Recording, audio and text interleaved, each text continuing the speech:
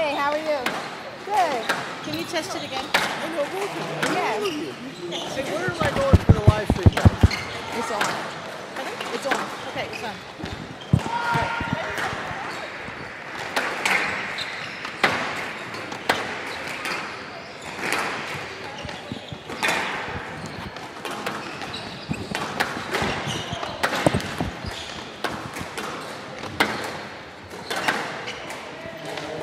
Thanks, love.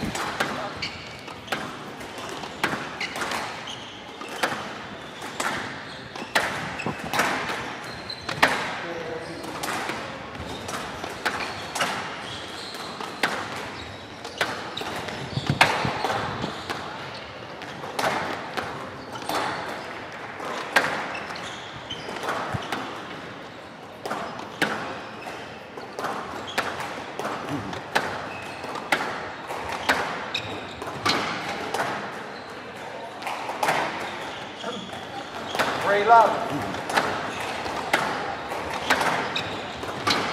Head up. 3-1. Fall up.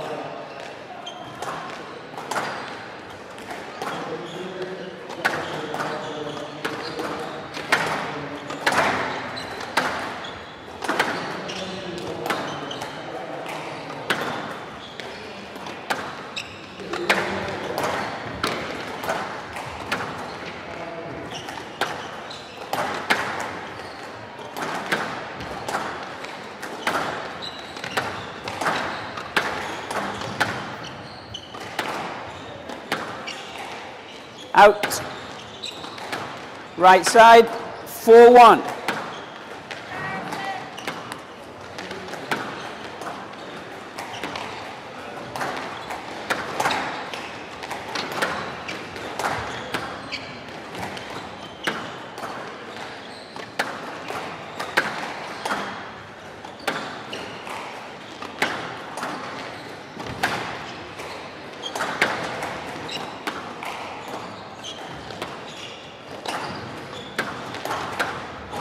Down. And out. 2-4.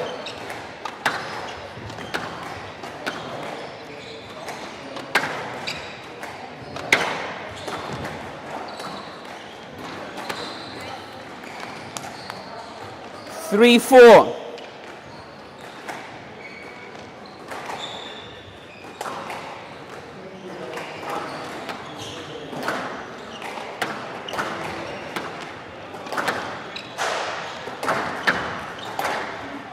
No let. 4-all. Lines to the back. No let. 4-all. Lines to the back. We hear her inside. Get in there.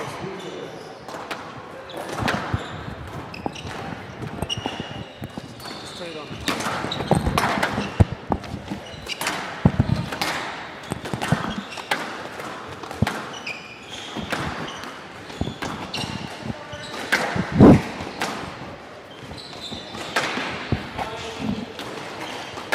Thanks, mate.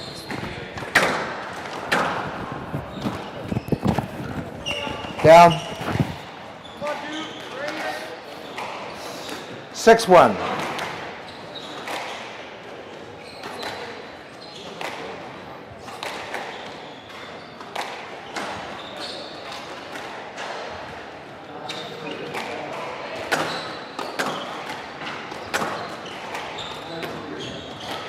Yes, let it. 6-1.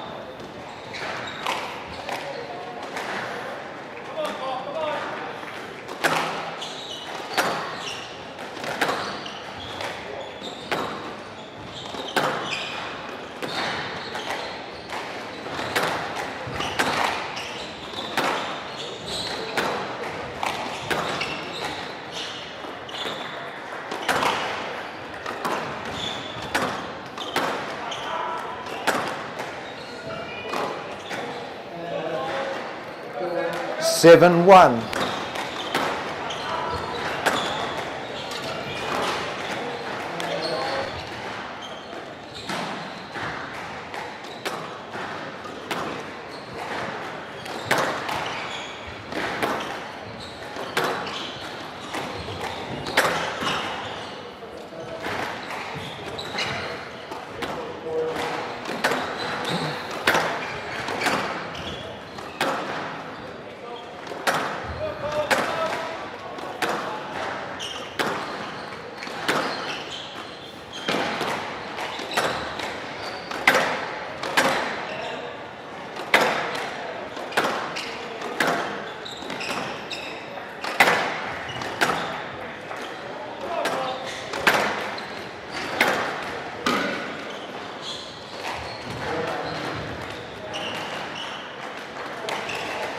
Stroke to Cheryl.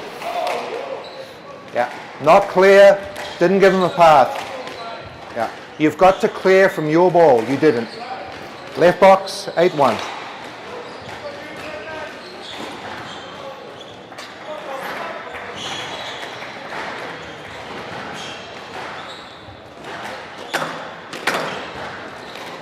Hand out, 2-8.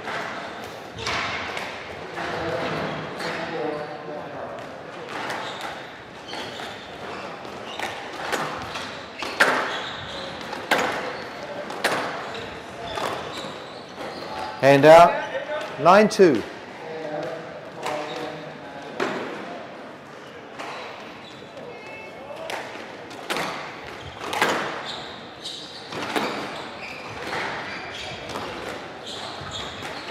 Down. 10-2, game ball.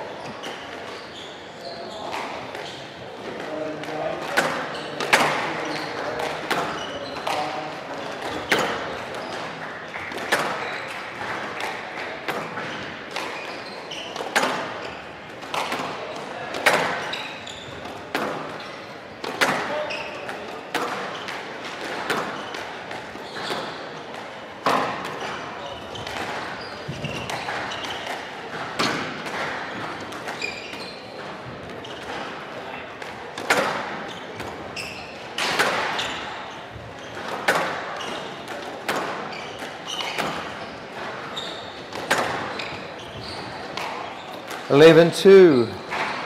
Game to Cheryl. Cheryl leads 1 game to love.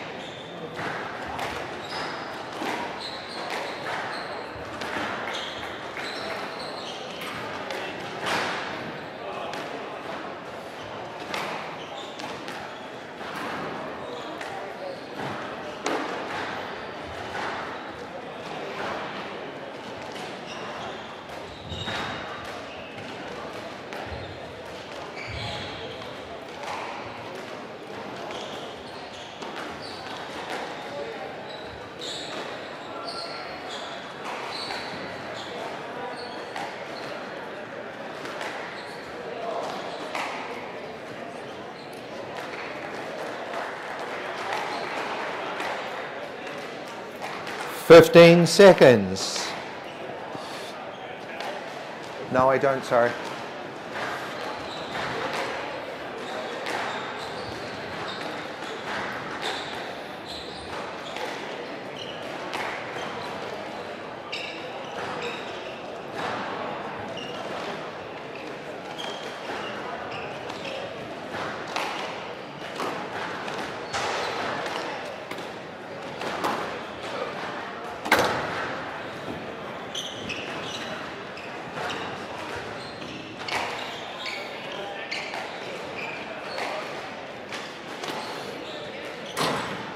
Show leads 1 game to love.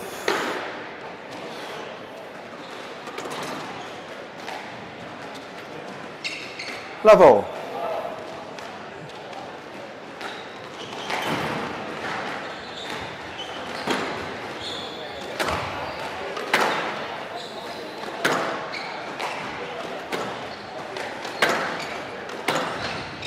Yes, let. Level.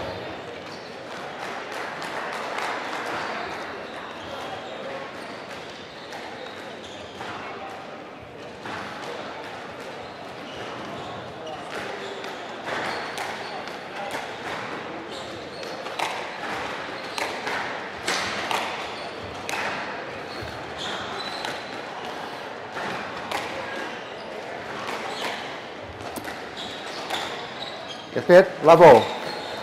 Yeah, he could have got to the ball if you weren't there.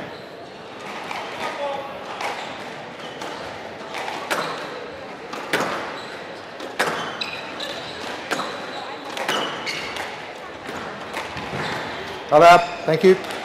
Hand out, 1 love.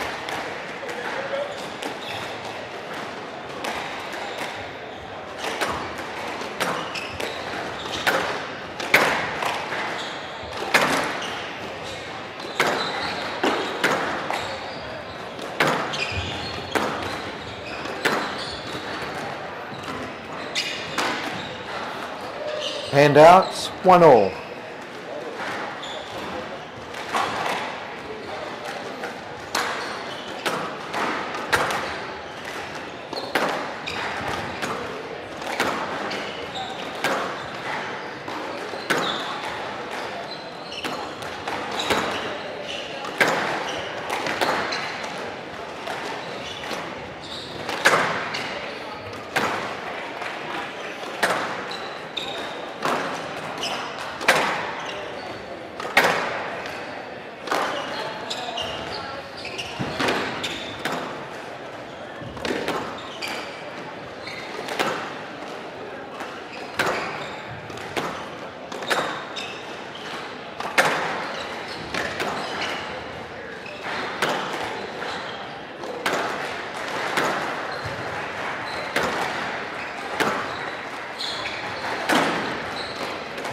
Down.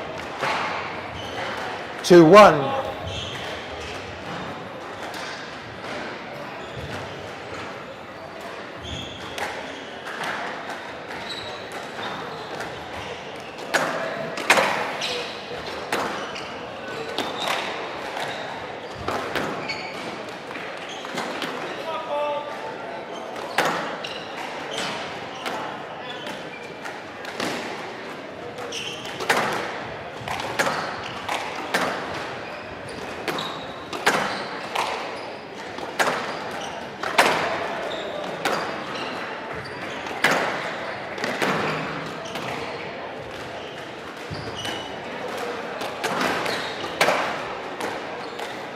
Three, 1. Right box.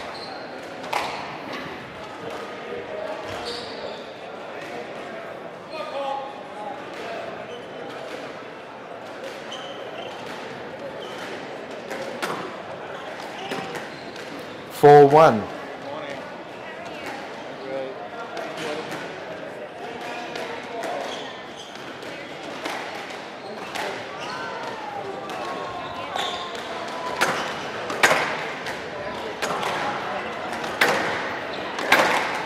Yes, let. 4-1.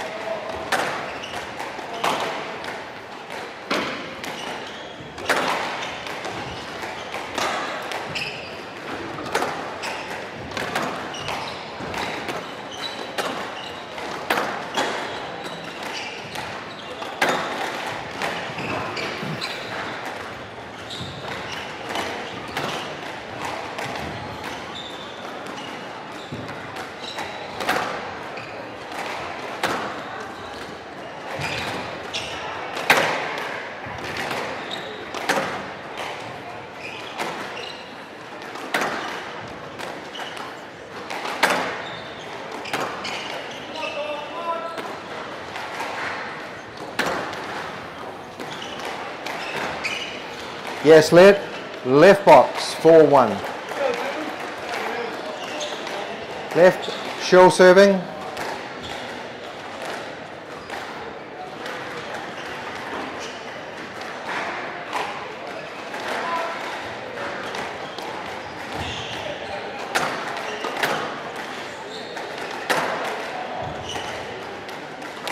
Five, 1.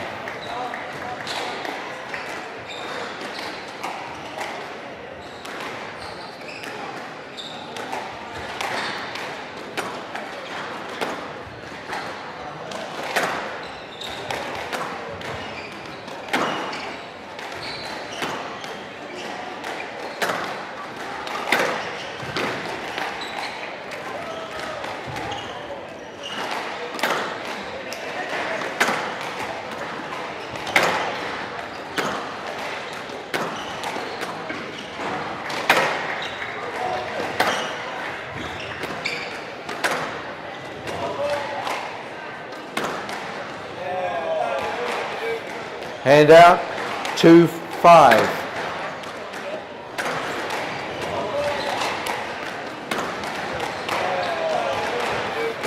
Hand out.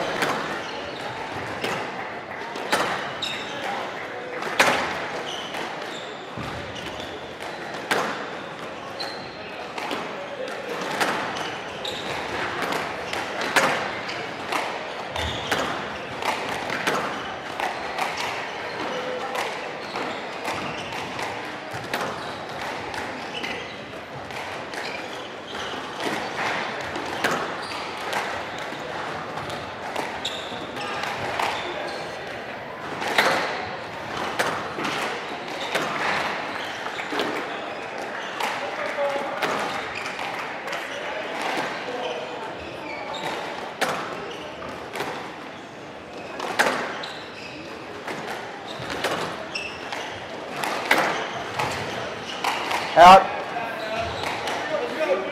Hey. Right box, 3-5.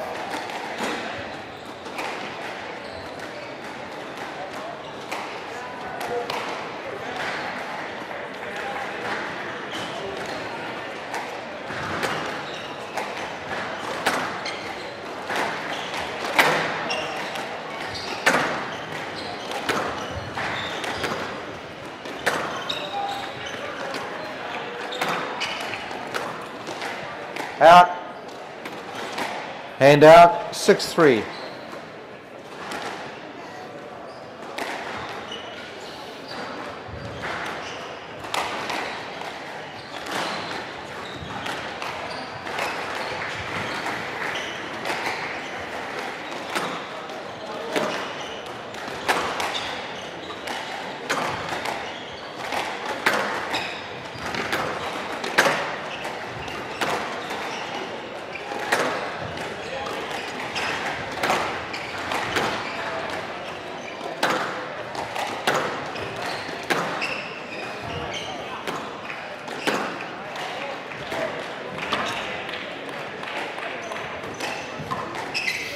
Stroke to Brazil. Hand out, 4-6. Stroke to Brazil.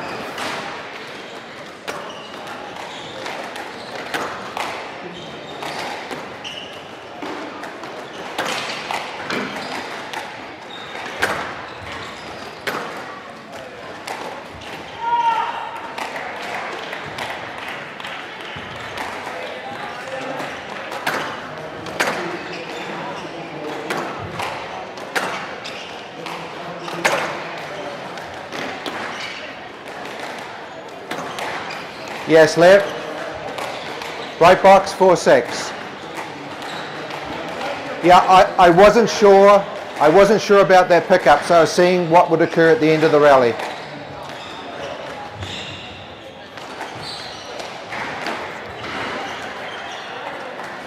4-6.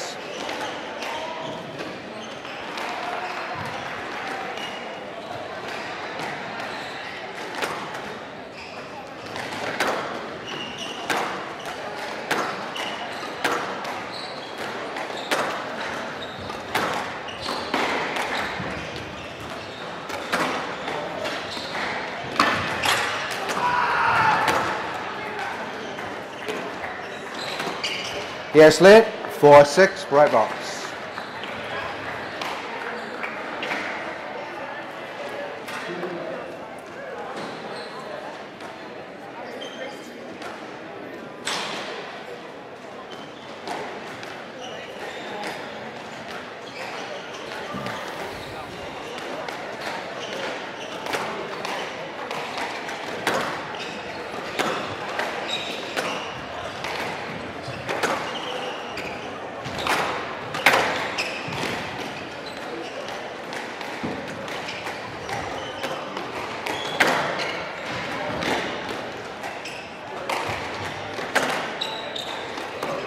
Down.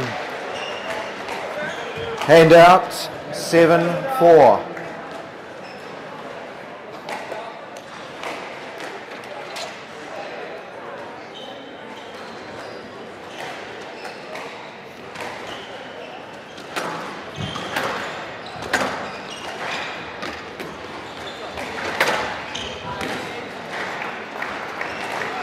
Eight, 4.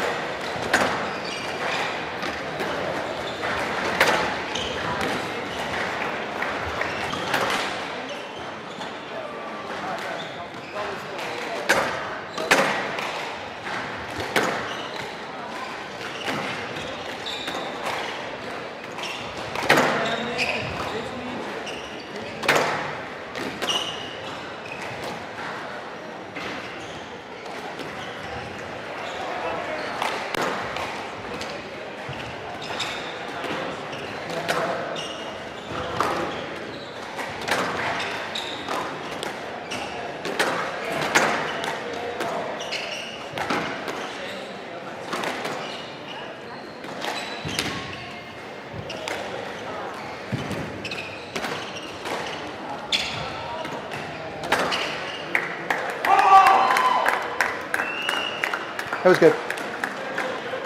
Yeah. 9-4.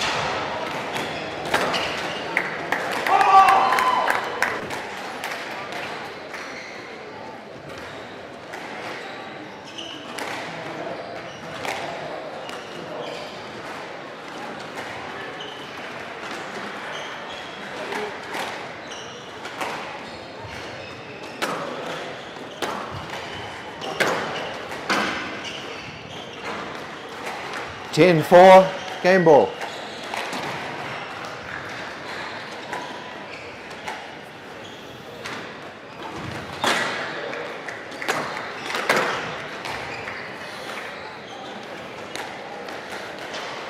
Hand out. 5-10, game ball.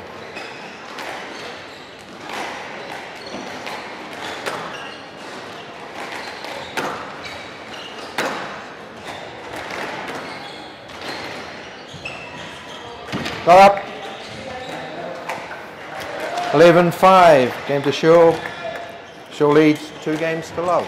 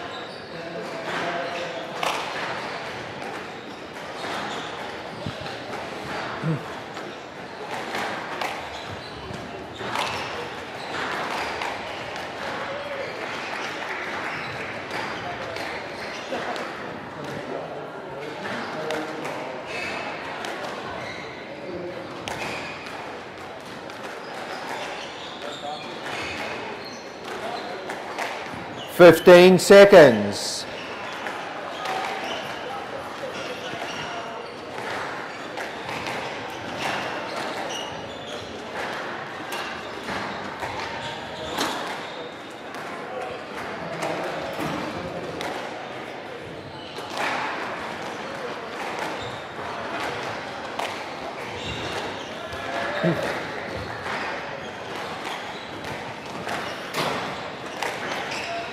Door, please. Yep. Cheryl leads 2 games to love.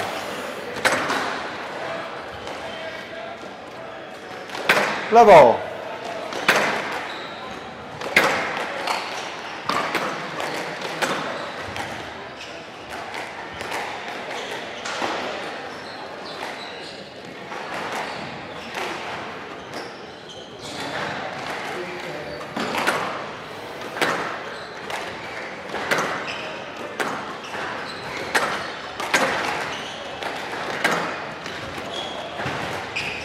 Stroke, Carrizzle.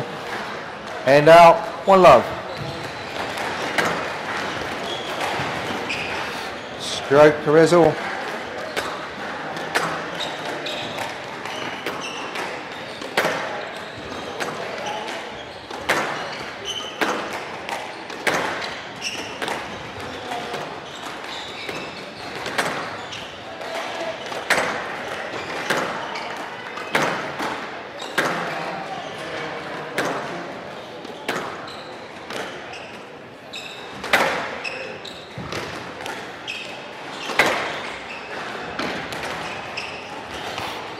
Stroke to Cheryl.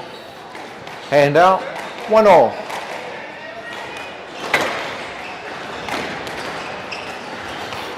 Stroke to Cheryl. Hand out. Not up. Yeah. Yeah, 2-1. Hand out, 2-1. I was calling Samuel's ball down. I was calling your ball down. Yeah, your pickup down. Yeah. Your pickup I'm calling down. Yeah. So no, there was 2-1.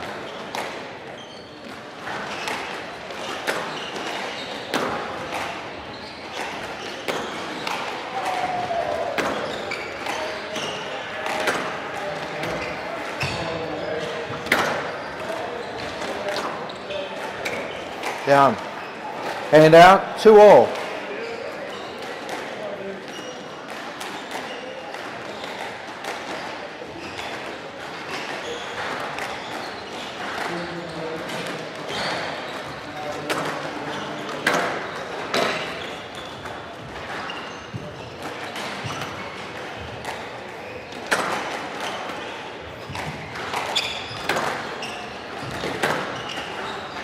Down. 3-2.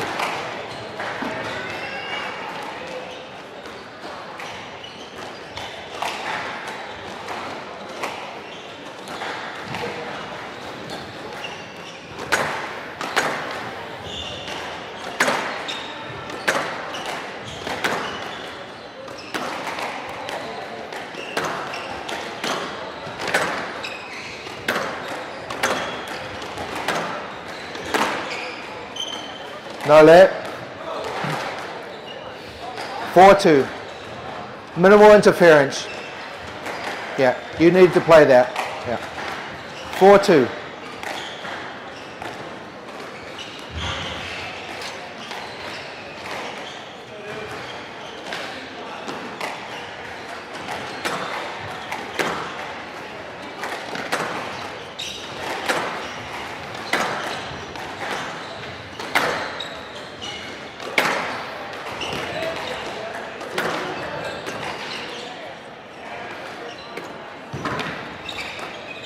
Strike to the cell.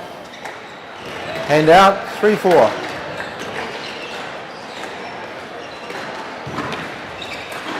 Strike.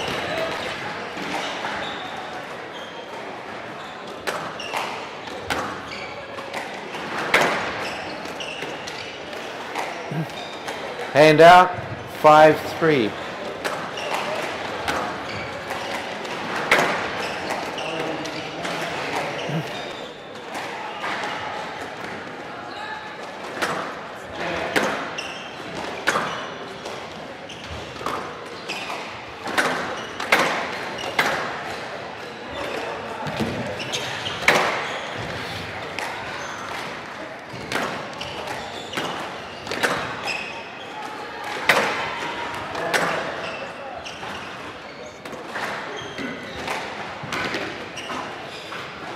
Straight to Cheryl. The pickup front right was good. 6-3.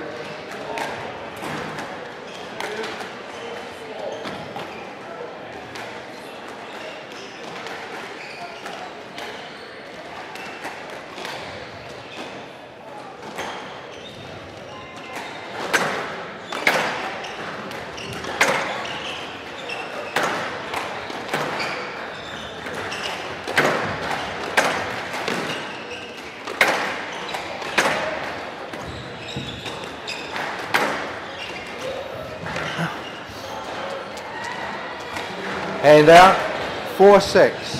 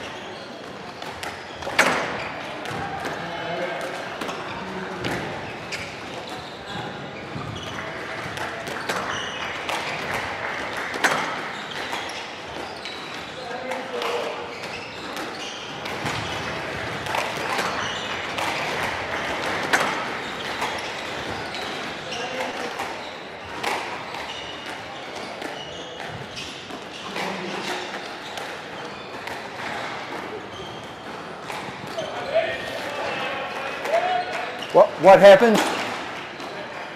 Yeah, play let, yeah. You took him out of play. Right box, 6-4.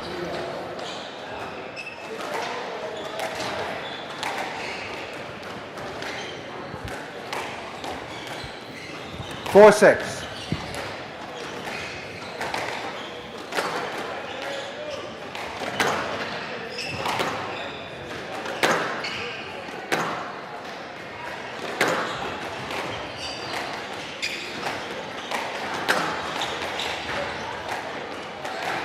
Hand out, 7-4.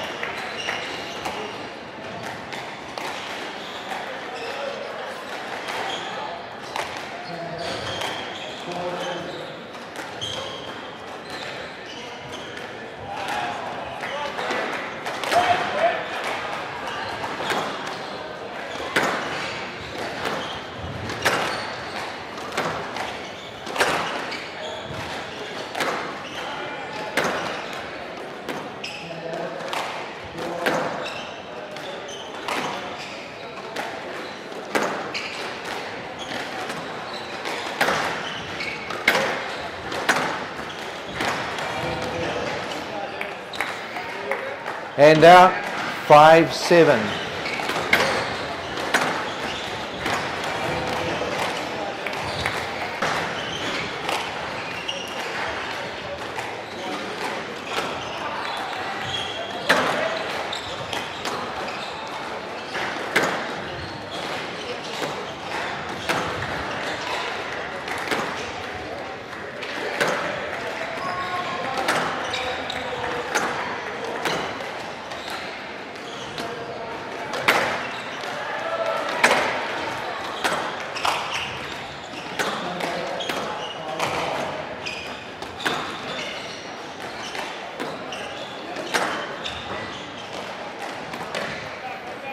Hand out, 8-5.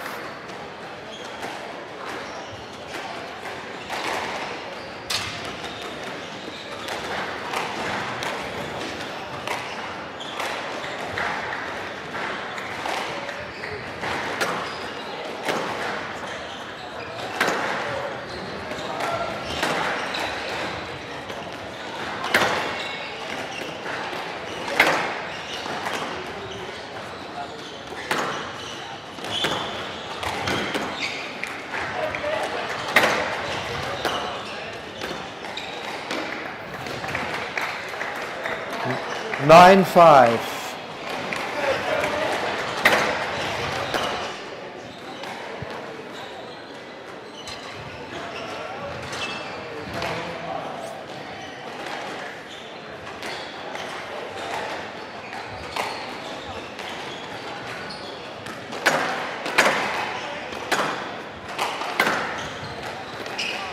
Yes, let. 9-5. Left box.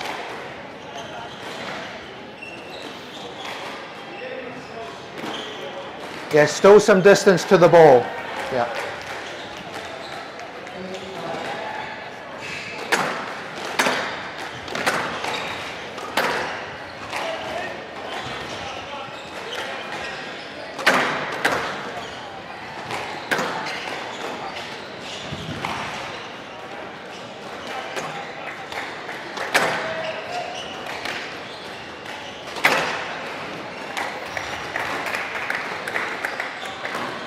Right box, 10-5, match ball.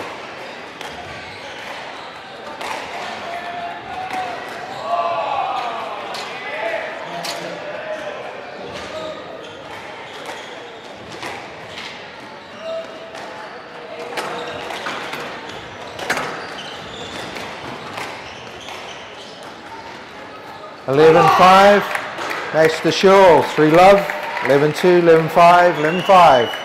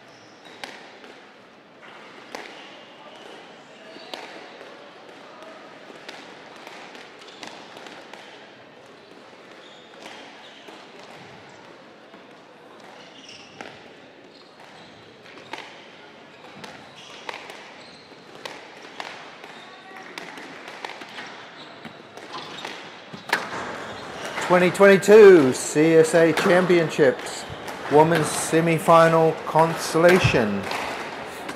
Ali Rodrigo to serve, Andrea Toth to receive. Best of 5 games, love all.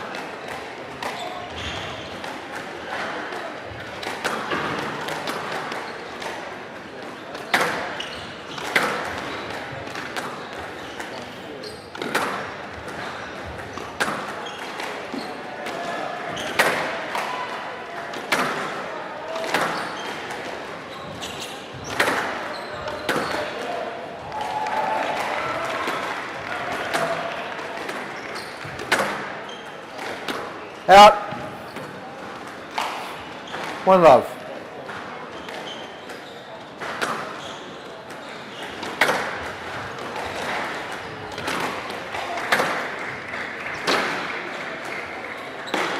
Two love.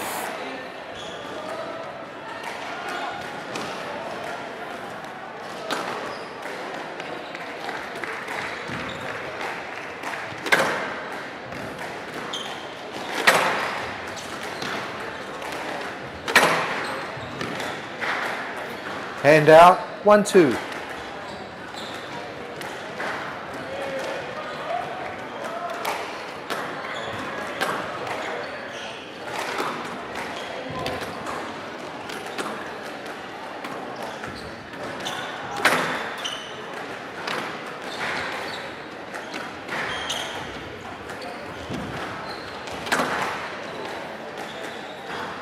Two all.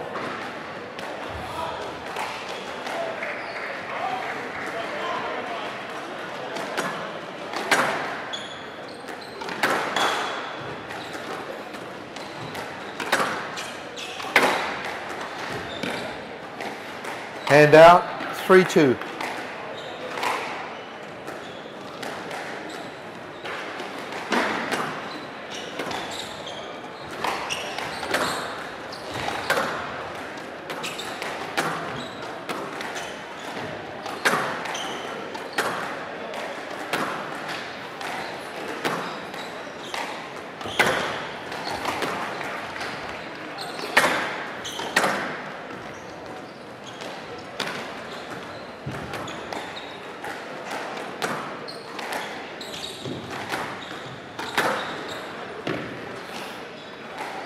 Hand out, 3 all.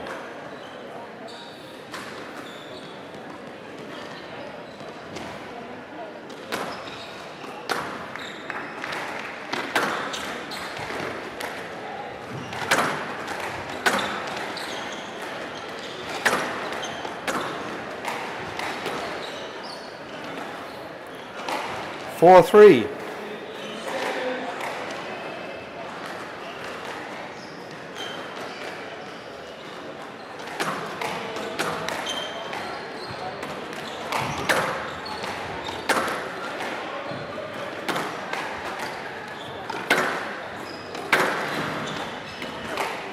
Hand out, 4 all.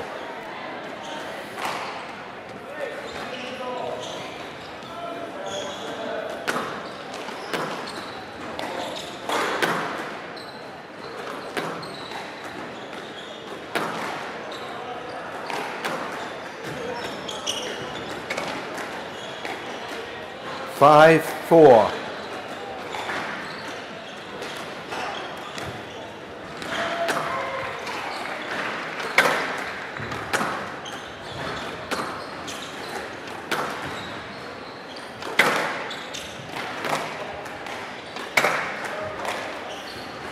Six, 4.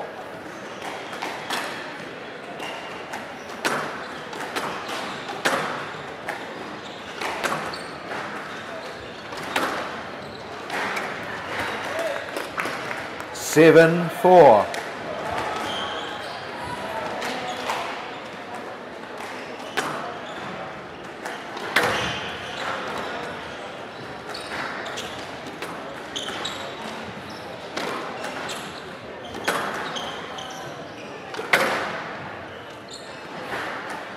Hand out, 5, 7.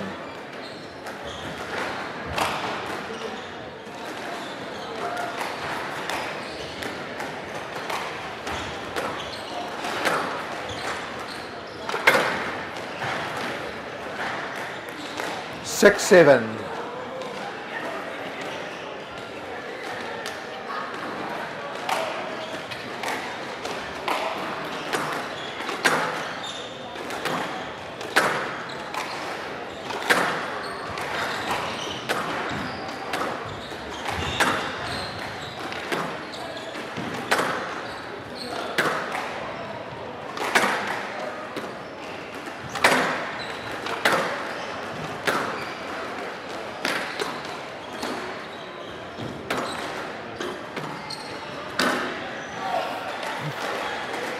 Seven all.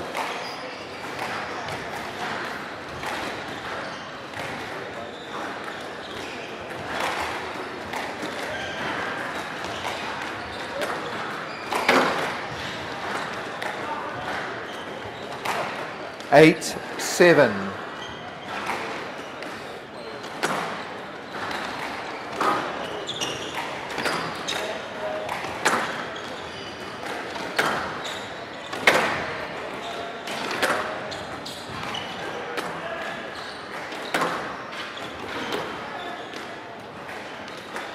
Down. Handouts, 8 all.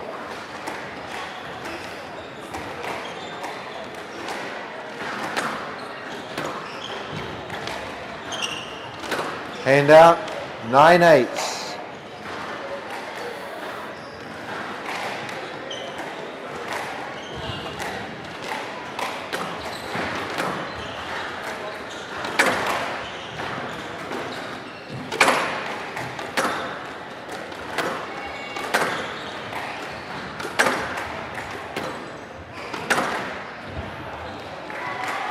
Ten 8, game ball.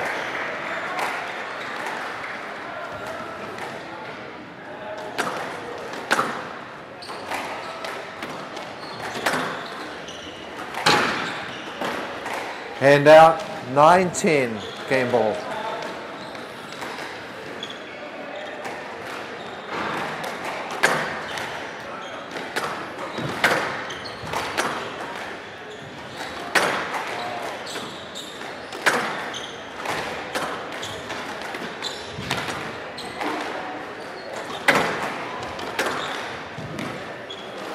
Eleven 9, game to Toth. Toth leads 1 game to love.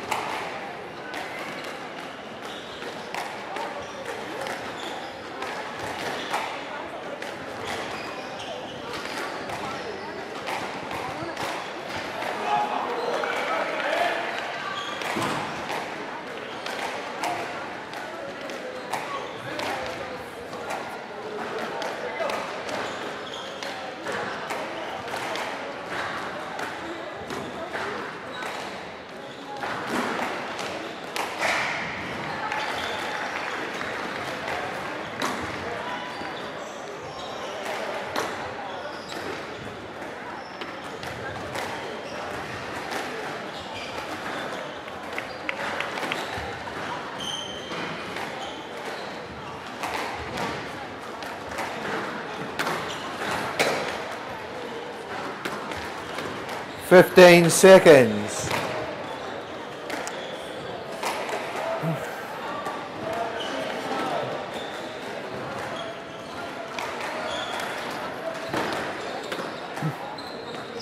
Toth leads 1 game to love. Level.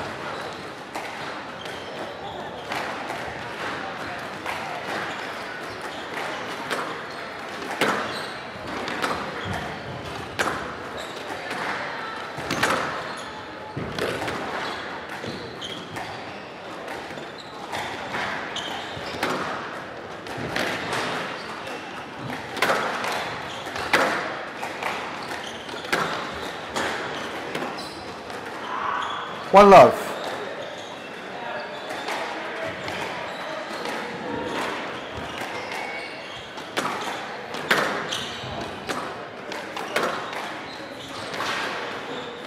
Hand out, 1 all.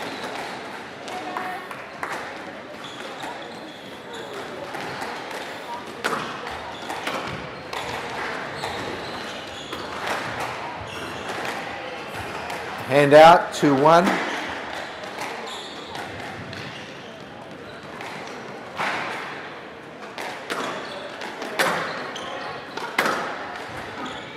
Three, 1.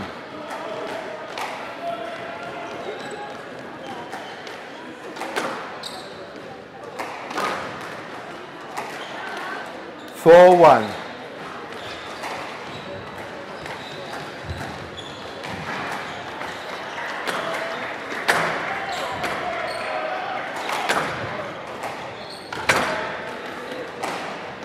5-1.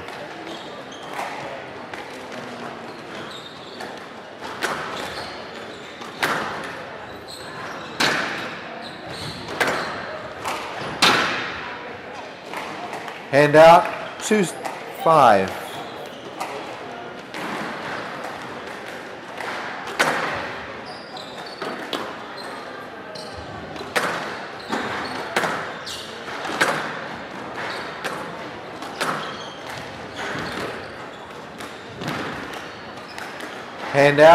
6-2.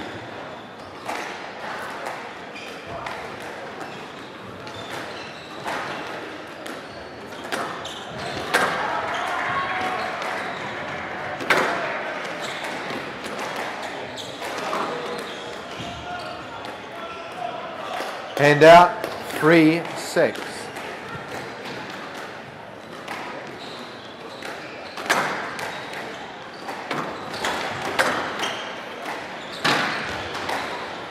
4-6.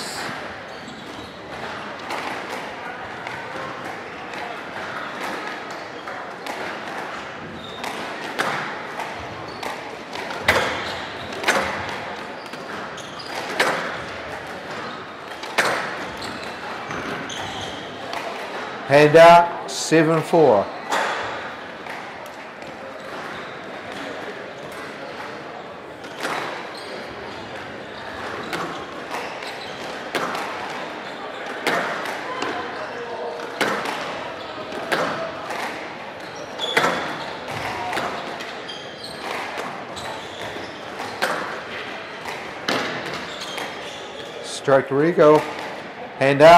5-7.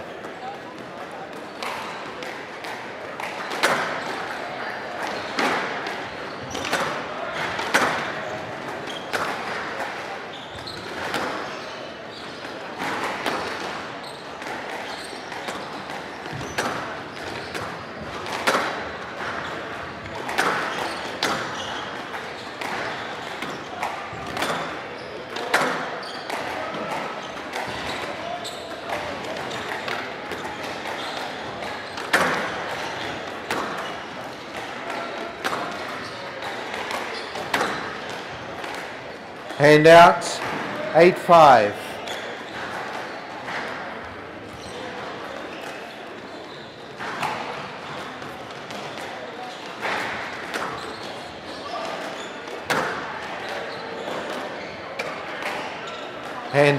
6-8.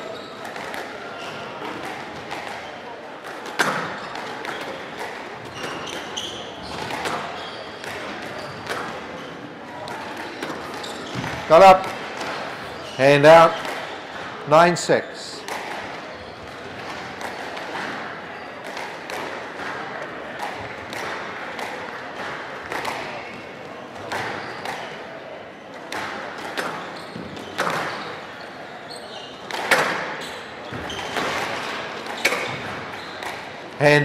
7-9. 8-9.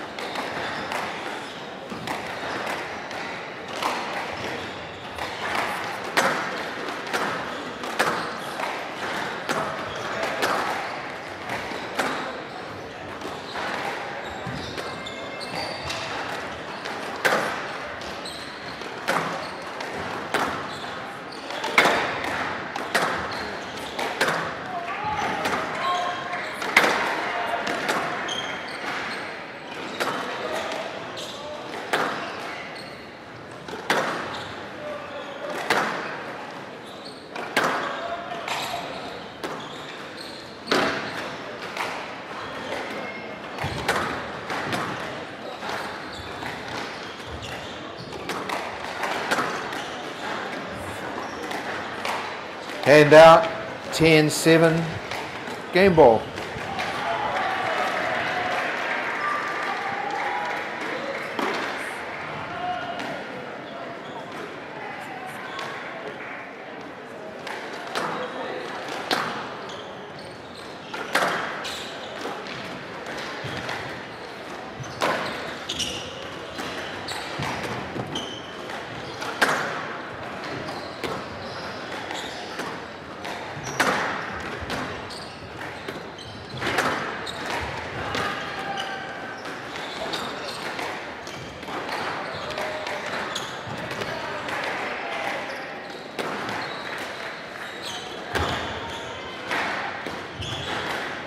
Hand out, 8-10, game ball.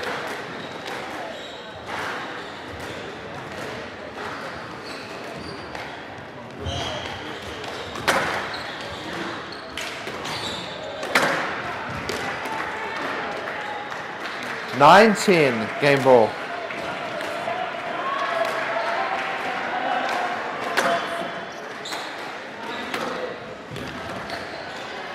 Eleven, 9, game to Toth. Toth leads 2 games to love.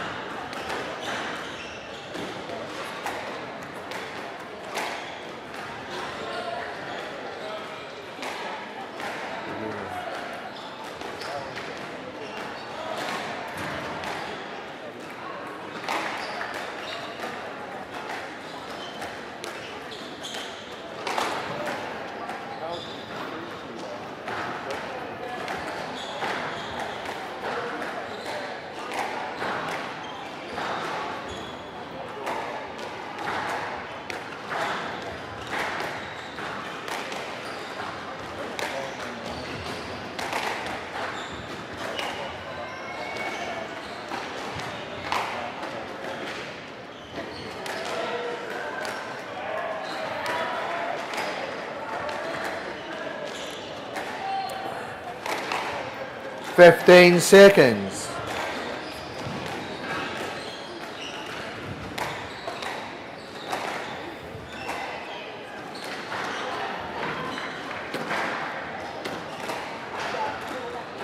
Time.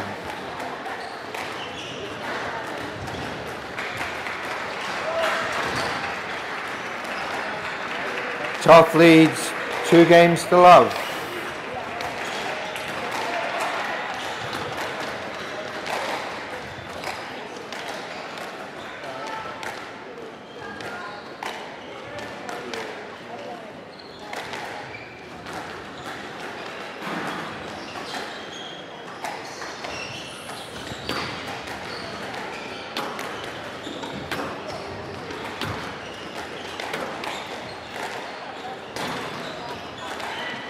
Toth leads 2 games to love.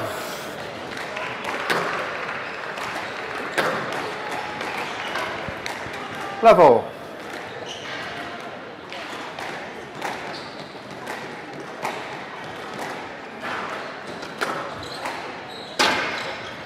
One love.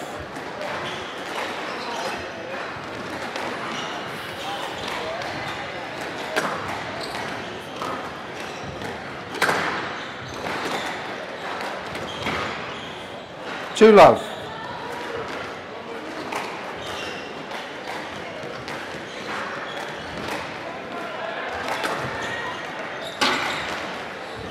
Three love.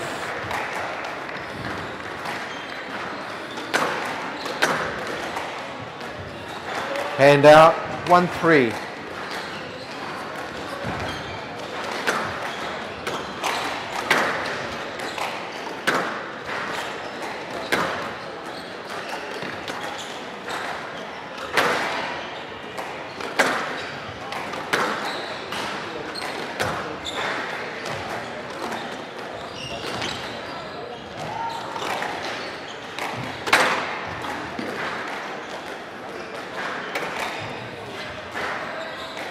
Two, 3.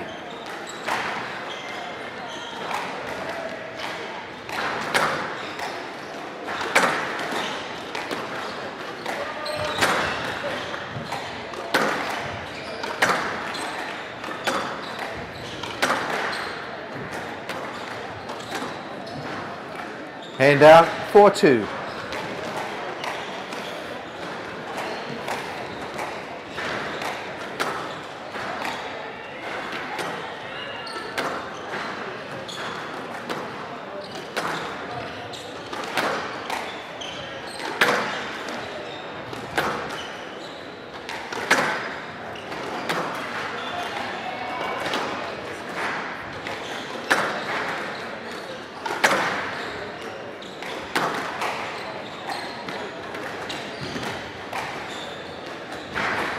Five, 2.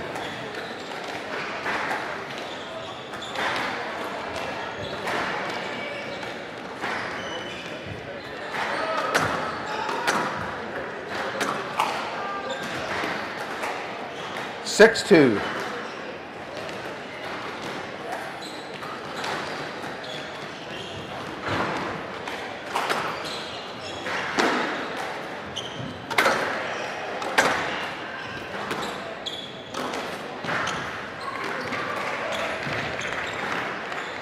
Seven, 2.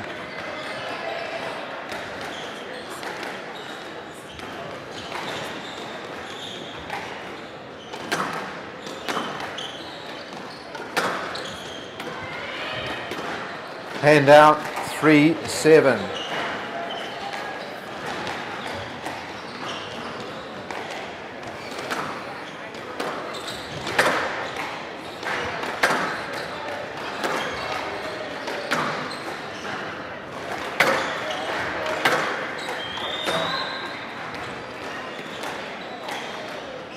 Four, 7.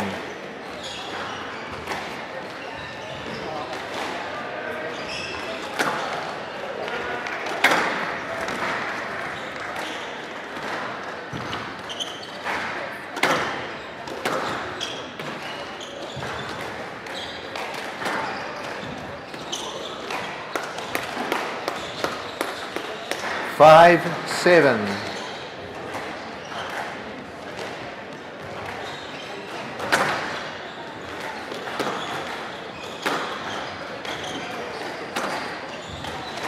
Hand out, 8-5.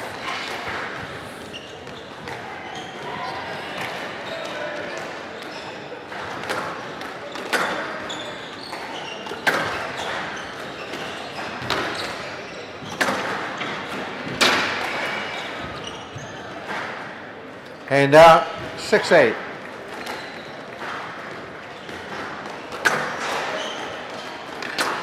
Outs, 7-8.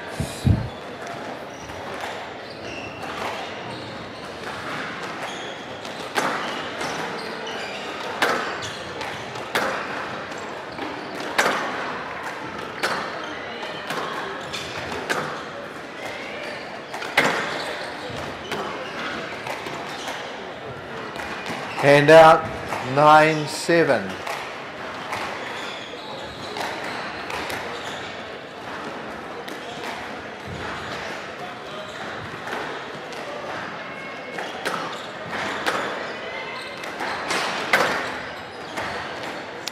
Ten, 7. Match ball.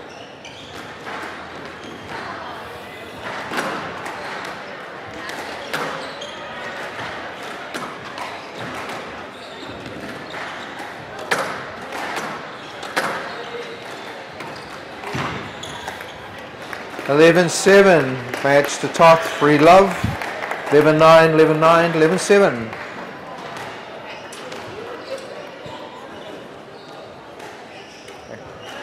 Okay.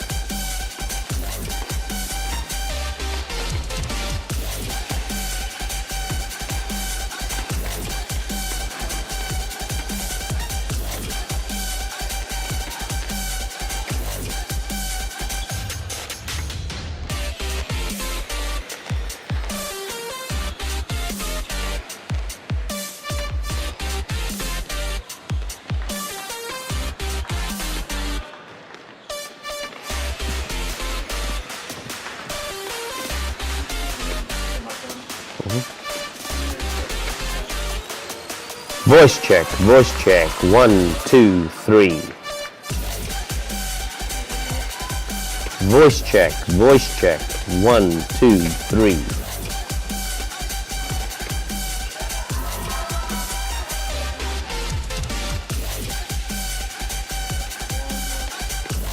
Voice check, voice check. 1, 2, 3. Thank you.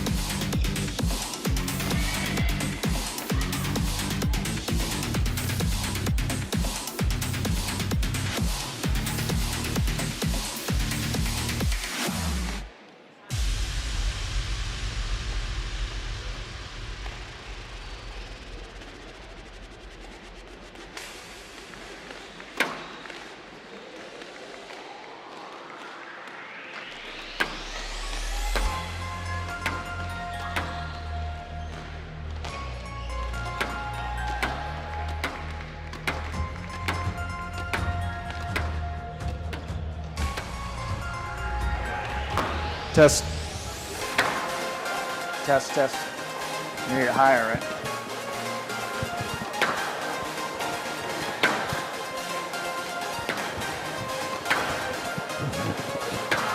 Test, test, test. Test, test.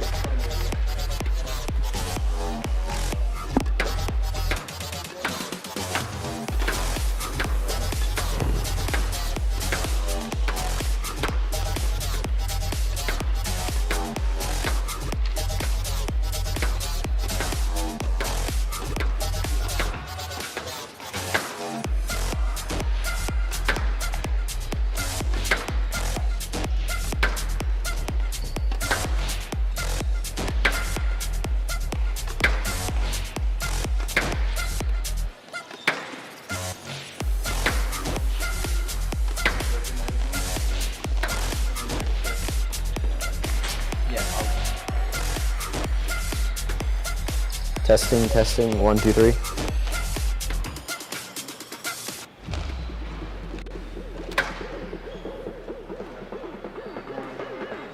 Testing, testing, 1, 2, 3.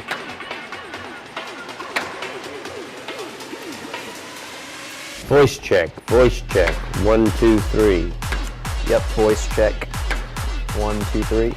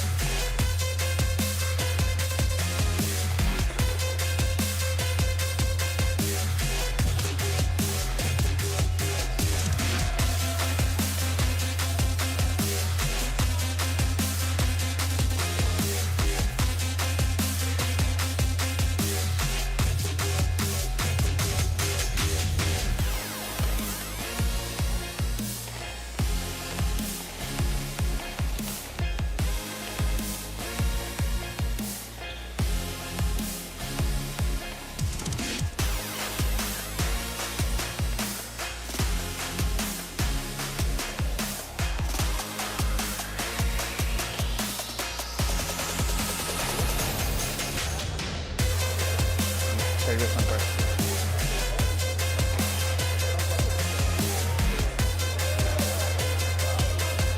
Good afternoon, everybody. Can you hear me okay? Great. Well, welcome. Thank you all so much for being here today for our semifinal matches, semifinal day of the 2022 National Collegiate Individual Championships. Before we begin with our first semifinal match of the day in the pool trophy, we do have 2 team awards that we'd like to announce and bring the teams on court to recognize. First, we're going to start with the team's Most Improved Award. This is an award named after Jack Barnaby, legendary coach of the Harvard teams back from the 30s through the 60s. he was known for his passion and drive for college squash. And so the 2022 Barnaby Award given to the team who's improved the most from last full season to this full season goes to Chatham University for the second year in a row. Head coach Chris Fernandez, congratulations. Guys, if you want to come down, we're going to take a picture on court. Here you go. And we're going to go on court, guys. Congratulations. Well done. Right there. Right there, guys. Right at the tee. At the tee. Yeah, that's fine. Got it.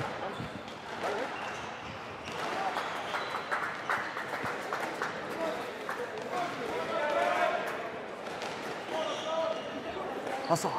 Come on.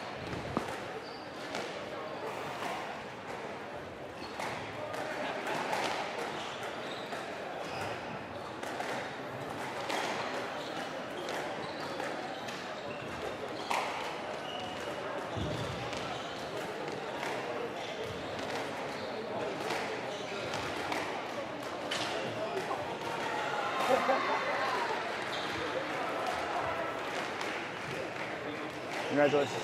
Congratulations. Yeah. And our second men's team award that we'd like to hand out today is called the Sloan Award. We hand out the Sloan Award every year for team sportsmanship. It's named after head coach Sean Sloan, who coached for many years at Williams College and then Haverford College. This has special meaning for me. Sean Sloan was my coach when I played in college. He was a great sportsman, set a great example for everyone in the association. So it's an honor for me today to award the 2022 Sloan Award for Team Sportsmanship to the U.S. Naval Academy.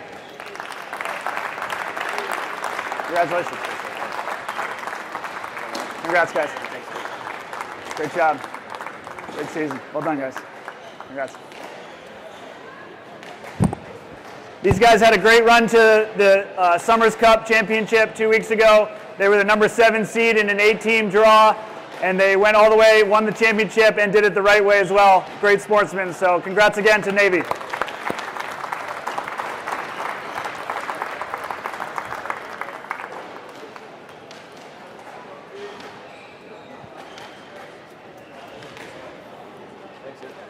Thanks, guys. Good job.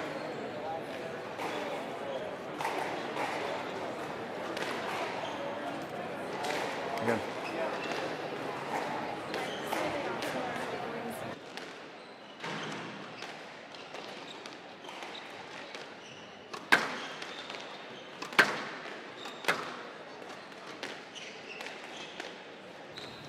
Well, ladies and gentlemen, welcome here to the semi-finals. Now on to our first Collegiate semi-final Squash today, Association's the pool individual trophy. championships, coming to you live this First morning on court, from the we have our Arlen number 5 Specter seed, U.S. Ollie National Squash Abulalainen. Center. You've just seen Ollie's on a court senior at the University of presentation Pennsylvania. from, It's a 2-time David, first-team Pullman. All-American. This will be his 3rd time. He's clinched that. It's a 3-time All-Ivy League selection. And I'll continue. In 2020, the last time we held this event, he was the national championship runner-up.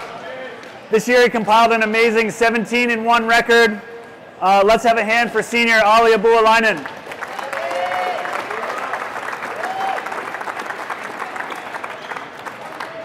And our number 1 seed in this weekend's tournament, he's also a 2-time first-team All-American.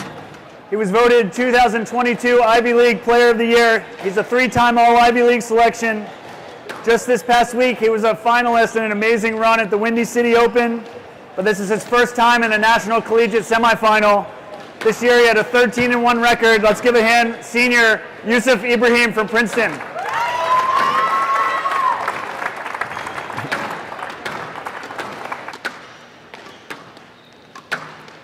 So making the announcements there was David Pullman, the executive director of College Squash, and we're very grateful to him and his team for the tremendous effort they've put on to make this happen.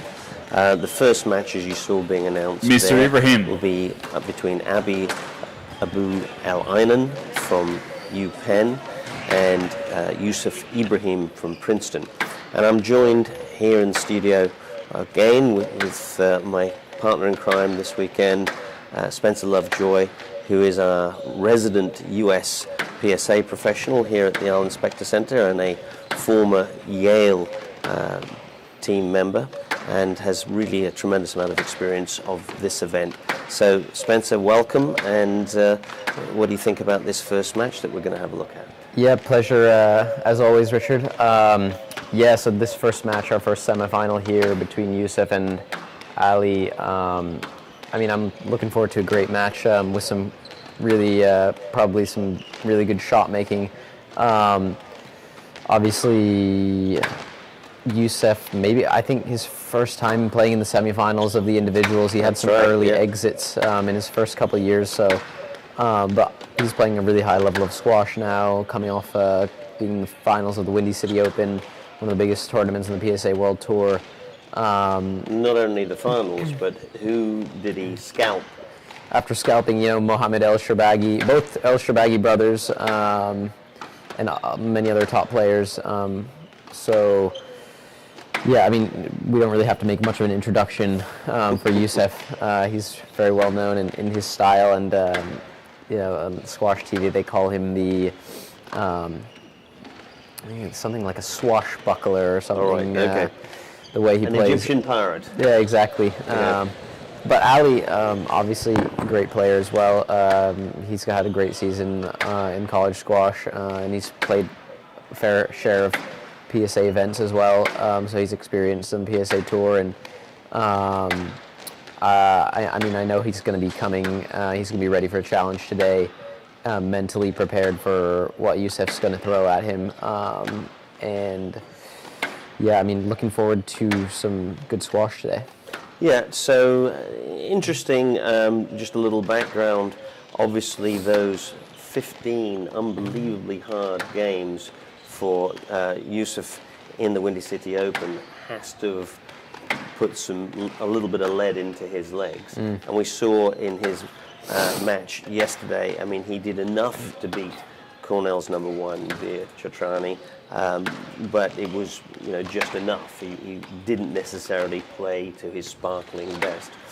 And on the other hand, I just had a chat with Ali on the way in. He's got a little knee issue, which he's coping with, but it's creating pain. And as we know, any distraction when you're trying to instantly react can be tough. I've been lucky enough over the last 3 or 4 years to have a nice correspondence with Ali, and he's a really thoughtful squash player, and he's really studying the game in a very academic way. I just hope that today he can give of his best and not be niggled by this knee issue. Yeah, I agree. I think you hope to see a match where both players are able to physically put out their 100%. Hopefully Youssef is not too fatigued from the past matches that he's had in the last week, and hopefully Ali is not too distracted by his slight knee issues that he's dealing with. So it looks like the players are off court now, in between, getting ready to come back for the game. So why don't we go back down to the court? Absolutely, and talking about Youssef, as we did yesterday, and your advice, which I think was really sound, was to just keep it away from his forehand. And definitely his backhand deep was more productive for his opponent of yesterday, Veer.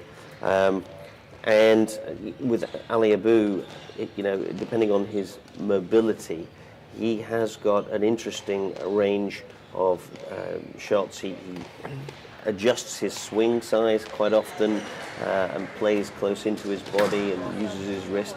So I think it's going to be a pretty attractive brand of squash that we're about to see. Yeah, for sure. All right, well, you can see there in the grey top, the left-hander, Youssef Ibrahim. 15 seconds. And I would expect him to be a little sharper than he was yesterday. He'll be up for this. He knows Ali is not anybody to be underestimated.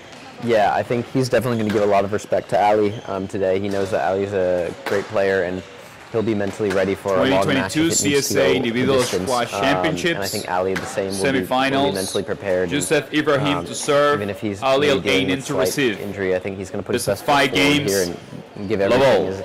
It's his last college squash experience. So. And of course, those of you that are in the United States supporting, it's important to remember that he is a Philly native. So if you're a Philly squash fan, he's your boy.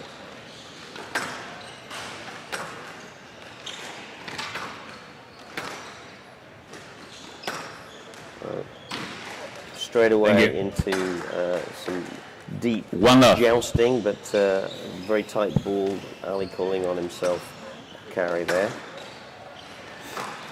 Yeah, I'll be interested to see kind of what pace Ali is looking to play at, because obviously we know Youssef, he likes to play a pretty fast pace, and we'll see if Ali can kind of control the pace of the play and bring it into his own kind of zone, his strength zone.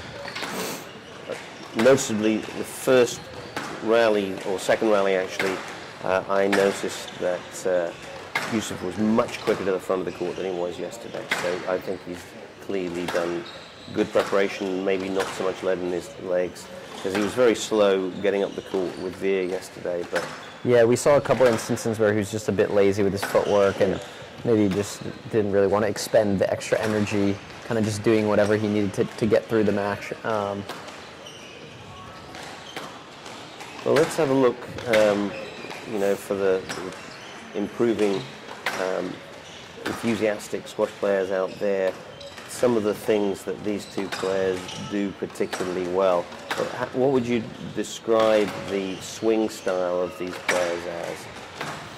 Well, I think, Youssef, he's got a very small backswing on both sides, and he kind of whips the ball, especially on that forehand. He's got that whip. The backhand, he's a little steadier, I would say. Just likes to chip the ball, back the ball a little more. But on that forehand, he really likes to whip it and apply pressure.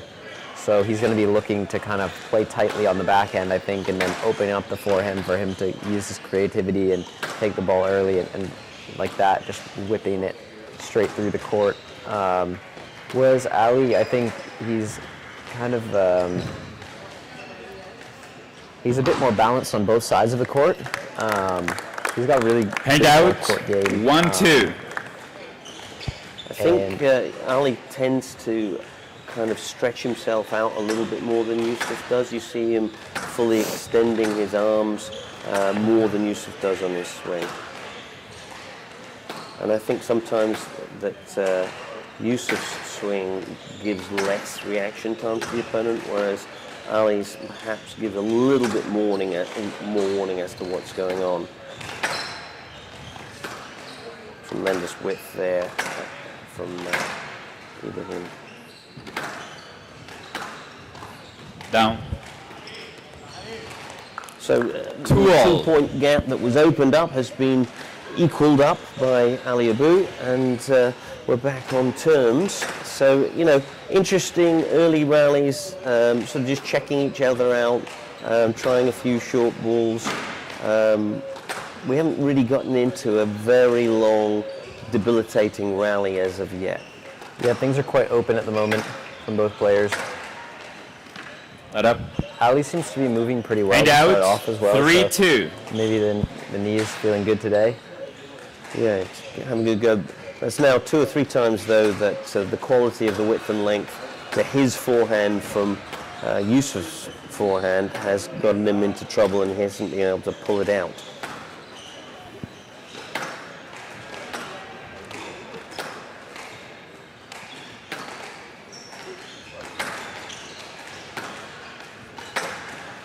There's that sharpness across the court there.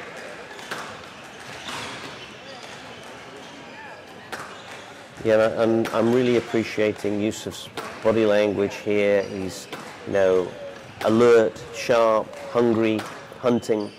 Yeah, he seems to be very positive with his body language. Let up. And again, quality width and length, doing 4-2 in this situation.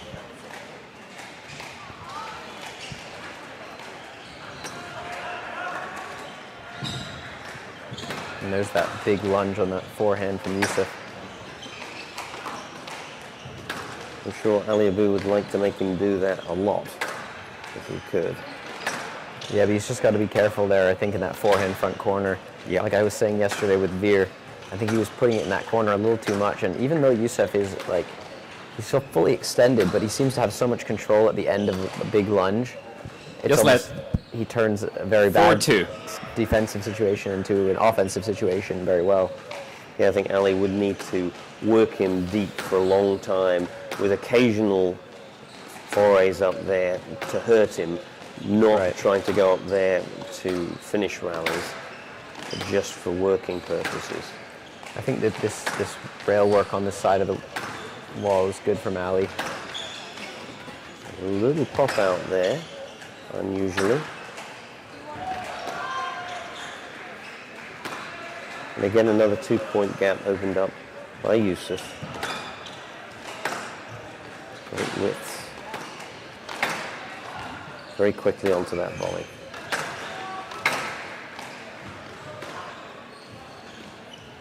Head up. It's a great shot. Oh, lovely little guided Hand out. steered drop here. 3-4.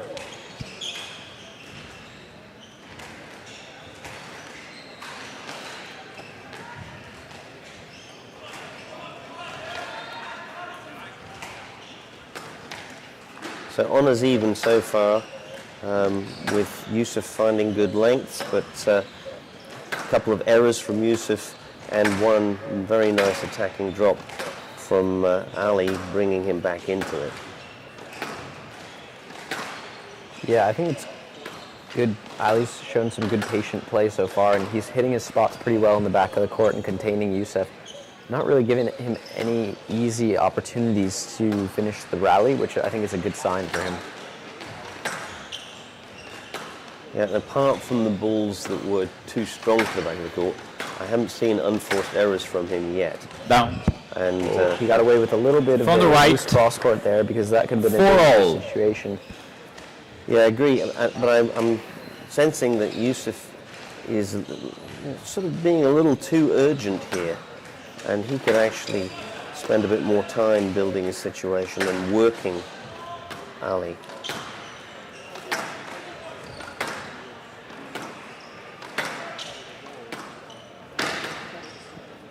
I'm really liking Ali's Sure. patience, 5-4. actually. Yeah, I think he's being really patient here.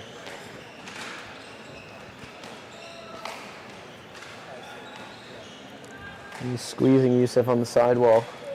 Yes, so maybe a touch of frustration for Yusuf. He's sort of not making progress in the way he had hoped to, and maybe sort of forcing it a little bit. Would you agree? 5-4.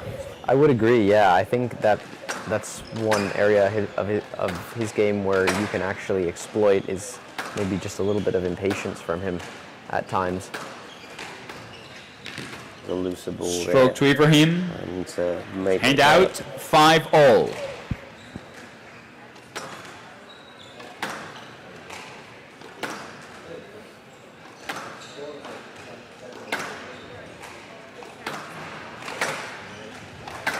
So we're locked in at 5-all here.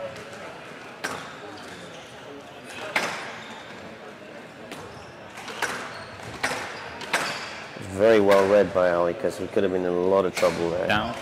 Another error from Yusuf. Hand out. Gift 6-5. from the backhand wall. Yeah, I think that little sort of touch of impatience is creating a little bit of a stop-start frustration in the first game for Yusuf, and he needs to settle down and find his rhythm. And I think when he does, there's going to be a much higher level of play, but he's kind of not quite found his groove yet. Yeah, I mean, Yusuf is one of those players that he will go through patches where he's going to be making some errors, so it's just a matter of if he can find that accuracy again. I think he will find it at some point here. But sure. He's made 3 or 4 bad tins in this game. Out. Oh, there's the first Hand out. unforced error there 6-all. from Ali Abu El Aynan. slightly direct approach to that, didn't quite get his feet around the side, and that's why that's gone wide and out.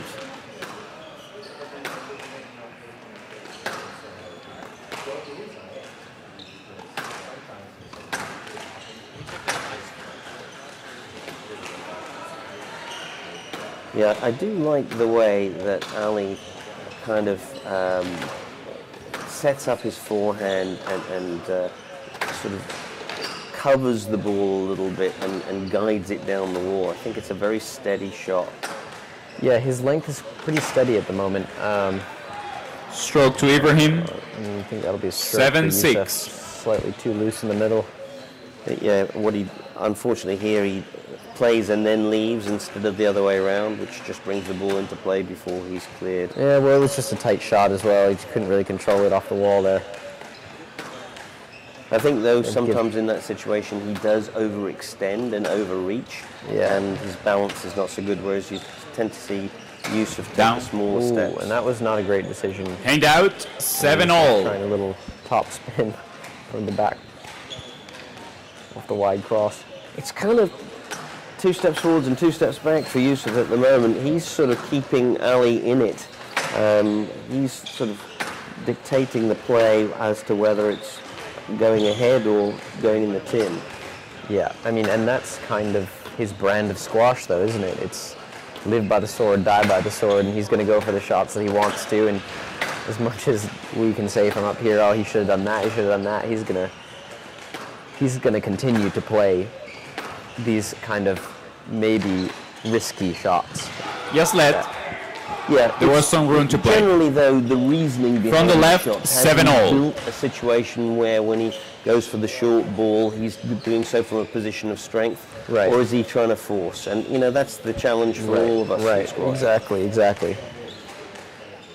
7-all.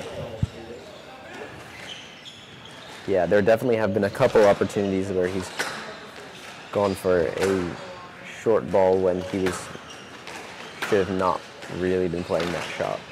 Oh, that was well done because it was so tight, it was glued. A little loose there from Ali. A little redirect there across his body, Ali. That was an interesting shot. Although, not the best advice if you're listening to Spencer Lovejoy, keep it off his forehand.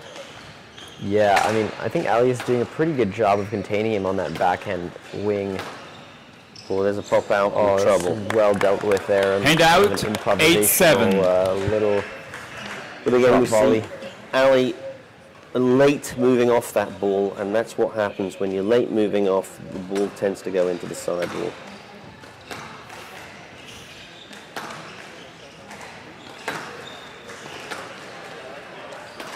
So 1 point margin. That's very well straightened there from Ali. Length wasn't so great. That's a great running length off that volley. Oh, what a beautiful touch. Oh! Wow, what a dynamic rally from the front court there. Both players Hand out. making 8-all. big movements. I think Youssef reasonably could have thought that at least it was going to be a defensive shot from Yeah. Ali, and actually he got counter-attacked. Not often you see Youssef surprised like that. Yeah, and you could see Down. he acknowledged it well. 9-8. Here again, the unforced. So Ali's got the 1 point lead at the business end of this game here. Unforced from a forcing shot. Oh, loose. Both loose. That was quite a nice little fade there. Some quite nice little questions being asked without sticking your neck out too far in some of these situations.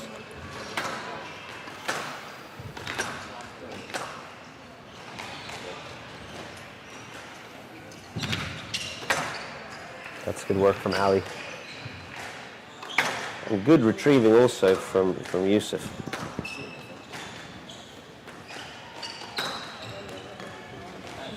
Ooh, now we're in trouble. That was unfortunate. Hand There was out. a little bit of contact 9-all. going through, but unfortunately not enough for a let. So here's where the rubber hits the road. Who's going to keep their cool? Who's going to keep positive but build rather than try and force?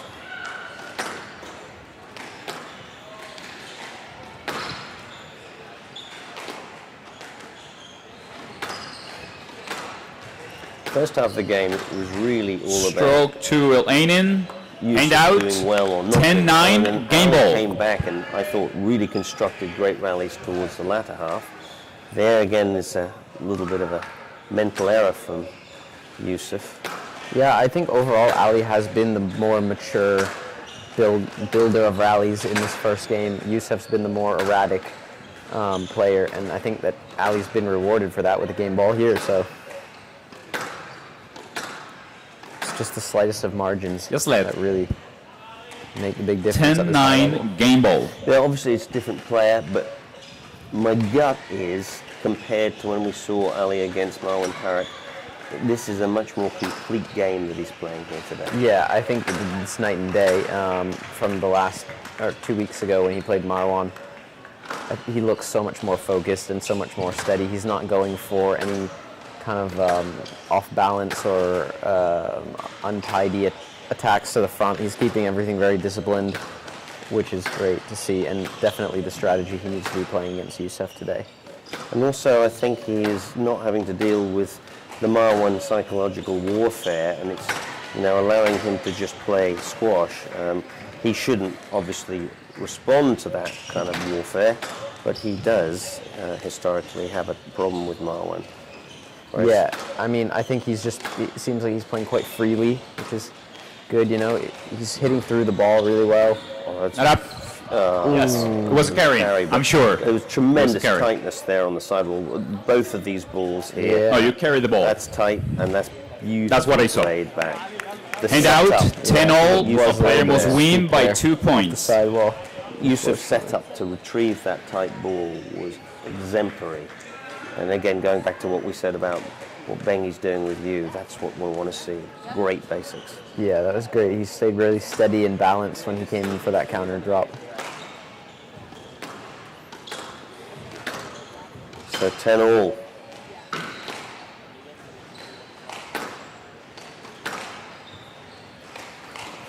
Loose, new pop out, another pop out. Ooh, he did well to scrape that out. Very, very tight. This is good work here.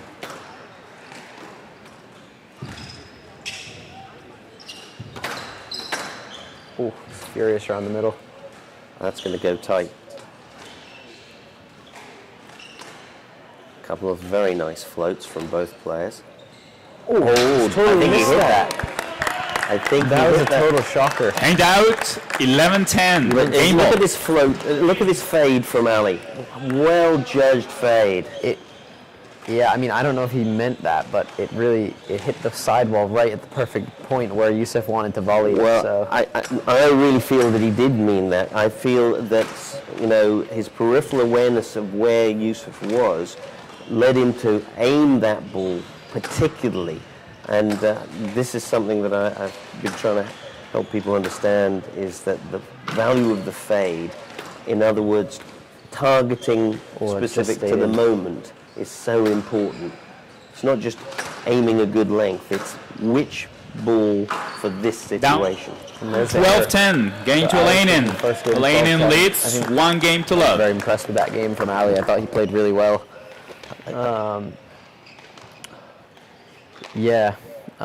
Great squash from Ali. He was very disciplined, like I mentioned before. He was sticking that ball, fading it really well into the back corners.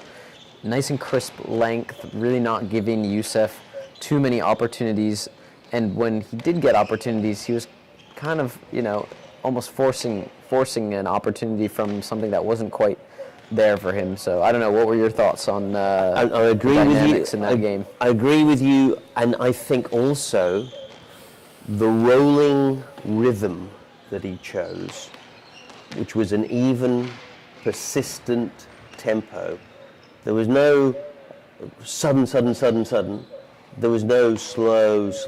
Right. It was the same. It was comfortable for him, and it actually wasn't a rhythm that Yusuf was enjoying. Right. Because it wasn't allowing Yusuf the opportunity to come in and use these inspirational flashes. Right. He was having to kind of wait and wait. It seemed like he was slightly rushed. Yeah. Throughout the whole game. 15 seconds. Right. Because he wanted to, get hold of the thing more. So I think that was very clever use of time management. Yeah, I'd wonder if Ali's plan coming into this was to just try and play within himself at that pace and just try and, we'll see if he tries to just stick with it the entire match rather than kind of ebbing and flowing throughout the match. So Interesting. He's sort of set up On court, shop, please. and the subliminal message he sent to Yusuf is, I'm here, I'm staying here, what can you do about it? Exactly. Iranian leads 1 game to See love. if Yusuf responds here, and the players are back on court, so let's go back now on court side. Love all. So Ali looking pretty good. I wonder if he's going to maintain jumping around that. out there, so seems to be fresh. Now, how Hand many out, times one now? love. That's probably 5 times that a width and length has been misjudged by him.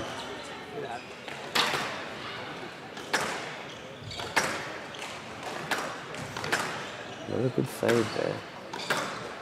And see the hurry from Yusuf. He doesn't want to go back to that same rhythm as last match. Yeah, last game. Yusuf really he really wants to play that fast-paced, furious pace where he's just cutting the ball off, taking it on the half volley. But if Ali can continue to play that that just consistent pace to the back, So a couple of get the ball past him, make him go all the way to the back wall, then I think over time that's gonna wear Yusuf down. couple of times he's been getting on the wrong end of a rally, Ali, and he's just thrown in a nice flow, changed the rhythm. I like that ball. Even though it was from behind, it was again faded in very, very tight. Ooh, not so happy with that one. Good recovery. There's the float again. He's got to be careful with that floating boast / drop into the corner because Yusuf is definitely going to make him pay for that. Yeah. But there's, again, a couple of nice floats from both players, actually.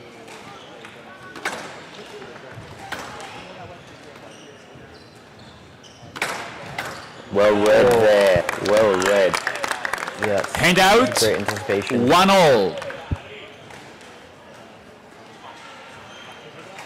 And even with the anticipation, it was pretty athletic to even get to it. Yeah, it was a big lunge there from Ali. There's an uncharacteristic loose ball. What up? Thank you. Oh, wow. It was a great Hand shot, out, but there was a little 2-1. slowness in the takeoff of Yusuf there. He was a little wrong-footed by that trickle boast. Yeah. I'm just wondering if there's still just a little slowness in the explosiveness after those Windy City matches. Down. And that was really casual there, so Hand I out. think Ali will 2 be taking all. note of that. Thinking maybe Yusuf's mentally maybe a little bit wayward here.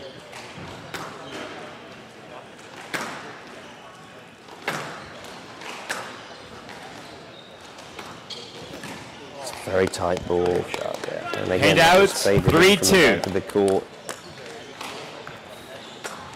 It's amazing the mathematical and geometric calculations of world-class players. They really do bisect their angles with incredible skill.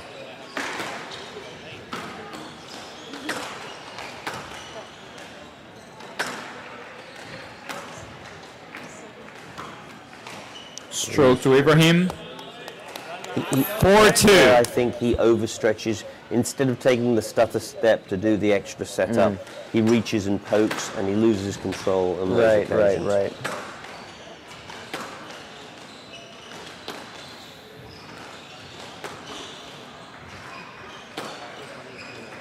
So similar to the first game where Yusuf opened up a couple of 2-point advantages,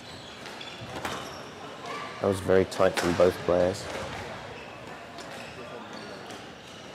Then the float. Oh, lovely little working the racket face around Oh, the wow. ball. Another good guess there from Ali. Hand out. All Yusuf 3-4. had to do was put that one straight down the line, and the rally was over. See, that's where Rami was so good, because he would hit that attacking shot and expect the next ball back, whereas Yusuf was looking for a result out of that backhand cross court and was surprised. Well, when it I don't came know if he back. was looking for a result. I think it was more that he made the wrong shot selection there, and Ali was just there. Hand out. 5-3. Whatever, what I'm saying is Rami would hit those shots and be looking for a volley as he Right. played that shot. Right, but Yusuf didn't have any time to look for a volley because Ali was on that, like, before it even, before Yusuf But could if even you, prepare. if you go for the back shot. into the archives, you'll find that that's what Rami did, and even when people were right up his backside, he was volleying that ball. Yeah. It's just a question of Hand out. experience and familiarity 4-5. with what is possible from your opponent. Right.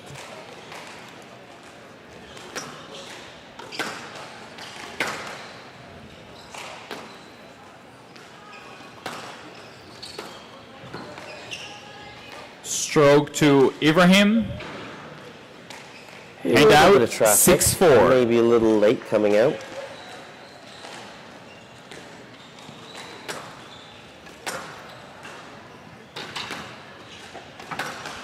Stroke to Again. Ibrahim. A little bit. The ball was of coming lacking towards you. There. Going into 7-4. trouble. So this is now a 3-point opening that hasn't happened before in the match.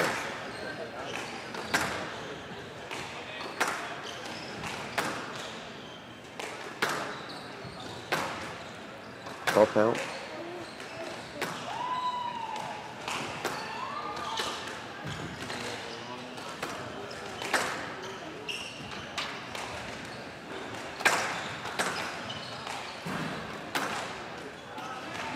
Very tight. Good pick up. Oh, very casual, but did the work. Oh, that's a good ball. Great the way there. You'll see 8-4. Yusuf just using his wrist to kind of punch that one down the line. That's very Brett Martin-esque. If you don't know who Brett Martin was, he was the Thank brother you. of the great Rodney Martin. 9-4. Top world player who had the ability to play a full length with power from almost no Looks like backswing. Ali maybe giving this one 10-4. up Game here. ball.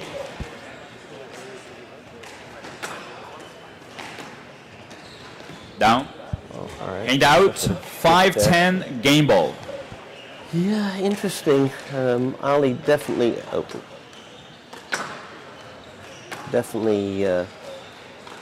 kind of a little lax in the last few points. I hope the knee isn't causing a problem.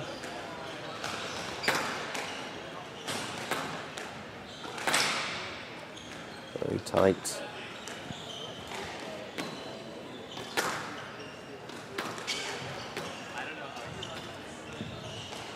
Ooh, That's a beautiful. nice bit of skill there. Stroke to Elainen.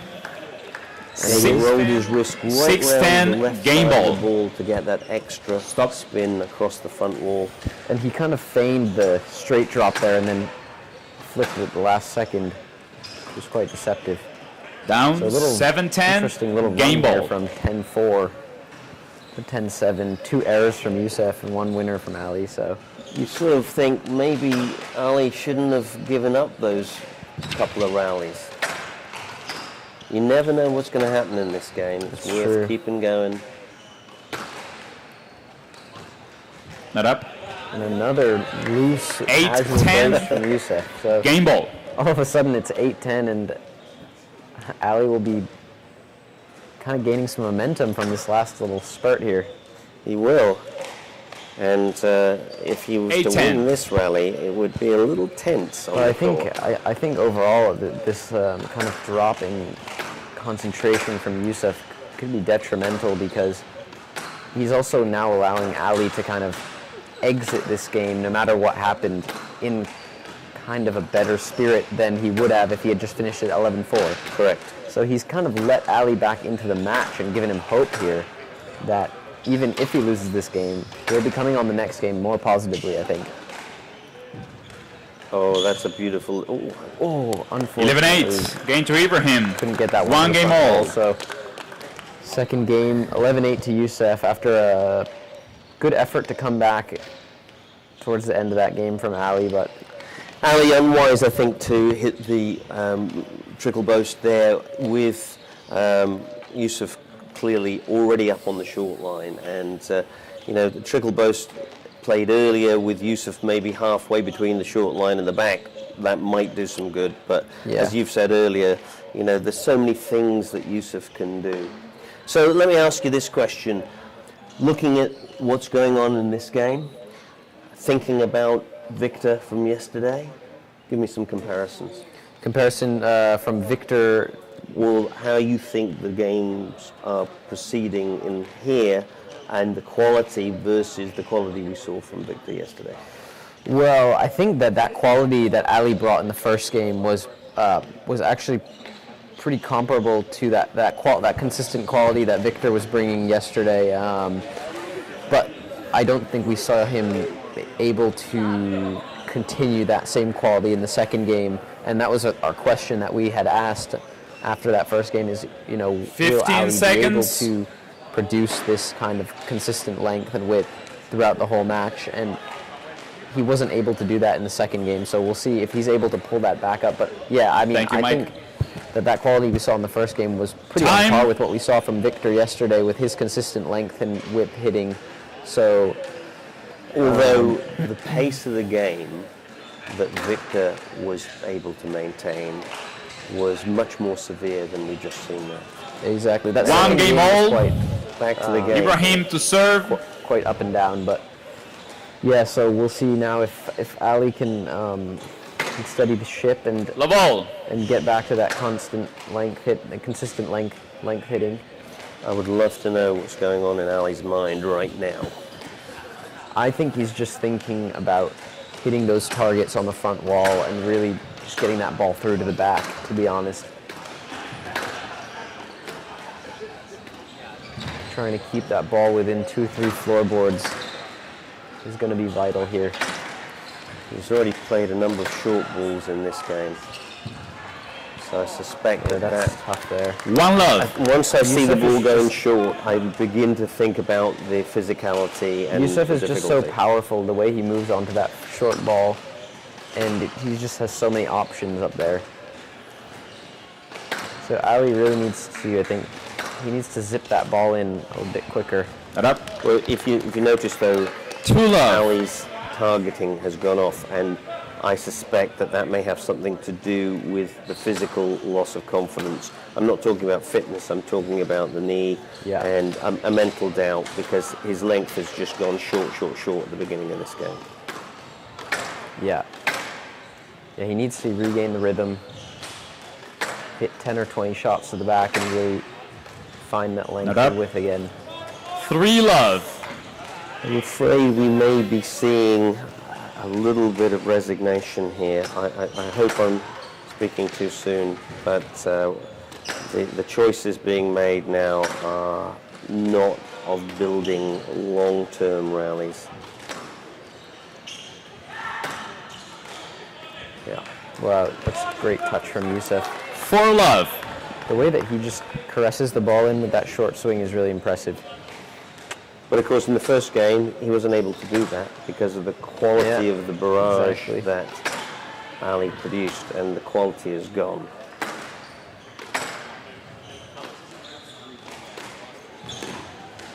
Yeah, he was struggling there to go and pick 5 Ali love. seems to be a little bit late on his movement right now, and I think that's really causing him to squirt out a lot of looser balls. And even when you're trying to hit a length, if you can't rely on the power from your legs for weight transference, it will affect your length. Oh yeah, it's everything, really. Hand out. 1-5. Such a movement-based game, squashes. There was a great tennis program in Russia for a number of years where the first month the students weren't allowed to have a racket in their hand. And I thought it was a very good concept, and I often do that with my own students. We start off without a racket and just work on strategic positioning and movement. Yeah. Oh, you can definitely improve your squash without hitting the ball for months. Handout 6-1. And I think often because people put a racket in your hand, it makes the student think that it's about hitting. And really, hitting is only a facilitator of movement, and you've got to get that the right way round. There was a Russian or a Ukrainian boxer, can't remember his name, Out. but 7-1. he was took a few years off boxing and started taking dancing classes. Was that Vladimir Klitschko? Possibly, yeah. Yeah. He's And he and came right back. now, his brother is the mayor of 7-1. Kyiv, and he's joined the Fighting Defense Army. Really? Yeah. Wow, that's impressive. They're amazing people. But anyway, he took a few months off or something to do something else and came back and found that his movement in the boxing ring had vastly improved from his dancing excursions. I used to have a very nice squash student who was one of the world's best tennis players, and he used to come to me for some squash lessons because he said it helped his movement 8-1. on the tennis court so much. Michael Pernfors. Well, I'm surprised more tennis players don't use squash as a kind of cross training for Handout because it can 2-8. definitely help the footwork. Anyway, Yusuf is progressing quite steadily here. Yeah, and a worrying sign in the last rally, I saw Ali kind of just give up on one ball, so it Down. looks like that knee might Handout be flaring up a little 9-2. bit towards the end of That last shot game was here. a classic example of not being able to rely on your legs for weight transference. Yeah, and without your 10-2, movement, game ball. against a player like Yusuf, it's going to be a tough day at the office, to say is. the least. 11-2. Given Game that to one Ibrahim. over. So Ibrahim leads 2 very games to sadly, 1. folks, it looks like Ali Abu is just not able to rely on his body, and because he can't rely on his body, the shot production is being affected, and it's very difficult mentally when you're in that situation to be able to dig deep and counter those psychological and physical feelings. Yeah, I mean, you have to be so physically strong in order to not only defend against the attacks that Yusuf has, but also to put pressure on him. So I think it's going to be really tough for Ali to really make any of a comeback here in the fourth game. And Yusuf, I think, will be feeling pretty confident that the work he's put in the first 2 games will be doing dividends for him in this last game, and hopefully he can finish it off in 4. I think the key is how much desire does Ali have at this point. I have seen situations like this ensue where a player in that kind of difficulty has made a massive tactical change and has come out, taken a yard up the court, taken the initiative, and got themselves a 4 or 5 love lead. But 15 you have seconds. Tremendous passionate desire Yeah, to do that. he's going to have to make a tactical change, that's for sure. He's not going to be able to play that the physical style that he was playing in the first game. He's going to have to kind of take the movement out of the Time. game almost, and do a little Richard Millman lob and drop possibly. We'll see. Or maybe just stand up on that short Ibrahim line leads and 2 games to attack 1. Ibrahim short to round serve. if he's got the quality. But really, as we've said before, there La ball. aren't really any shortcuts in the game of squash. No. You can make tactical changes, but if you can't rely on your body, you're in trouble. Yeah. Here we go then. So 4th game, Yusuf to serve.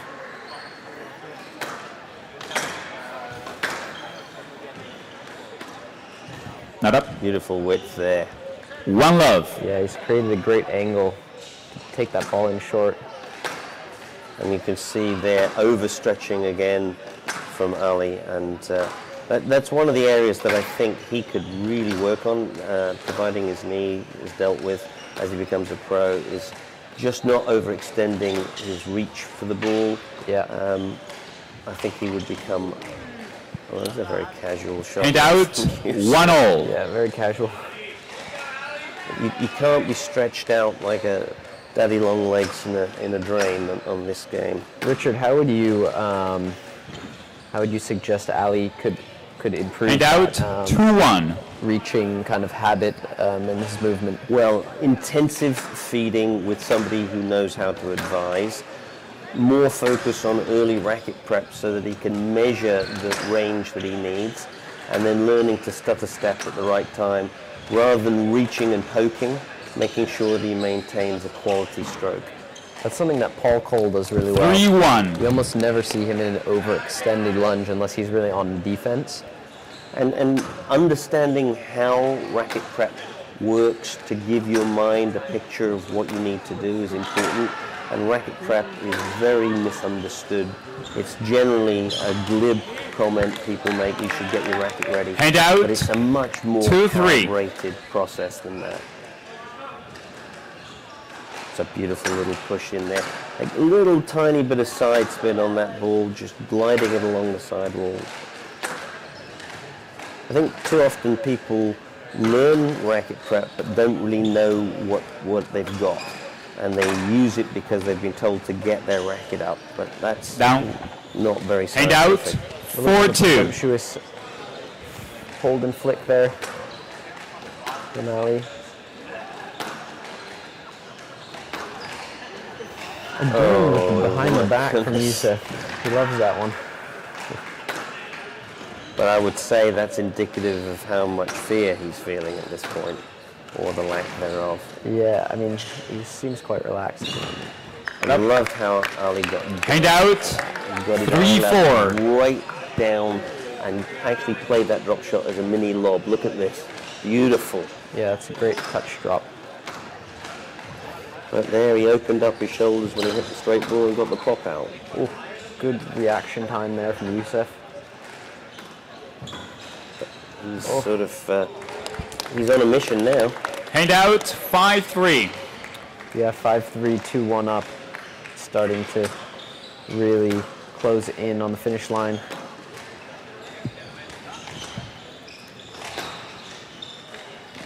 Not up. How many 6-3. times has that ball beaten Ali? I mean, it's just a beautiful weighted length.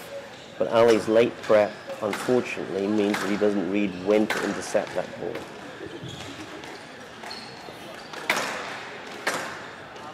And yes, it's a good quality from Youssef, but at the same time, if you're going to play at a 7-3. professional level, you can't be beaten by that ball so frequently.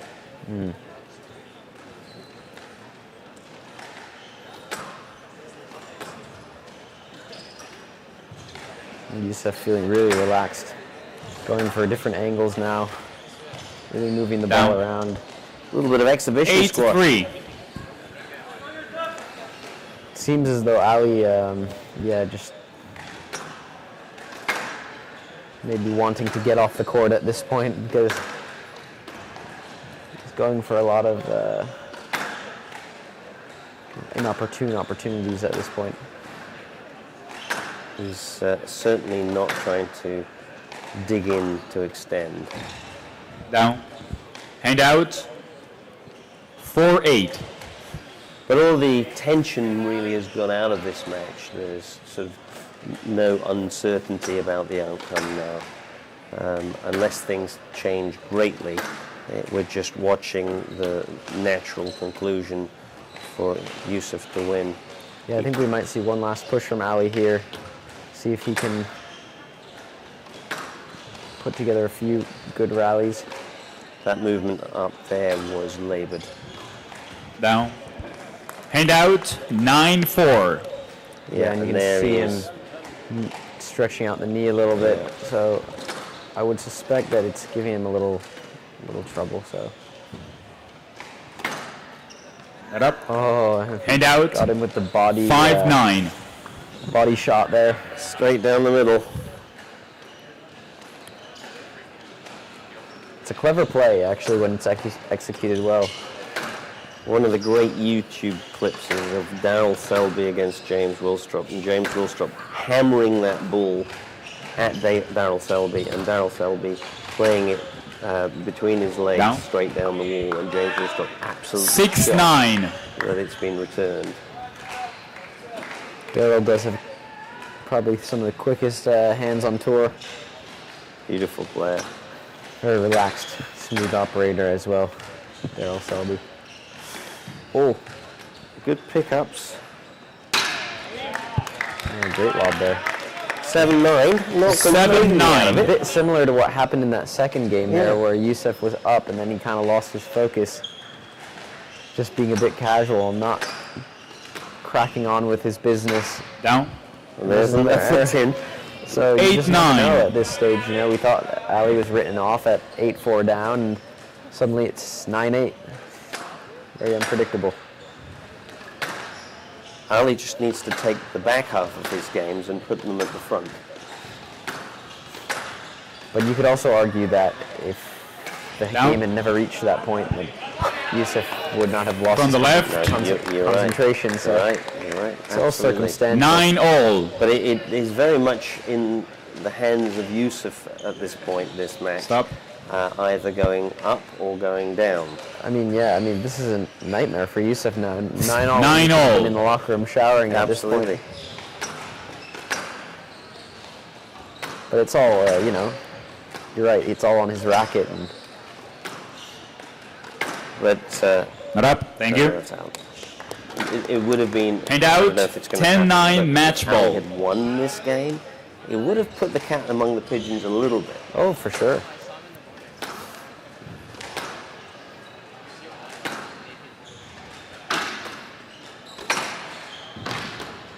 It's a great Big shot. lunge. It's a great shot from Ali.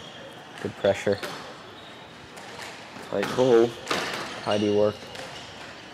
That didn't look up to me. But Down. Oh, and he just 11-9. in on that one. Match to Ibrahim. 3 games to 1.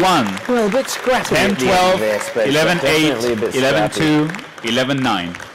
And, a good match. Respect from both players there. Obviously, they know each other well, and it was a very fair encounter. Not many decisions, which was good to see. Good free-flowing squash. Obviously, a little disappointed that Ali couldn't quite be consistent with his level throughout the match. We would have loved to see him maintain that level of the first game, to really continue asking questions of Youssef and really pushing him to his limits. And I think we would have seen a really good match if he was able to maintain that level. But unfortunately, he had a slight drop off.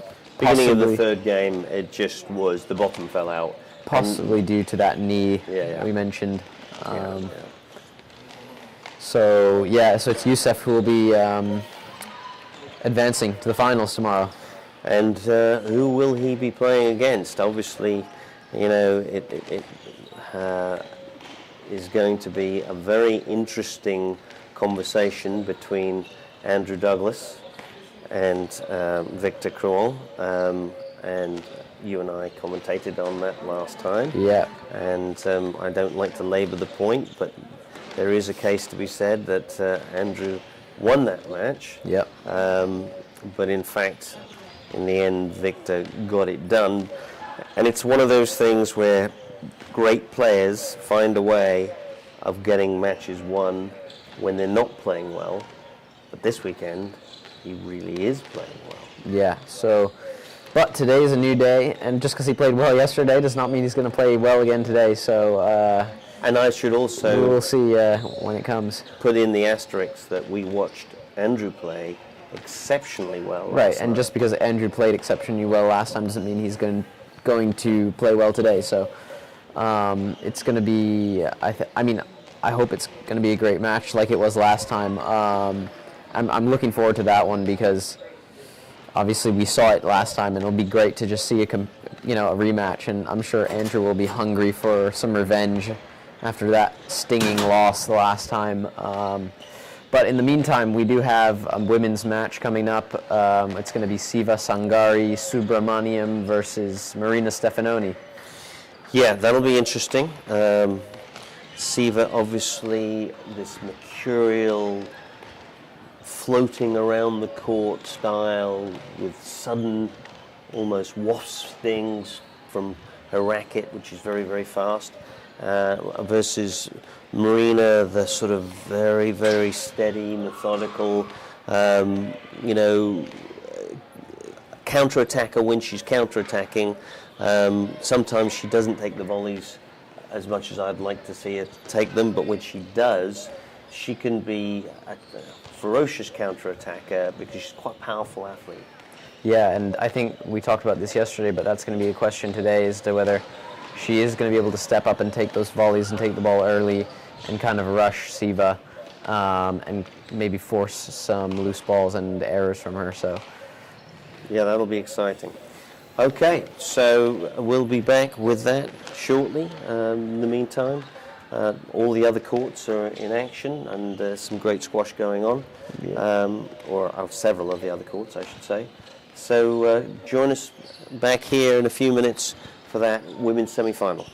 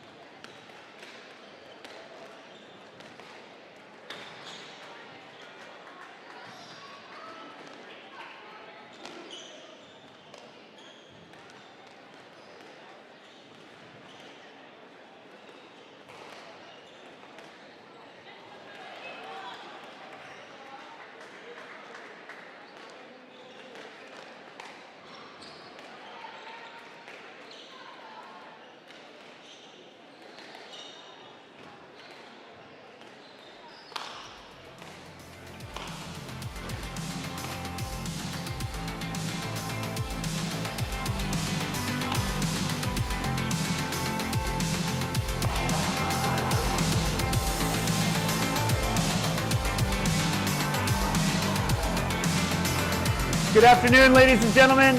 Thank you all for coming for our semifinals day at the 2022 CSA National Collegiate Individual Championships. My name is David Pullman. I'm the CSA Executive Director and League Commissioner. And before we begin our first women's semifinal, I have two more awards to present to two women's teams who've done a great job on court and off this year.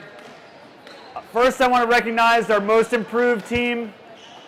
The most improved team is the team that's improved in their ranking from the last full season to this full season. And for this year, the 2022 most improved team on the women's side is Tufts University. Congratulations, Coach Joe Rejo. Well done. Congratulations. Yeah. Congrats. Great job. Congratulations. Congrats. Congrats.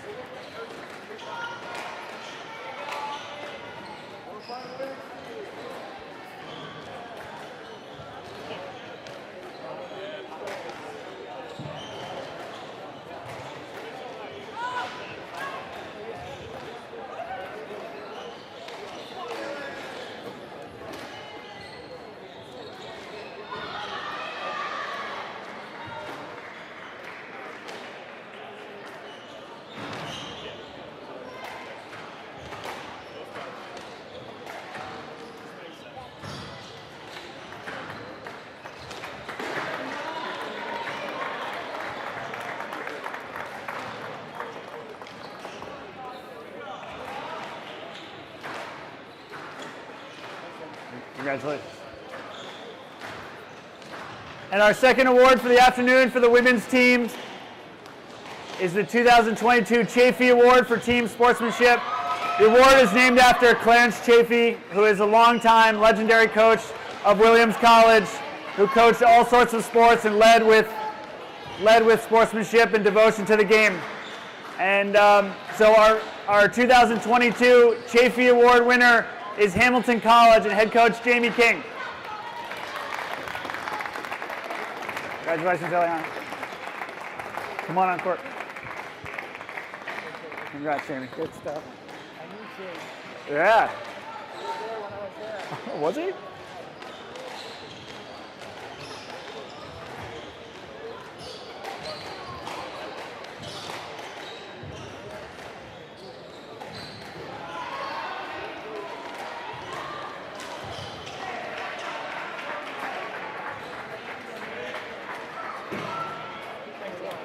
You got it.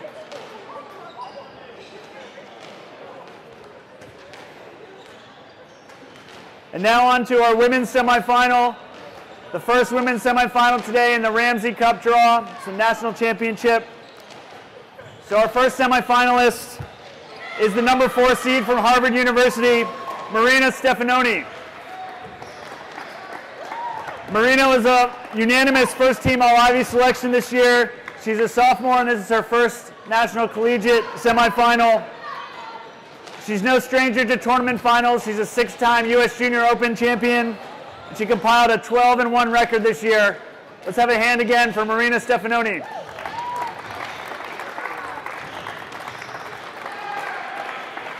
And our top seed in the national championship women's draw, Siva Subramaniam from Cornell.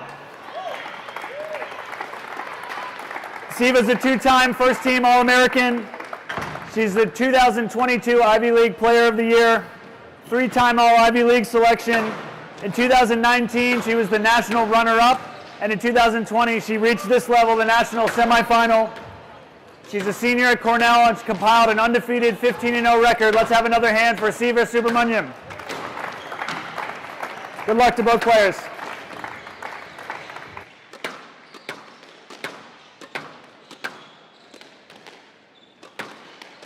Okay, ladies and gentlemen, welcome back, and this is going to be the first of our 2 women's semi-finals between Siva Subramaniam from Cornell University and long-term American star who actually was number 1 in every age group and actually was the youngest, I think, ever winner of a US Under-19 championship, Marina Stefanoni from Harvard. Thoughts on this one, Spencer?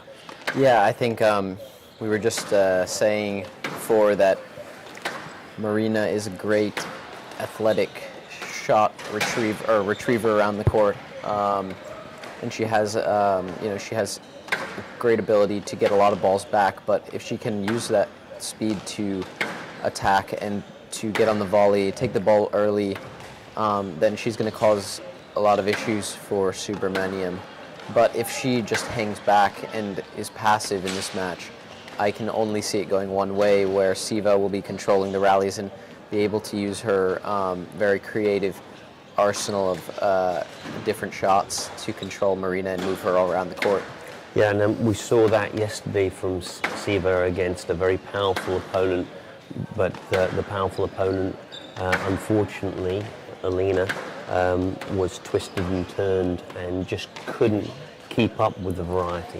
Yeah, it seemed that yesterday Alina didn't quite have the ball control necessary to really keep Siva contained and also move her around the court in ways that would make her uncomfortable. So Siva seemed really comfortable throughout that whole match. So we'll see if Marina can maybe ask some more questions, press her a little more for time, maybe up the pace a little bit.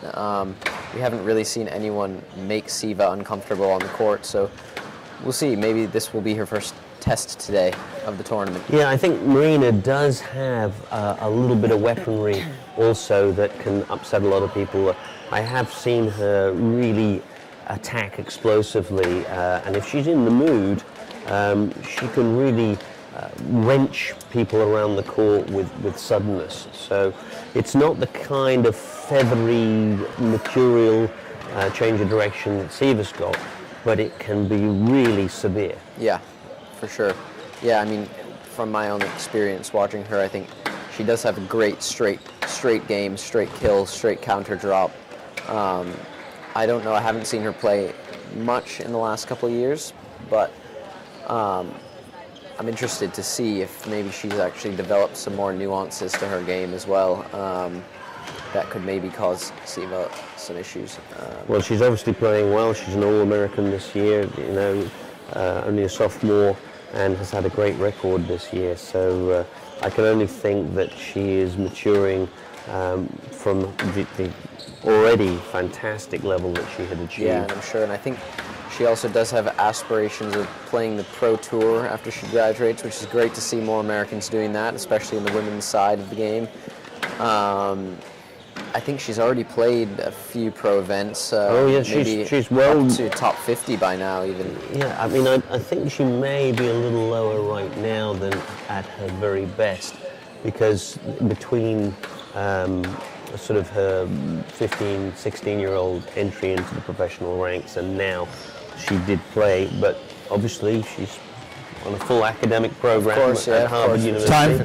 It's difficult to balance that, for sure. She's 66 in the world right now. Which is very respectable for being in college. I mean, very impressive that she's been able to get those ranking points on and do the travel and do all the schoolwork at the same time. You know, you spoke to me yesterday about the challenges of, being a college player and also playing professionally, and it definitely comes with its challenges. So, all credit to her for doing both.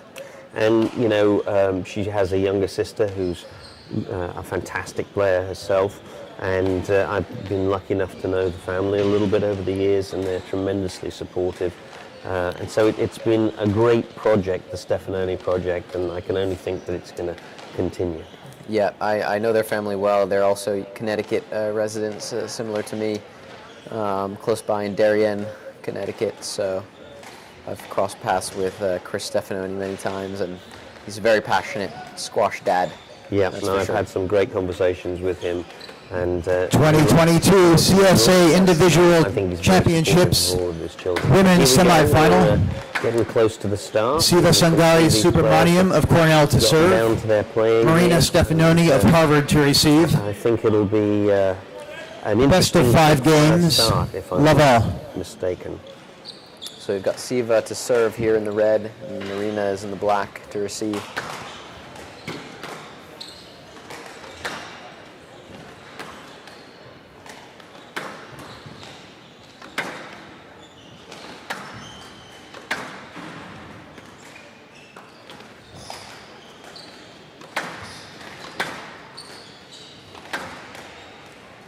So some searching length, just trying to search each other out to start off with. And Marina very quick onto that boast. That was a very nice movement. Yeah, that was good movement there, for sure. Not up. Got that little cut. One love. Backhand kill from Siva, just a little too far away to pick up. See, she sliced that in and it hugged the floor.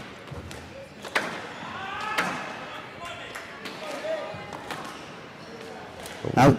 Got to see whether Marina can get up Two to the love. court and take charge of the front position, or whether she's going to be dominated by Siva's amazing range of shots and her ability to intercept early.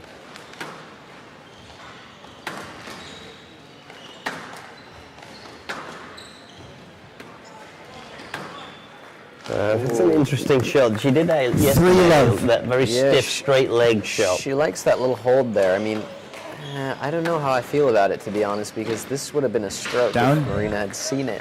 Right. Hand out. But she 1-3. Yeah, and I think, I don't know, it's one of those shots where I think it's pretty easy to read after you see it 1 or 2 times. Yes. And then you start just thinking, all right, I'm just going to watch the ball, because, if you're watching the body, then you're going to get fooled, but if you just stick to watching the ball, then it's actually quite an easy shot to retrieve. And also, it's a question of just experience. When you've seen that stuff, it's in the back of your mind that it's possible. Right. When you haven't seen it, you don't look for it. That's a good play from Siva there. Hand out. 4-1. So immediately a 3-point lead opened up by Siva. And Marina playing pretty well, just getting caught at the back on odd occasions. Yeah, Siva's hitting a pretty heavy ball to the back, which is really pushing Marina, pushing her back in the court. And that's a nicely Hand out. straight drive. 2-4. She held that very nicely and delivered the accuracy. Nice and confident.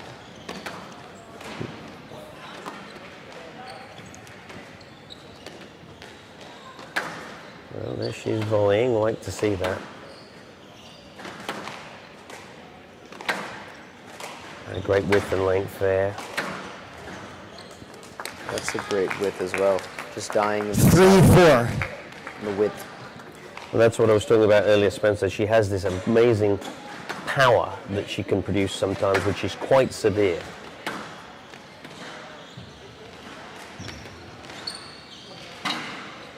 Down. Little odd bounce Hand out. there and 5-3. misreading that bounce. Yeah, it looked like she tried to kind of take it before the back glass and missed it.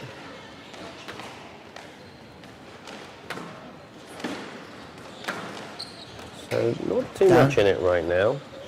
6-3. 6-3 now. Bit of an unforced error there.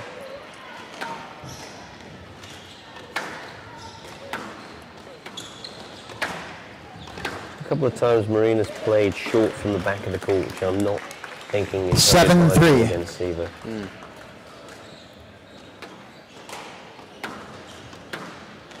I love that movement off that volley from Siva. Very balanced, good flow. A good wrist skill there. And again.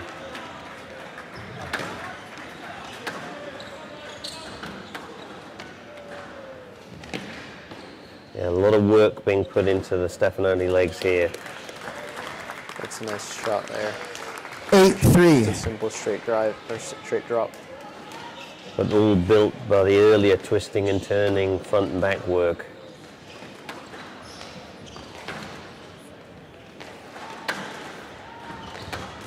So at the moment Marina doesn't seem to quite have an answer to the variety of That's shots. a great read there on the straight drive. 9-3.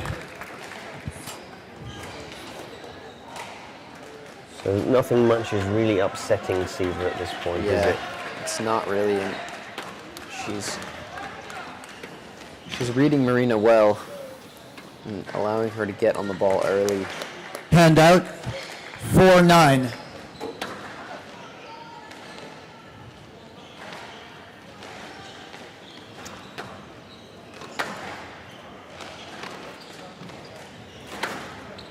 I'm sure Coach David Palmer and Mark Andrew Burke are very happy to see Siva playing like this. It's a great credit to them that they've managed to produce 5-9. a team that features a class player like this and is in the hunt for a national title.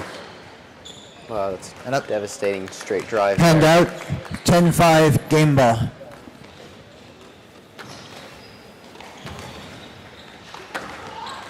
Yeah, I like the way she whips that forehand. Yeah, she does whip it.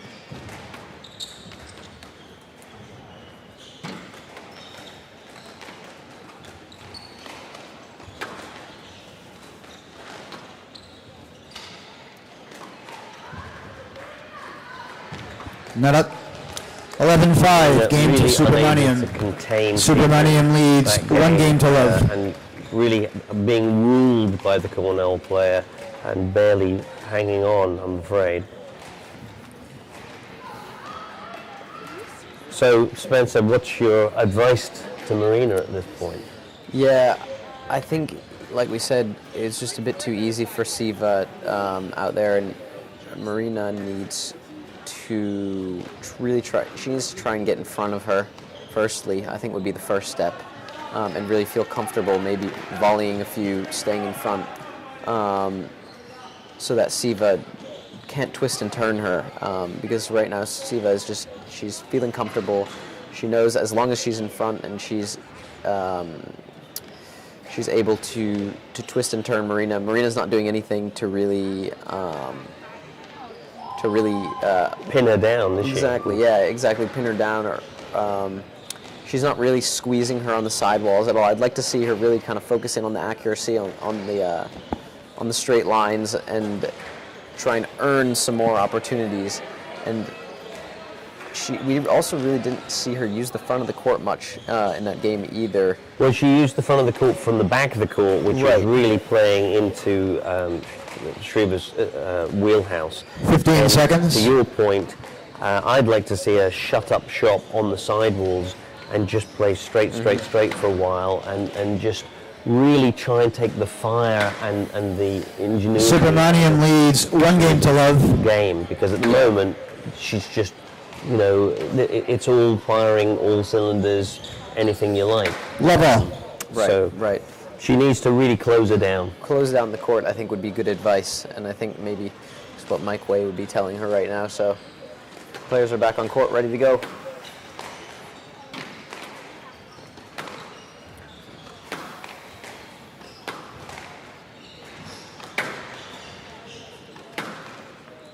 Now she is sticking to the straight game a little bit here. Yeah, I'd like to see her just also hit her length maybe a little more crisply. I thought that in that first game it was just falling a little bit short. Yeah, I agree.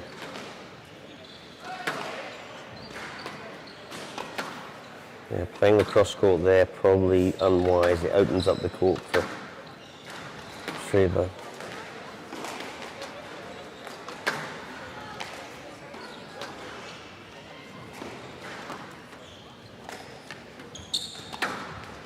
It's a good early cross court. It's a good first rally. Down. Yeah. Siva puts it in the tin. Hand out. 1-0.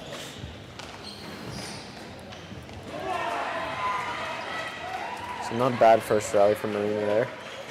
Yeah, it sort of stopped the rot a little bit. Down.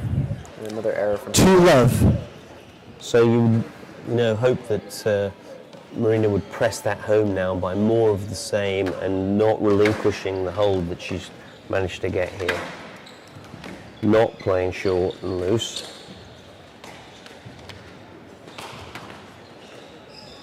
And I think Marina could also try and expose Siva for some of those open attacks that she's making. Not up. Almost just being patient and waiting for her Hand to out. open 1-2. an attack, and then Yeah. really pummeling that straight and deep again to make her work the diagonal. I agree, and this is, I think, a strength of Marina's when she's playing well, is she has that ability on the counter-attack to use the opponent's sorties out against them. Right. That's And a that's, quality ball. that's the great 2-all. or that's the great strength of counter-attacker players, Yeah. is the ability to kind of wait for your opponent to make a quote-unquote bad decision and then capitalize on that. So You have to be a very patient person. you do, and you still have to have that really good basic backcourt game in order to not open up the court for your Yeah, I mean, opponent. even more so, I would say, because 3-2. you can shut up shop and stop something like Siva Right. really having her choice.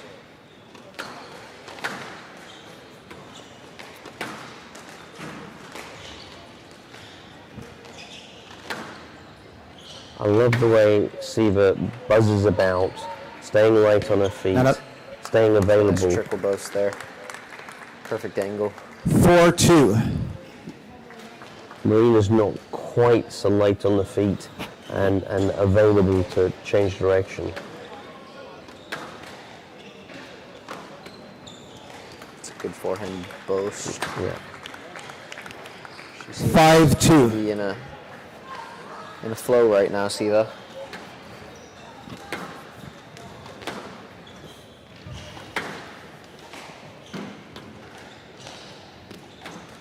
She's quite bouncy Stroke on to the feet as Subramaniam. well. Yeah, See, she when she stays on gets her there, toes. she likes to. She's quite active in the tee. You know, you see some players kind of just very relaxed, standing there. Others seem to be. Marina seems to be more relaxed in the middle of the court, whereas Siva seems to be a bit more active. Stroke to If you're Stefanoni. active, Hand out. you're already 3-6. getting yourself going before the opponent hits it. If you're passive, you have to get going before you can start moving. It's the old story of a muscle being contracted cannot further contract, but at the same time, if you're activated, you can take off more promptly.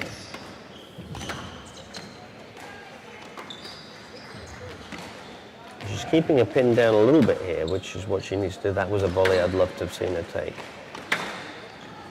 Just send it straight back down the wall again, keep her behind. And up. So just a bit too giving Hand her out. too much angle there on that cross court. 7-3. It was a little too high and floating in the middle. Yeah, and that's where hours and hours of target practice for a pro can make a big difference.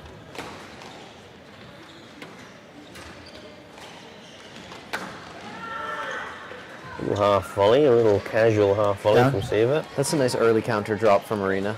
I like that. Hand out. 4-7. She took it on the rise there. And she moved off and she was looking for the next ball as well, which I really appreciated.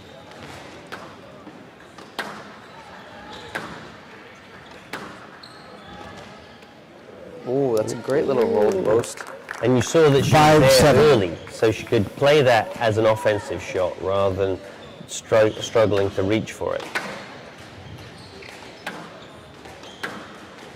So 5-7, come back a little bit in this game, because it looked like one-way traffic for a while.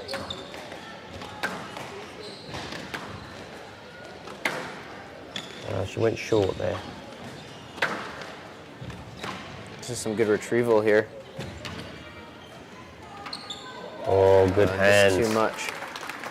That, yeah, that one short ball, I'd like to have seen it go Hand out. long again and reset, because she's 8-5. doing some damage up until that. Yeah.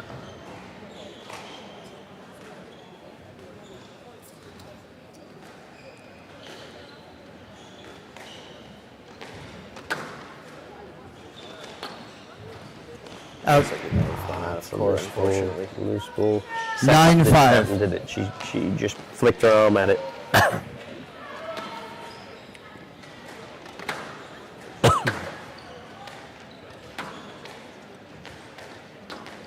Lovely float, cross court there. Late prep for Marina, so again she sort of reacted to that ball rather than controlling it. But she comes away with a Hand very out. nice length to follow up. 6-9.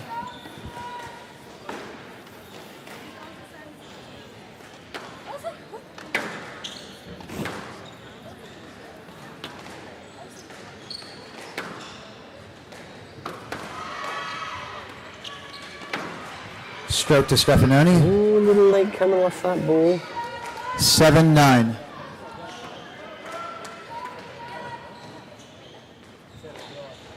Just pushed it into the sidewalk. Yeah. So Marina, the mini comeback here. Big lunge there for the half volley receiver, but she made it. Good wrong footing ball. That's good. And she was all over the place with her footwork there, but somehow kept it alive. So Marina's got to keep the discipline here and keep Siva on the rack. Oh, it's a beautiful let. ball. Counter drop. It should be a no let in my opinion. Left It's a box. little bit difficult for 7-9. referees there because you see she moves into the line that Siva's trying to move on. But I just don't think Siva even knew where the ball was at that point. She went straight into the body Right. of her opponent. But what I'm saying is sometimes can be confusing for the referees because there's a lot of things to think about in that situation. But for me, generally, Down. well, she's made the error there anyway. 8-9. The fact that Marina hit the drop shot and then moved, that's what was going to cause the confusion for the referee. I agree with you. I think Siva didn't know where it was, and the ball was tight. Well, the only reason I say that is because generally in recent times the referees have been giving no-lets for players who go into their opponent No-let. without knowing where the ball is. Right. Even if they Hand come out. back there. Yeah. 10-8. And I've game been ball. given no-lets for that in the past couple months, so.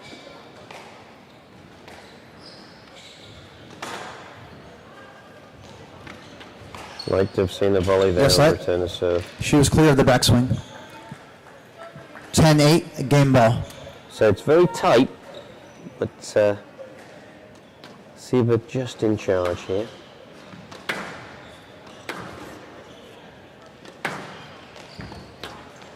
Nice loft there from Marina. Still playing short from the back. It was okay, but I prefer to get in front first.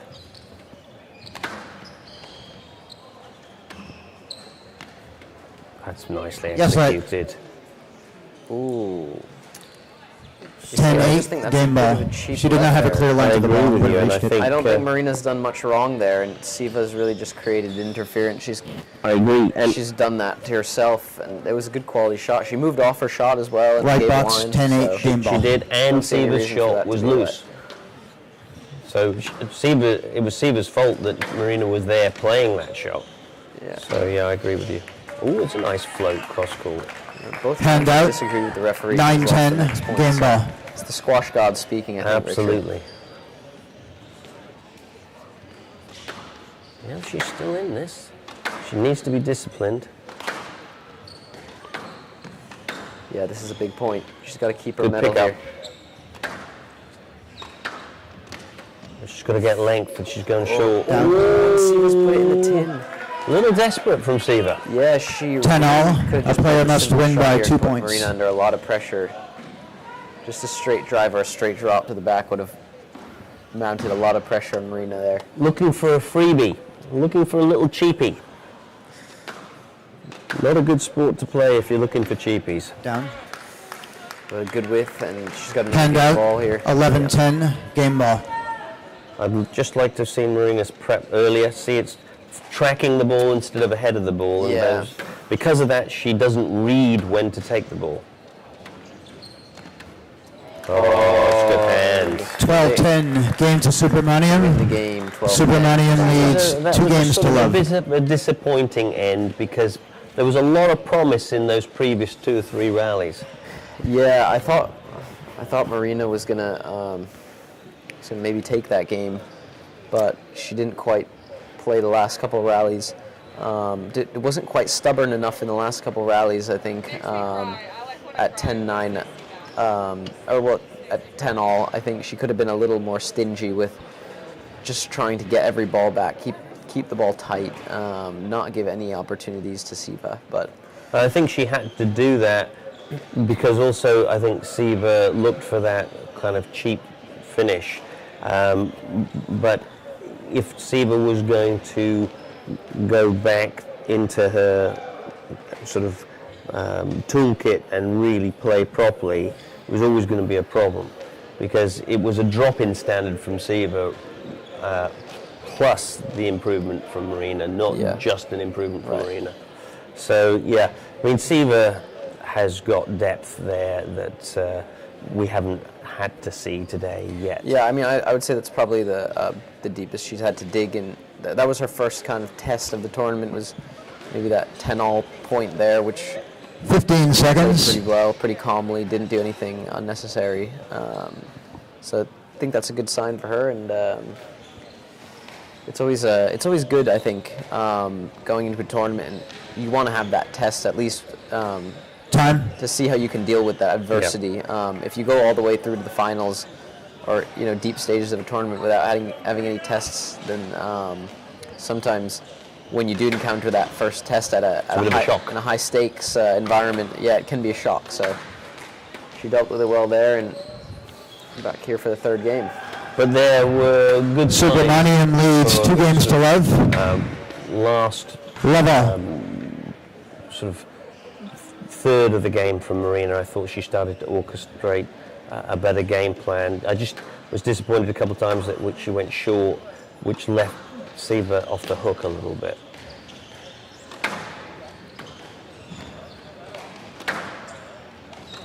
We'll see whether that was a wake-up call for Siva and she sharpens up, or whether Marina can follow up on the good play of the last game. 1-love. She's so good with this little wrist across the court. Look at that. Yeah, you really need to put that drop in tight to the wall. You don't want to be leaving it sitting up like that because she's too creative and she's too good with the wrist.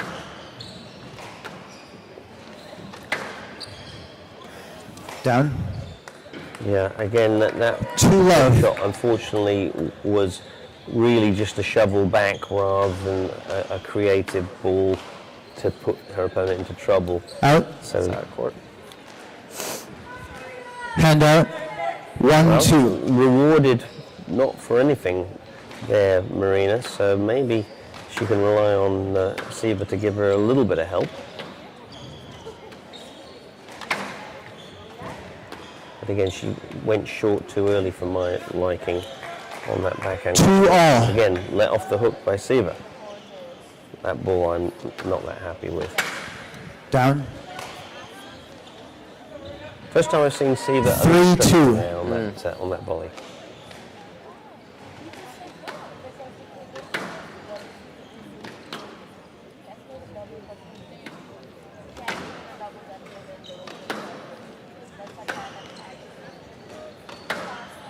Good sharp sort of step from Marina, looking interested.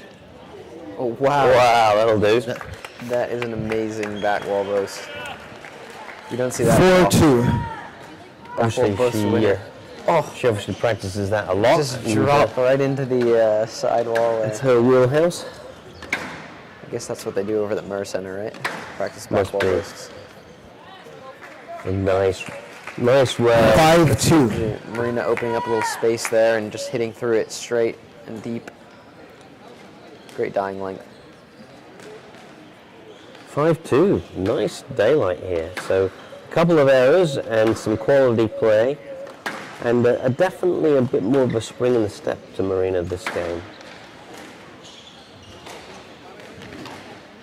Thank you. She just has that habit. The rally's just getting going. Hand She'll out. stick a short ball 3-5. for no apparent reason. Yeah. It's a bit of a random thing.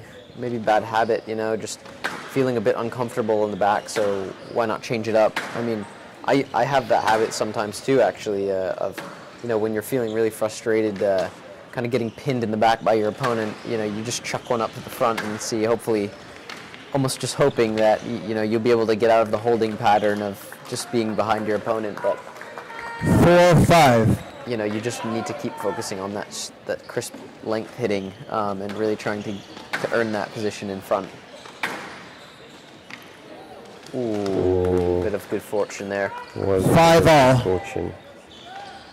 Again, where is the racket prep here? See, it's very last second. Not that that necessarily would have made a difference, but she may have read what the ball was going to do before it did it and decided to intercept it.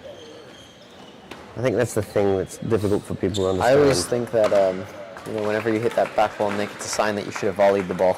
Right. Hand out. You won't know that you have to volley 6-5. the ball if your racket prep is Right. up.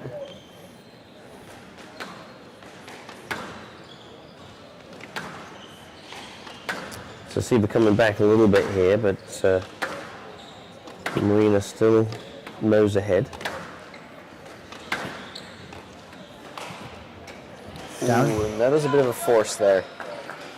And the previous 7-5. one, she was there early with time. That one she was reaching and poking. Yeah.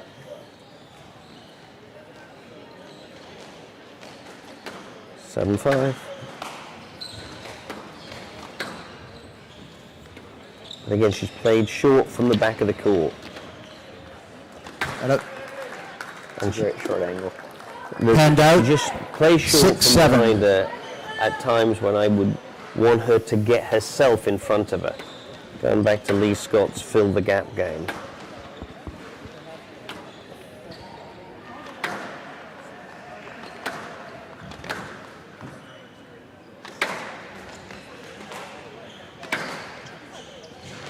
Down. Yeah, stuck behind again there. So 7 has all. eradicated the early lead and tied it up at 7-all here. And even that, I hate to keep harping on about it, but because of the late racket prep, she didn't do the stutter step and set up to be able to play the length. Ended up just playing a sort of a weak, short half volley. That's a really nice drop there. 8-7. Yeah, Siva really seems to have gotten back into this game mentally and in actual Down. point terms. another error. It's in. Panned out. 8 all. So, sort of an important moment for Marina if she's going to get herself back into this match.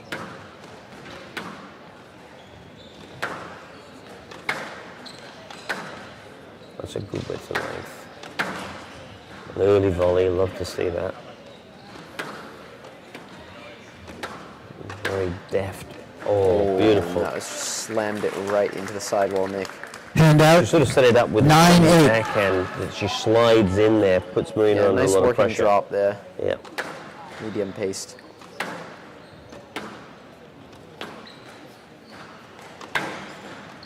A bit of a whack there. Don't often see that from Siva. And just too That's good. a good finish there. So 10-8. 10-8. Match Match points. ball.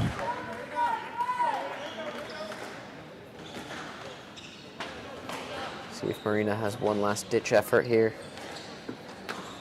Yeah, she's not out of it if she can get in hand. No, I think she played a good game here in the third so far.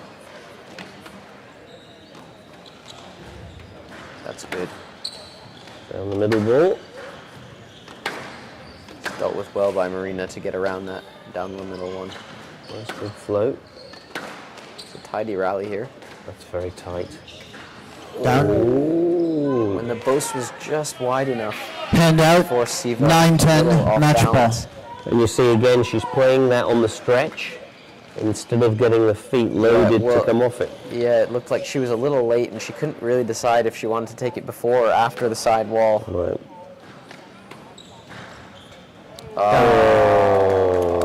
That's a 11-9. Match to Subramanian. 3 games to love. 11-5. 12-10. 11-9. Certainly, Marina looking from time to time as though she's got what it takes to get involved with players of this level. She just needs a little bit more development and maturity. Yeah, no, I think that Marina played a much better game after the first. The last two games, she was right in it. Honestly, could have Yeah. made the argument that she could have won that second game and maybe even the third game if Yeah. she had just made a few different decisions.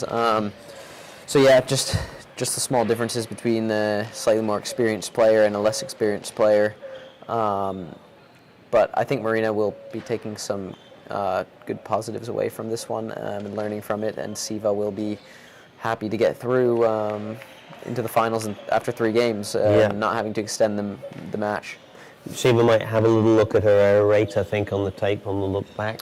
Yeah, there were a couple maybe overcomplications that she made for herself there, where she could have just played the simple shot. Maybe just got too carried away with the hold and flick a couple times, but other than that, I thought she played a pretty clean squash. And the Big Red will be very happy to have a finalist. They will, yeah. I mean- I'm sure David Palmer will be excited to have one of his players in the final and trying to vie for a individual championship tomorrow. Yeah, exciting times. All right, so next up for us is the second of the men's matches, which we were talking about before. Very exciting. Andrew Douglas from Penn against Victor Crouan from Harvard. Promises to be an exciting battle. All right. Join us soon. I was just looking up.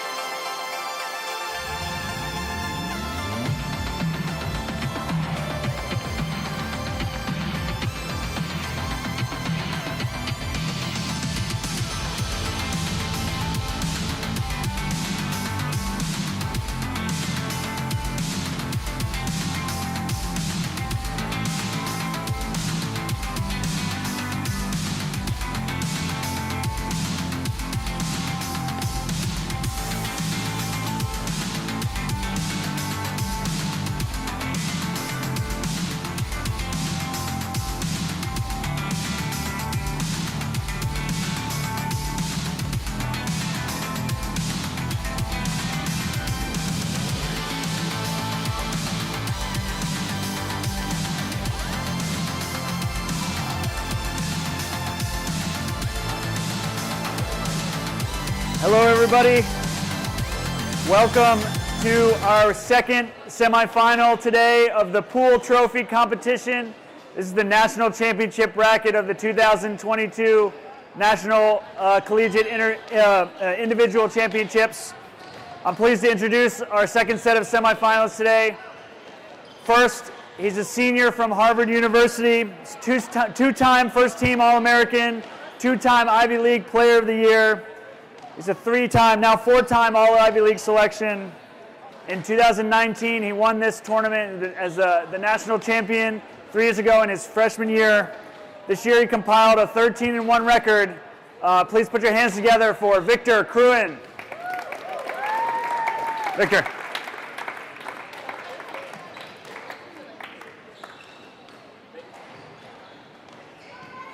And his opponent today, joining us from University of Pennsylvania, just down the street, is a graduate student there. Three-time, now four-time first-team All-American with this weekend's performance. He's a three-time first-team All-Ivy selection. In 2019, he was a semifinalist in this competition, reaching this same level. This year, he battled through injuries to a 9-3 record. Our second semifinalist today, Andrew Douglas. Good luck, both players.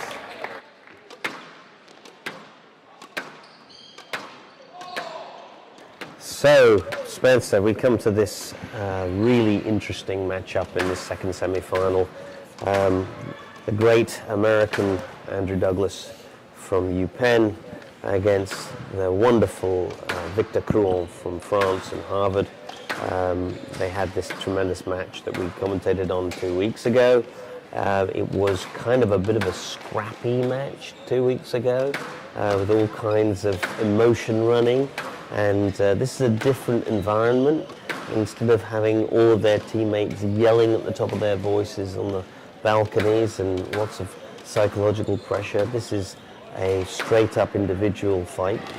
What do you think is going to happen? Yeah, it's an interesting one. I mean, we were fortunate to be able to watch that match last week. It was a great match, or 2 weeks ago, sorry. It was a great match and great squash, and I mean, I'm hoping that we'll see more great squash today from both of these players. Hopefully they both bring their best games to the table today. But yeah, a much different environment. Obviously the team nationals, probably a bit higher stakes for both players. I think, if I were to guess, I think Andrew feeds off that environment a bit more than Victor, so that could have been one of the reasons he really brought his best game on that day. So it'll be interesting to see if Andrew can find a way to really motivate himself and kind of get up for this one. And I think Victor, just on a one-off match with kind of maybe lower stakes, will be feeling a little more relaxed on court than he was, because obviously last time we saw him, he was a bit nervy throughout the match, couldn't quite find his rhythm. So I think it'll be interesting to see if he's able to find a better rhythm today at the start of the match. No, I agree, and I think in a way Halftime. that Andrew feeds off having an agenda in a different way than Victor feeds off having an agenda. Victor's agenda is, to win, to play great squash, but Andrew does love the emotions to give him a wave to either ride on, or sometimes he gets almost swamped by that same emotional wave. Right. Yeah, so I think the big question today will be, can Andrew stay consistent throughout the match, kind of not ebb and flow in the way that he was in that last match, and Victor, can he stay steady, not let Andrew get in his head, and just play that very clean, tidy squash that he knows he can play. Yeah, and for those people that are tuning in who are perhaps squash fans and not either a Penn or Harvard fan particularly, but just love good squash, I think some interesting skills on display. As anybody that's been listening to us has heard, I'm a big fan of half volleying, which I think should be taught much more. And Andrew is just a wonderful exponent of half volleying. That one step, still balanced from the short line, to stop the ball getting to the back wall, I think, is a great skill that he has. Yeah, it's an interesting combo, these two players also, I think, because their movement is, they're both very good movers, but they like to play the patterns as well very consistently. And so I like to see if, it's a matter of who can break the other's movement pattern. And Andrew was able to break that movement pattern of Victor last time by half volleying and taking the ball early, using those kill shots to kind of like using the sixth corner as, Nick Matthew, David Pearson kind of call it, to kind of break up that movement pattern. So we'll see if Victor's length is still falling short today. I think Andrew's going to enjoy that half volley and breaking up the movement patterns using that kill shot. So. And Andrew also, if the ball comes loose, I love his drop volleys. Anything along the short line, he is supreme. On the other hand, as we talked about giving Victor that nickname of Le Technicien, he has this ability to almost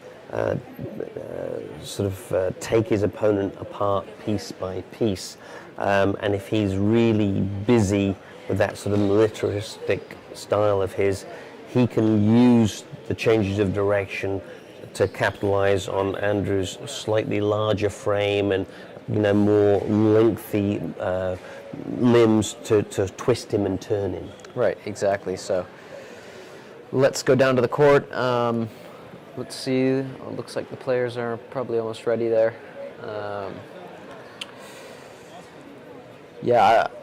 15 seconds. To see who comes off at the start here and who's able to suppress the nerves first. Men's semi-final match between Andrew Douglas of University of Pennsylvania and Victor Coyne of Harvard University.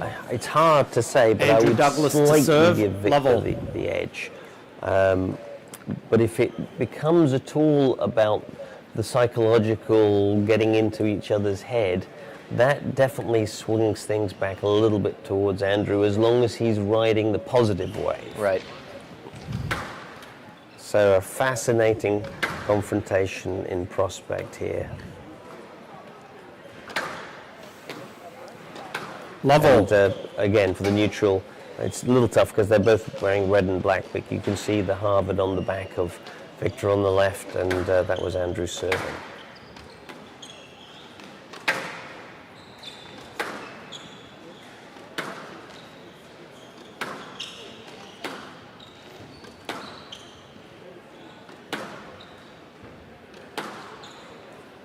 Yeah, both players kind of have that French style of movement. Andrew being coached by Laurent Elriani, and Victor obviously growing up in France and Douglas training from the right French level. national team. And yeah, I've had some nice conversations with Victor about his development and how he's changed from, apparently when he was younger, he was quite sort of argumentative with referees, and his dad, Emmanuel, just sort of said, no, you don't need to do that. And Victor told me, well, he said Jonathan Power and John McEnroe did this. And Emmanuel apparently said, yeah, but it's not working for you. And so he just changed.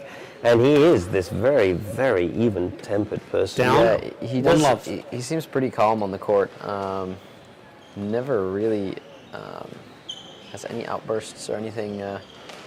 Definitely not like what we saw from Youssef Ibrahim in the Windy City Open with the racket throwing in the semifinals there. Yeah, I think Youssef obviously was wound up a little bit there, but Definitely seemed to be wound up. But a good start for Andrew, and kind of rolling out the 2-love lead, fairly matter of fact.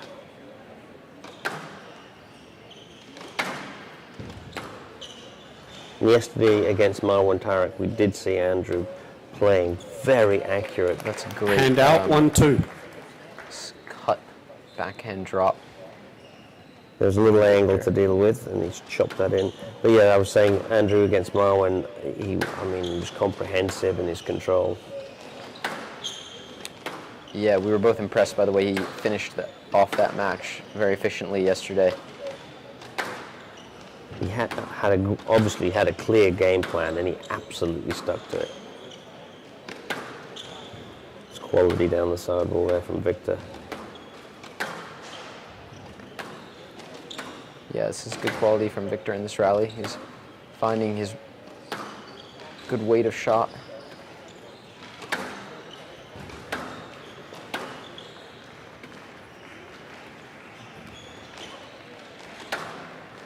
But I'm already impressed with Andrew's controlled length. You know, it's a firm length, but it's, you know, directed and placed, and it's sort of stopping Victor from the express train that he was yesterday. He's not able to deliver at the same pace. There's a nice float. And there's Andrew's half volleyed. See, interesting, same ball for two players. Andrew half volleyed, Victor let it come off the back wall. Oh, that's a beautiful angle from Victor there. Left box. Look at his setup on this. He's absolutely perfectly 90 degrees to where he wanted the ball to go. Gorgeous. Yeah, that was beauty. So gone is that little hole that had opened up.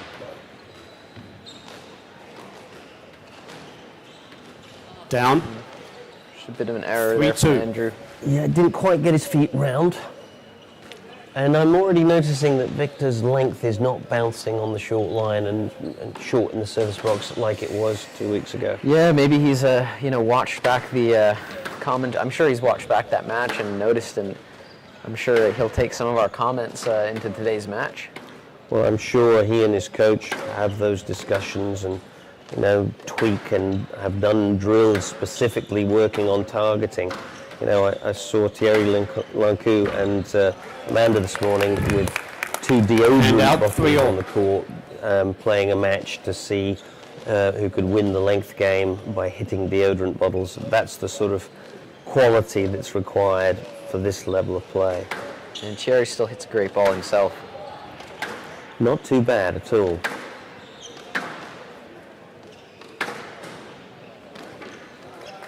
Oh, that's great from Andrew. Fading into the sidewall. I do enjoy his measured weighted length. It's a skill that I've not really noticed as much with him as I have this time in the past. That was less of a weighted. Hand out that was that in the tin. That was a bang. Yeah, that was straight in the tin, wasn't it? Well, this is very interesting. Step by step, one person in front, one person catches up. Yeah, point for point at the start here. A bit different than the last match where Andrew speeded off to a quick start at the beginning. Oh, it's a beautiful cut there from Victor. A little open shoulder when he hit that straight volley. Just to watch out for strokes being given away there.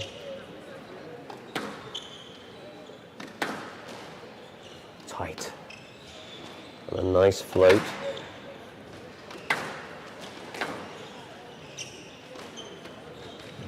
That's a great working boast there. Andrew doing well to stay in for that long, I think. 5-4. Yeah, that's a great width from Victor.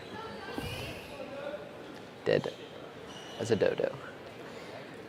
And I may be wrong, but it seems to me Victor much more focused on his game plan and the system that he's trying to operate, whereas I think his head was a little bit more outside the court last time. Yeah, very possible.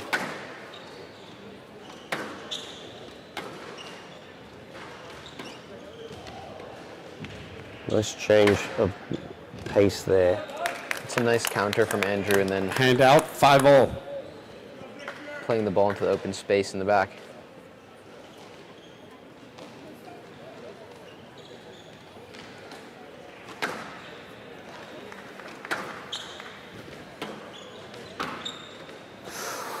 Beautiful width to go. 6-5. Victor pretty disappointed with that. Yeah, that's one that usually you'll see him scrape that off the sidewall.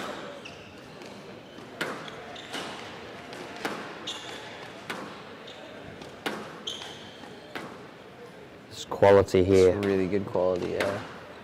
Great camera angle. And that's clinical. Just the first loose And out, ball, he 6-all. found the angle and chopped it in there beautifully.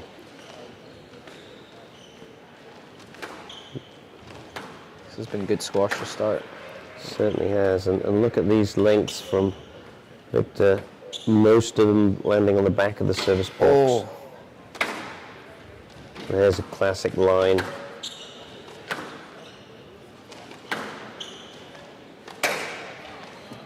And again, a bit of a 7-6. force there from Andrew. That's the second time we've seen him kind of, depart from the game plan and just bang it. Yeah. I mean, from that position behind Victor, I don't think there was any reason to try and pump the Down. pace that low, you Hand know? out, Because he's 7-all. already in front of him, ready to cut off the ball anyway. But 7-all.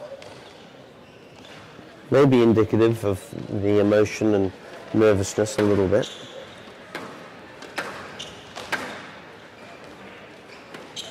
Another great fade there, but well played there by Andrew.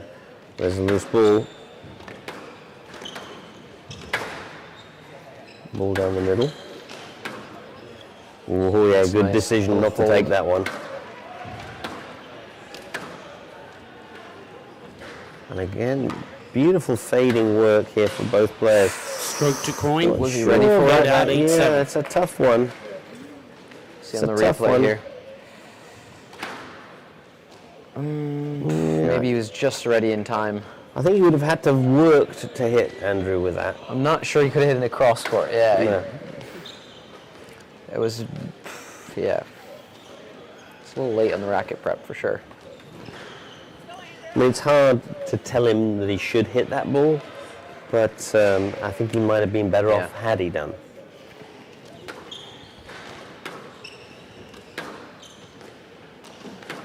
So not much in it really in the game so far. A couple of errors from Andrew, but at the same time he's made up for those with some squeezes that have given Victor some troubles. Good width. Oh, it's a good finish.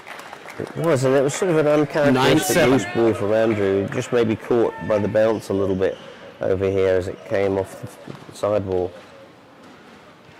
Chose the wrong intercept point. Oh, that's a tin. Hand out, 8-9. Yeah, it was a tight ball from Andrew. Maybe Victor should have just lifted that one. It's that carrot dangling this close to the end of the game. I mean, you just can't afford to, depart from the game plan, but it's so tempting.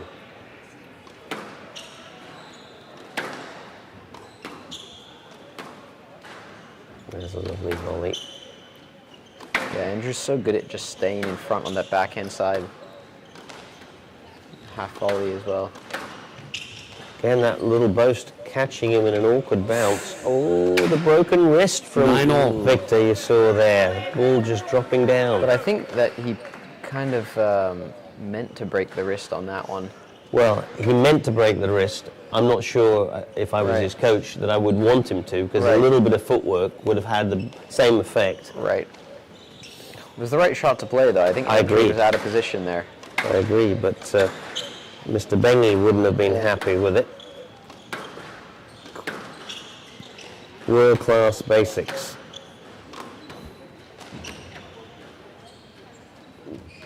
That's a good stretch from both of them. Yeah. Yes, let. Douglas from the left, 9-all. Point coming up here, 9-all.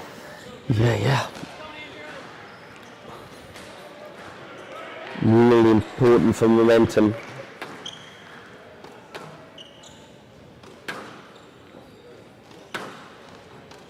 It's about keeping your nerve right here. Yep.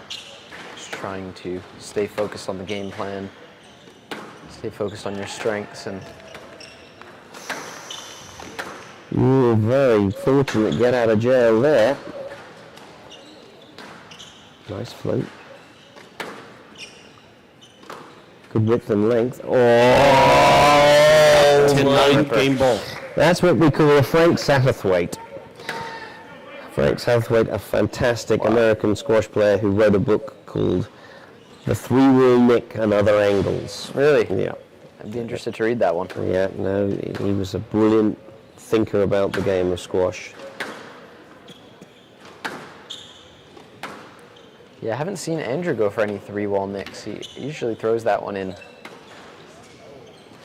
Well, That's I interesting. think It's a that's point for the being right. very 10-9 demonstrative there, but game I'm not sure that he really deserves that. I think he's got away with it, has he? Yeah, he might have got thrown a bone there, because I think he may have taken the wrong line for that shot. Yeah, that Academy Award coming up for that one.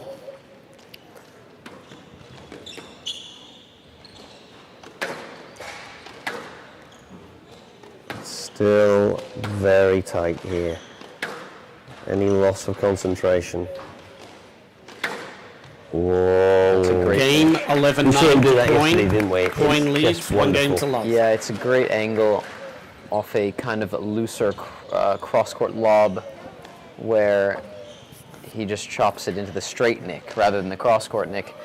And that's a shot that Le General Gregory Gaultier is an absolute expert in. So Victor taking a leaf out of his book to finish that game 11-9. And what did you think of that first game, Richard? Well, I thought it was a very interesting game. I think the emotions maybe a couple of times just distracted Andrew. We saw him do those 2 bangs, which were out of character, but it was not, absolutely definitive. It was, first blood to Victor, but there's still a lot of the story to unfold. Oh, of course, yeah. And I think Andrew, he's got plenty of stamina and gas left in the tank to continue pushing here. It's not like just because he's lost the first game, he's gonna sputter out. I think that he's going to come back in the second game and continue with that game plan from the first game, and maybe just try and cut out a few of those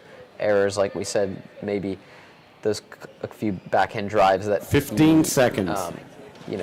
Tried to put maybe a little too much pace and Try to get an immediate result. Quick, maybe a quick fire winner. I think he just needs to be a bit more even keeled and just consistent and have good patience. Mr. Coyne leads 1 game to love. Yeah, no, it'd be Level. interesting. If we see another one of those, it will be oxygen for Victor Cruel. He will take heart from that.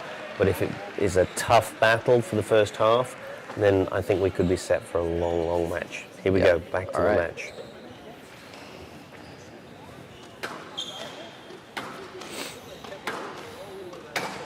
Down, 1 love. Well, there's another little uncharacteristic bang. Yeah, I would have liked to see maybe a bit more of elongated first rally there. Yeah. To just kind of get the rhythm back. There needs to be more of an investigation of Victor before he starts trying to get product.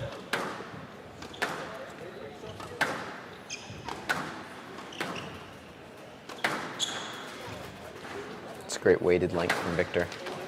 That was a good read there, but it went short. He's all over it. 2 love. There's a good example there of it's not good enough just to take the ball early. You've got to take the ball early and put it somewhere.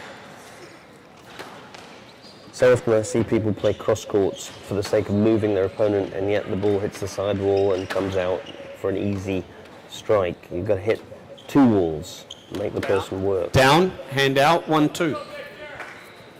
Just the error on the counter drop there from Victor. Yeah, he still isn't beyond a little nervousness and, playing too precociously.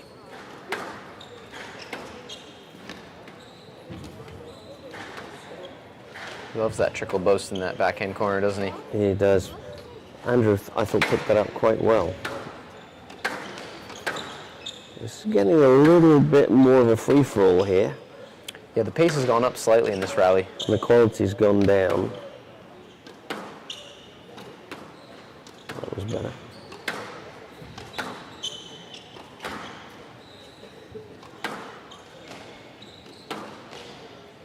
We'll pop out.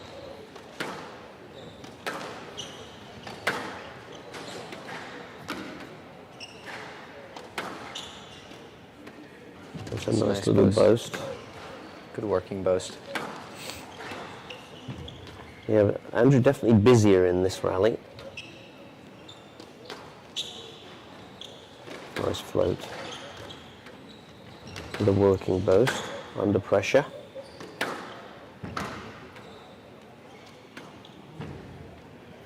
Beautiful cross-court drop from that. Very good drop from Andrew. Oh, yes. That's a great Hand rally out, from 3-1. both players. Good pickups. But Victor cleaning up on the high backhand volley there. And he didn't do too much with it, did he? He just worked the length. No, yeah, he didn't overhit it, really. He just put it up with a good line to the back there. That's all he needed in that situation. That really was a classic for Down. the technician. 4-1. Down. Yeah, it's something you see a lot in junior players is when they're getting that opening in the middle of the court, a lot of the times they're trying to pump it with a lot of pace to the back when all they need to do is just hit with medium pace with a good line just to get the ball directly to the back. Tight ball. Something that Victor does really well. Just he has that steady pace that he likes to play at, and he does that very well.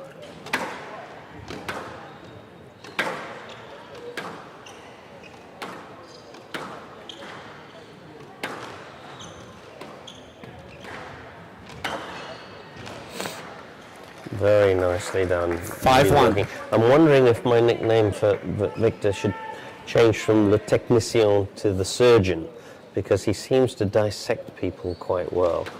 Yeah, I mean, he is dissecting right now in this second game, that's for sure. I mean, Very good 6-1. variation of shot as well. Yeah, that was a bit ambitious from Andrew to go for the cross-court nick there. Ambitious slash desperate, you know, losing his grip on the control of the rally. So you sort of wonder how he's feeling in terms of his game plan. Beautiful there. What a lovely float down the wall from Victor. Oh, there's the 3-wall nick, but it's beautifully cross-dropped. 7-1. Unbelievable angle from Victor to get it out of the nick into the nick again. And again, you saw him work his racket face round the back of the ball, so it actually gives a little spin on the front wall. 8-1. No, he really. This is a dissection now. What a change Down. from 2 weeks 9-1. ago, Spencer. Yeah, it seems like Andrew really has lost sight of his game plan in the second game. I'm not sure if he's feeling it physically, maybe, because I think I see some signs of maybe his movement breaking down. So I don't know. Yeah, I mean, he's collapsed totally. 10-1 game so, ball. I mean, I don't know. Maybe there's something bothering him. Maybe an injury. I don't know. It just seems like his movement's really dropped off here. So he's not Game bothered for that. 11-1. So Right.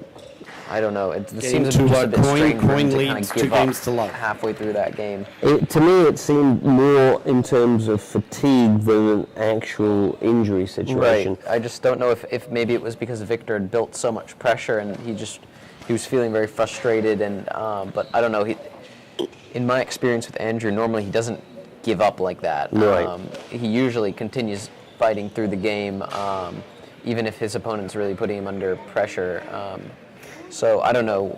We'll see. I mean, we'll see how he responds in this next game. But I thought that was a bit suspicious, the way his movement kind of just dropped off a cliff towards I the agree. middle of that game. And I also think, as we've said before, that he's somebody that can ride positive emotion very strongly, but he also, when the bottom drops out emotionally, can sort of become, slumped and not as happy. We'll see if he can come back in this game. We definitely saw a loss of body language, or some negative body language there, so we'll see if he can get the positivity back going. Hopefully, in this third game, he can turn it around and play some more positive 15 seconds. It was interesting in the earlier semi-final when it looked clearly as though Ali Abu was done and dusted, that he was proffered a few Mr. Coyne crumbs leads and he 2 said, games well, to fine, love. I'll hang around in that case. Yeah, I mean, I think it's a bit different here because Victor is definitely a bit stingier than Youssef on those free points. Yeah. He doesn't want to give anything, and he'll beat you as badly as he can on that day, whereas Youssef, I think, is liable for a bit of a donation from time to time. But we'll see here going into the third game. Let's go back down to the court.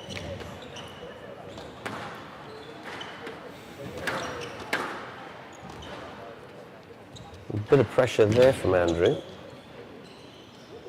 That's a nice Hand out, shot one there love. from Andrew. Playing the counter drop and then That little up on it. cross court that had nothing on it. Lovely floats. Oh, loose ball. And a good float from a difficult situation. So he's broken his wrist on purpose again there, and it worked. That's Down, some good hand counter out, work from Victor 1-0. using the side spin again, like we've seen a lot of players doing this weekend. Yeah. It's a great skill, and it's very teachable. You just have to understand how it works. You have to be very steady with your movement. Hand out, Going 2-1. You almost have to really use your movement in the shot as well. Absolutely. You have to load those legs so that your weight transference and body movement aids that spin. But to your point yesterday about Bengi Yes, working let on your Douglas from the right, fundamentals, 2-1. It may look like a fancy shot, but it's based on very, very sound setup. Yeah. And it won't work if you don't do the sound setup.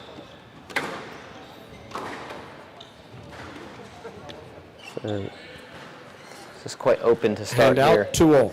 yeah, Andrew made a very good start, but even there, look at this physical collapse. He just looks a little bit fatigued. He has got those very long legs. If they get a little bit rubbery, it makes him struggle with his movement. That's a great counter. No let. Very precise. Hand out, 3-2. 3-2. So Andrew off to a good start in this third game. It's good to see that he's kind of got the body language back. Oh, there you go. You wanted to take that early, but it was too good. Yes, I don't let. like it when Douglas from the players right, ask for a stroke. Stroke there, but Our game is a polite game. You don't ask for strokes. Yeah. You ask for a let the referee make their decision. Not like Victor either. Down. I don't He's see almost him doing Hand himself out, a 3-0. disservice by doing that because he's almost expecting the stroke when he doesn't get it. That's And it creates a confrontation. it creates a disappointment for him, and And he doesn't need to be doing that at this stage. He's well in charge. 4-3. just needs to be staying even keeled Yeah. and calm and just continue going on his business like he's done there. That cross-court nick. 5-3. And there's the sort of uncharacteristic error there in terms of the last couple of days' play from Andrew, which I think is a guide maybe to how he is physically, emotionally, fatigue-wise. Yeah, he's kind of a little bit behind, struggling to keep up with this run. Down. Yeah, he was lucky Hand there to out, get the error. 4-5. Yeah. Played a loose skid boast. And you spoke yesterday about the importance that you've been advised about having a look at your opponent, see what condition they're in. Yeah. And this is a situation where Victor really needs to be thinking, what's going on with Andrew, and let's play a game that's appropriate to the situation. Yeah, exactly. I mean, at this stage, I really just, I mean, if you're a Victor, you should be aware that you just don't want to give him any fuel, anything to kind of fuel on. That's exactly right. Now would be a time for a very, very hard grind. Grueling rally, exactly. Just sending the message, like, you know, if you want to come back 2-love down, you're going to have to go through this every single point, you know? Yeah. Whereas the unforced error, that's just like, oh, thanks very much, I thought I'd gone home, as we were sort of saying. Yeah. Right, that's what Youssef kind of did earlier, almost let Ali back into the match when he should have just finished it off.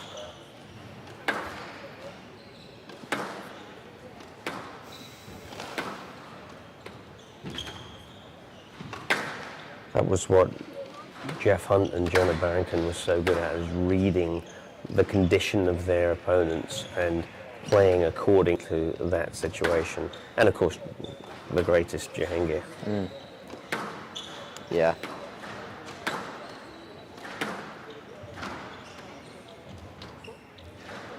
Yeah, I remember reading Jonah Barrington's book and just reading about how down 6-5, right box.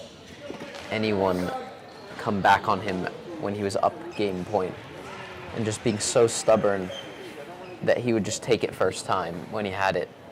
Every time he would be furious if anyone would ever come back and beat him if he had a game point.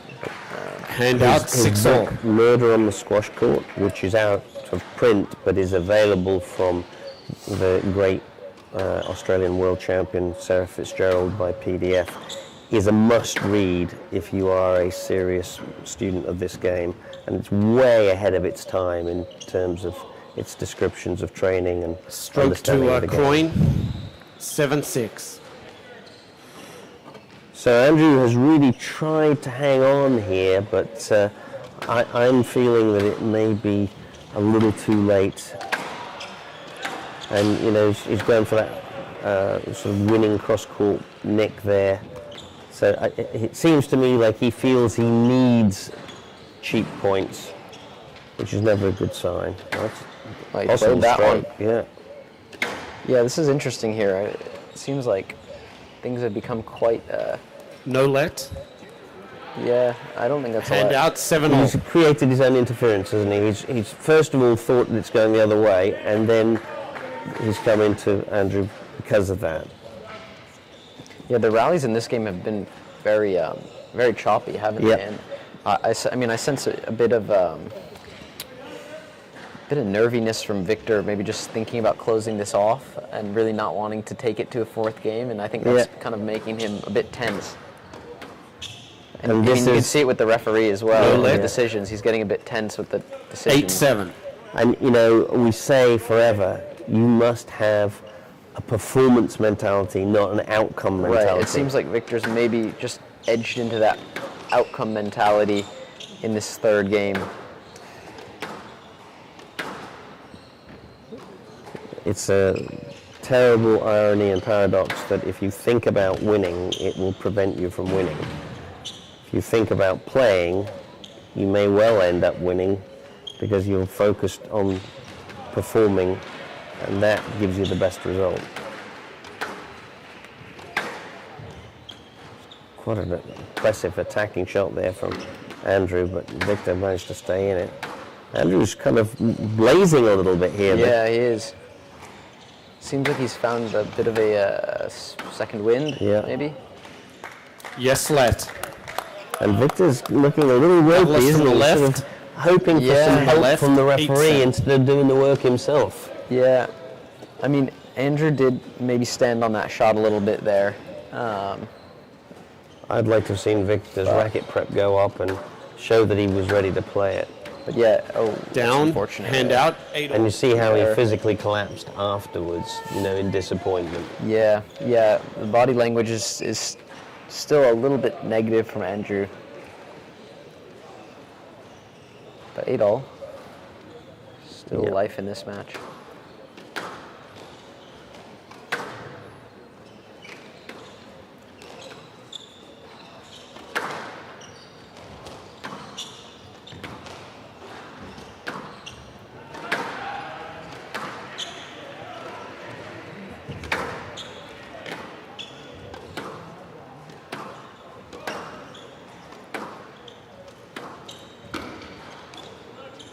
Oh, Yes, don't push let. him.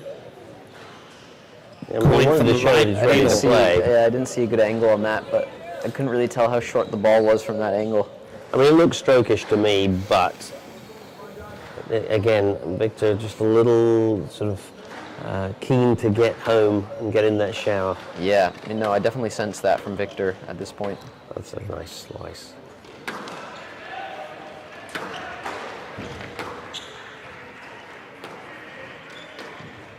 I like that volley float. Very nice. Well It's a straightened beautiful by shot, Andrew. yeah. Yeah, Andrew's getting back to playing some. Yes, let. Coin from the right, 8-all. Just saying, Andrew's getting back to playing some good, good lines and a bit more rhythmical squash. With Victor sort of looking a little uncertain because of where he is, it might be a good time for Andrew to, put the hammer down a little bit with the quality of the width and length.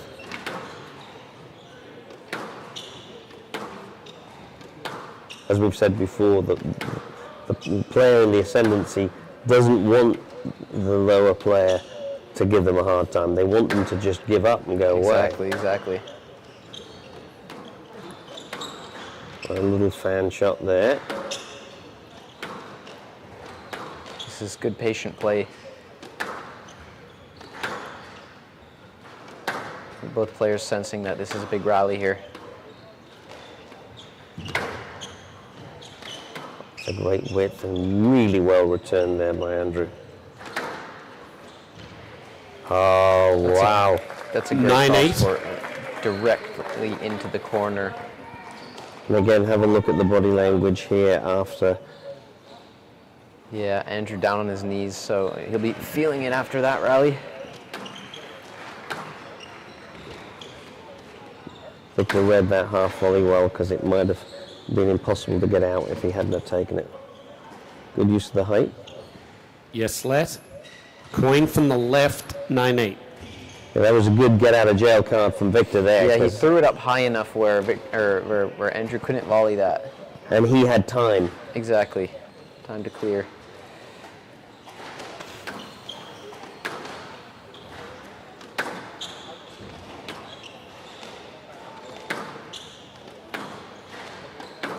So Andrew hanging onto the cliff face here. And Victor trying to nail the coffin shot. It looked like that back wall both barely made it to the front wall. It's a great pickup. Great cross court there, just 10-8 match the back ball. of the court. And there's kind of a collapse of the Perfect body angle. here afterwards. Just shattered. Perfect angle there. Yeah.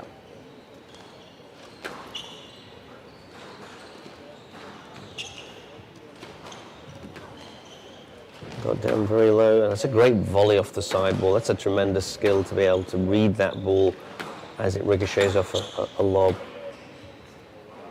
No let. Hand out, 9-10 So I would have match given a ball. let there because Yeah, I there'd think been Victor enough could have, interference. honestly think Victor could have volleyed that. It was quite a slow Yeah, shot. I mean, yeah. it was in the line to the volley, so it's a bit strange decision, but And it was a little bit difficult for him to then get off of Andrew's back to go and get the ball. Down. Anyway, that was it. 11-9. there. Match to Mr. Coin. Coin All right, wins so 3 games to Victor, love. though a bit 11-9, nervy in that 11-1, last game. 11-9. Takes it 3-love.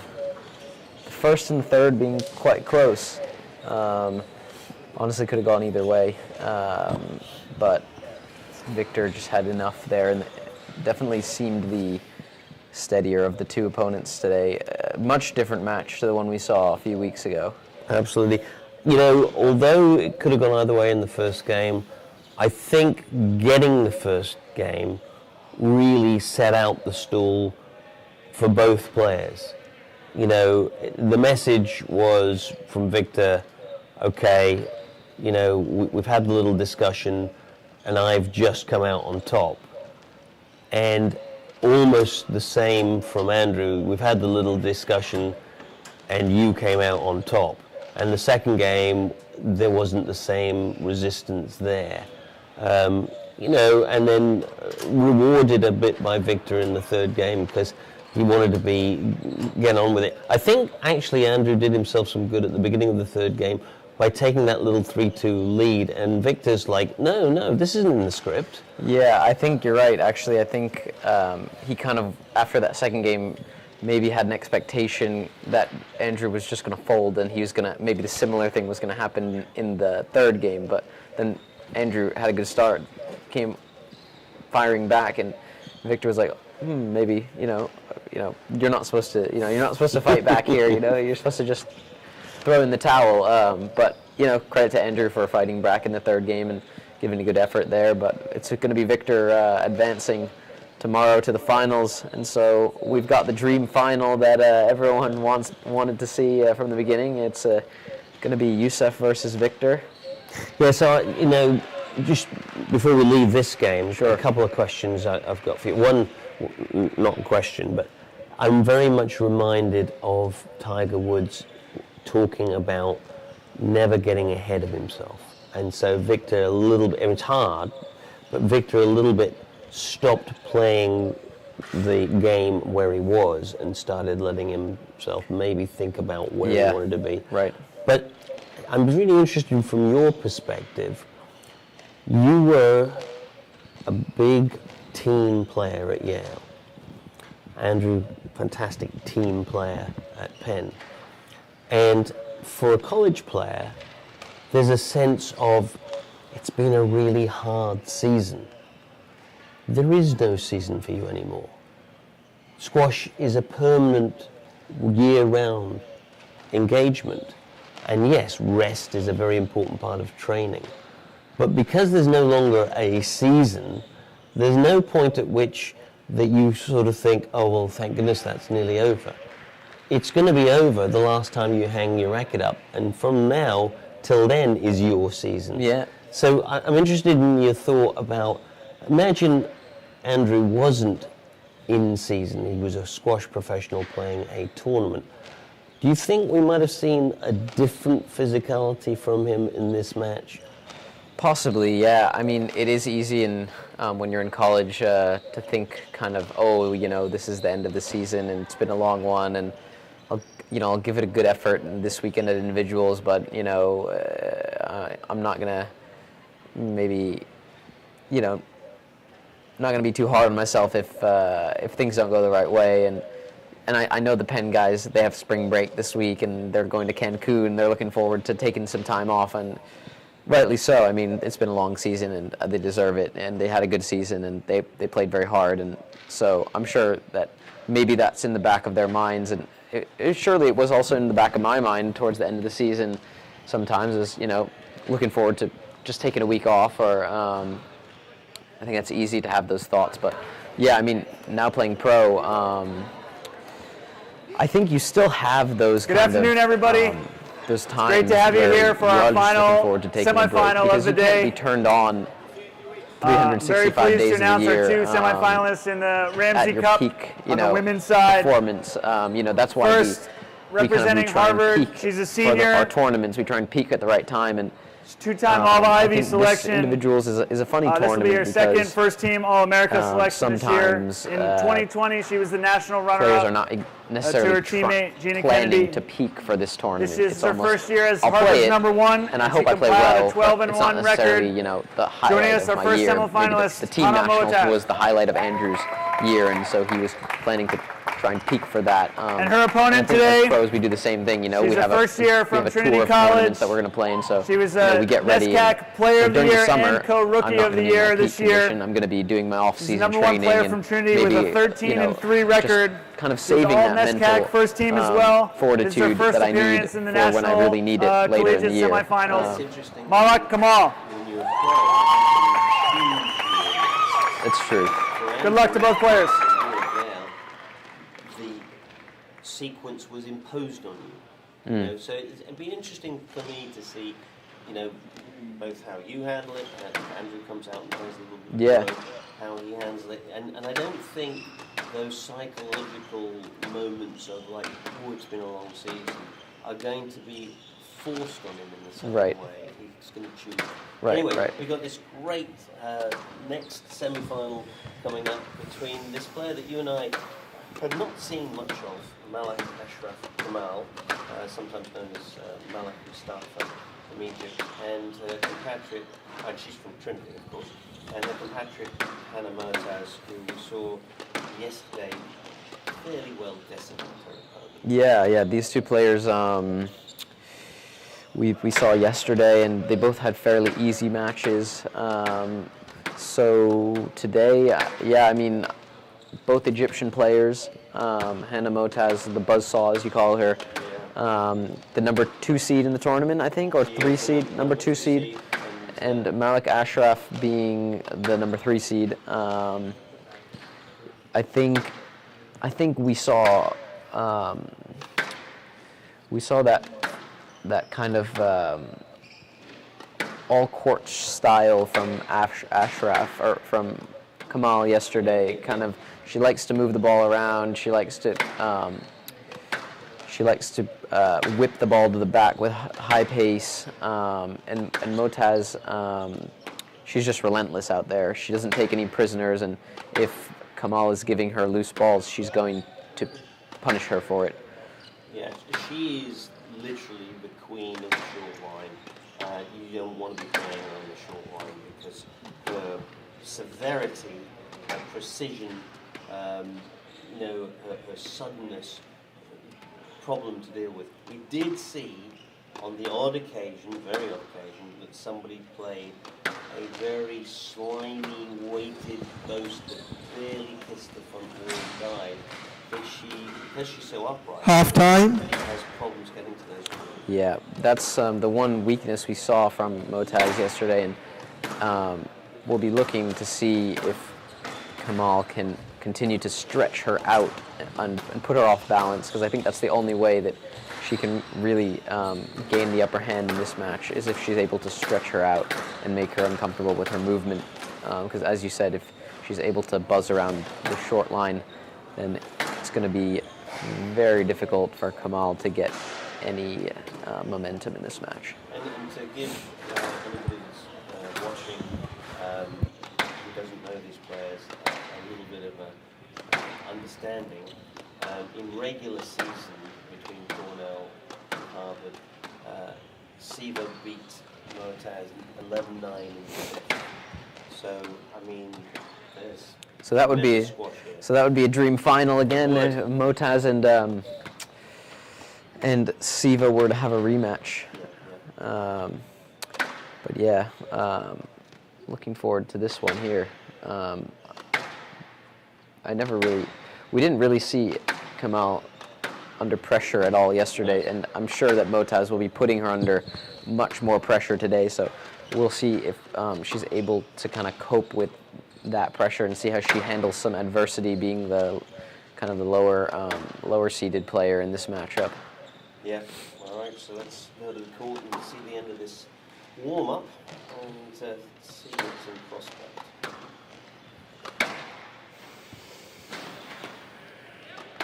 And again, righty versus lefty, we've had a lot of that We have. this weekend.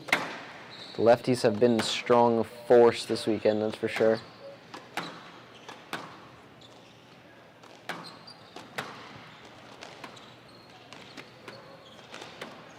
force has been strong on the left. Time.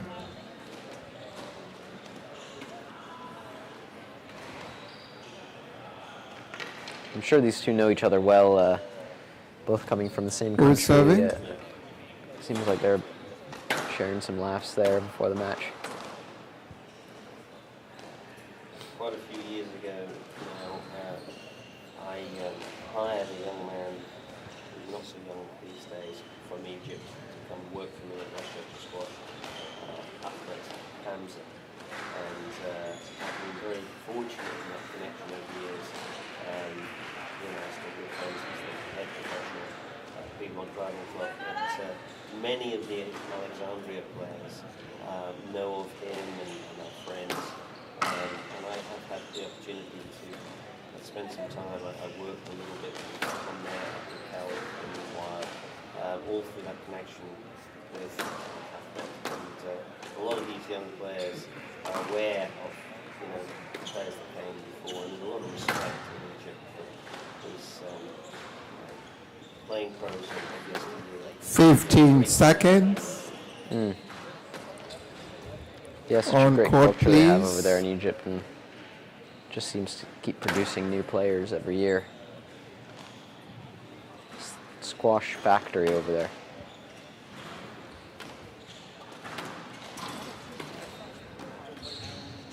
But that's what we're trying to create here at the Specter Center. 2022 CSC Individual Squash Championships. Some rising U.S. The Ramsey pros. Cup Women's Semi-Final match.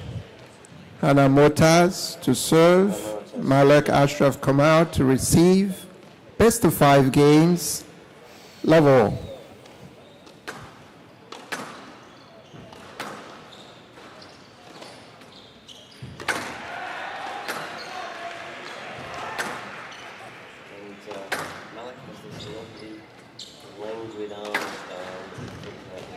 Down. It's a great line to start off. Hand Fade out. to the back. One love. Good angle. Very relaxed.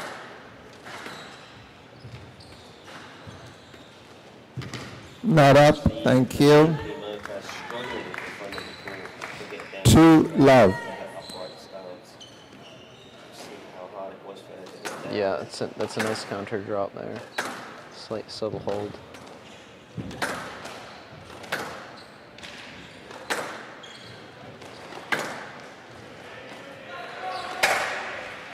Down. And again, that upright style may have. Court featured 9, that in please. there. I agree with you. In because court 9. once you separated the eyes that far away from the contact point, it's very easy to drop your wrist and lose track of exactly where you're hitting. So I'll be interested to see if that becomes a feature in this match. Thank you. So a good start for 3 love. 3 love.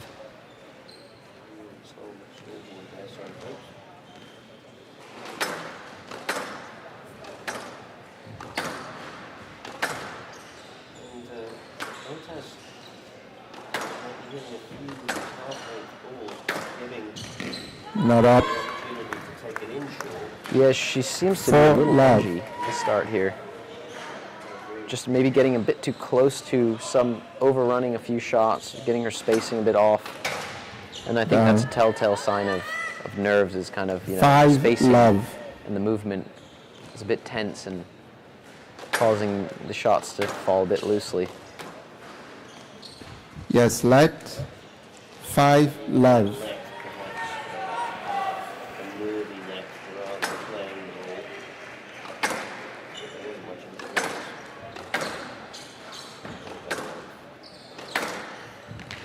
Not up. Hand out 1 5.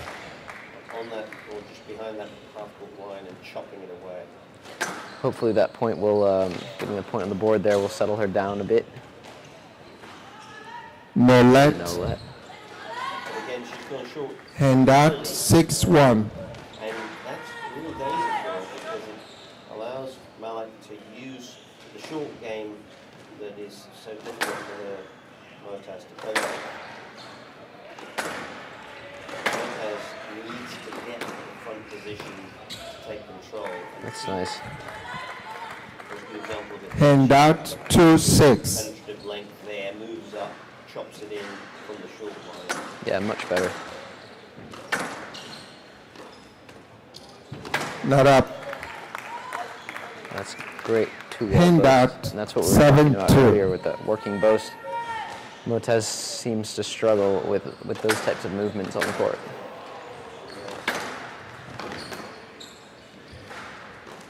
By comparison, if you think about how everyone gets down when somebody takes it to the court, exactly.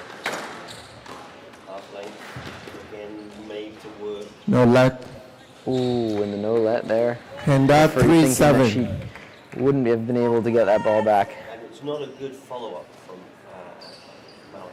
If she'd followed it up with cover, Yeah. it would have been straight. Spectator.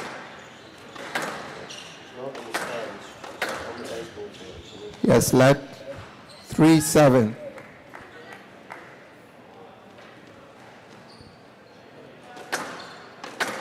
A little bit rough around the edges, Spencer.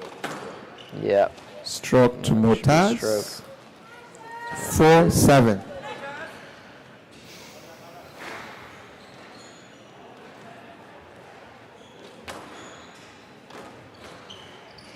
She likes to play that boast, doesn't she? Too early in the rally, though. Yeah. Stroke to Motaz. Another stroke. She's really 5-7. tapped into the swing there of her opponent. And in the same way, Motaz is sneaking back into this game. She's sort of Another boast into the tin there. 6-7. So the momentum has been switched here. Possibly, Spencer, that somebody listened to our commentary yesterday and suggested that the boast might be a good. They may have, yeah. And maybe the coaches are, maybe Asiante is listening in on our commentary right now. Not up. And, relaying the message over to his player. 7-all. Any shot, if you overuse it, can become not as good of a shot. It's got to be used as part of a game plan. It can't be the game. That's a No let. well, that ball is too good. 8-7. So Motaz has really come back into it here. yeah, honestly, I didn't see this coming. Kamal looked really confident from the start, and then all of a sudden she kind of just started firing the ball around with those boasts, and A little bit nervy and sort of desperate. she needs to get back to her basic hitting. Oh, it's a beautiful shot. Motaz set 9-7. herself up, delivered that as she moved off on balance. This is a great example. Look at that. Beautiful Yeah, movement off. great weight transfer.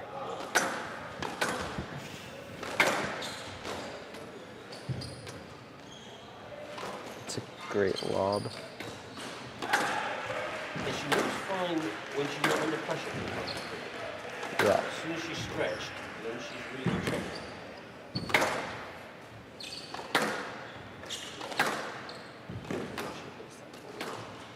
That's a great Not shot. up. See her hands. Oh, and she's gone to a full split Right there. box. That Right was an box. impressive movement. Even though she didn't get 10-7. the ball back. Right. Motaz Game ball. worked her hand and her fingers all the way around the ball, chopped it in really nicely there. Not up. That was a bit lucky. Hand with out. joint 8-10. front wall. Game ball. Again, the upright stance didn't help her to deal with that odd bounce. Yeah.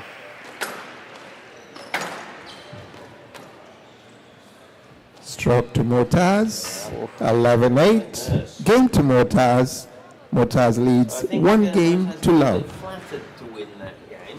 Yeah, I think she got a bit lucky there, honestly. She went off to a really bad start, but credit to her for steadying out and finding her lines again, finding her basic hitting, and then once she kind of got that basic plan back, she became much more comfortable and confident chopping the ball in short again. We saw some good attacks at the end from her where she looked like she was dominating the rallies.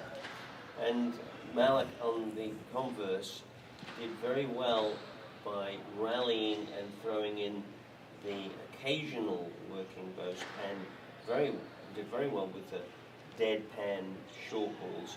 But I think she demonstrated towards the end of the game that you really can have too much of a good thing. Exactly, yeah. And she definitely started to overuse the front of the court, tried to go to that well too many times, and so I would like to see her trying to find more of a balance again in the second game and trying to just rally out a bit more, and then maybe using the hold a bit to wrong foot Motaz, and then throwing the ball into the front using her short game 15 seconds. Motaz takes it to the back of the ball. She needs to have a better quality of return to get herself back in front of Motaz, and she's susceptible at the moment to a good attack from Motaz and just leaving her loose ball. Yeah, exactly. All right, so let's go back courtside, and players are ready for the second game. Motaz leads one game to love. Love all.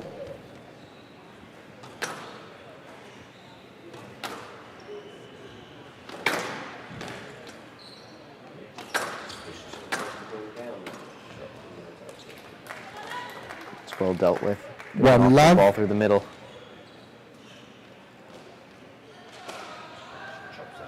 Yep.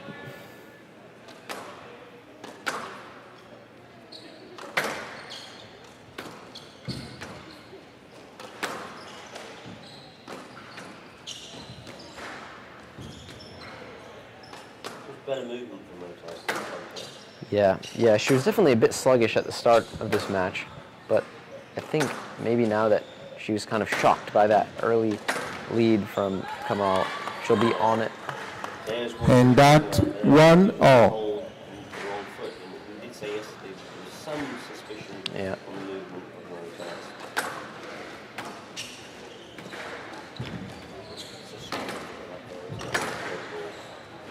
It is. That's a great shot. Down. Again, version played too early. And that Yeah. 2-1. It wasn't earned, it was prayed for.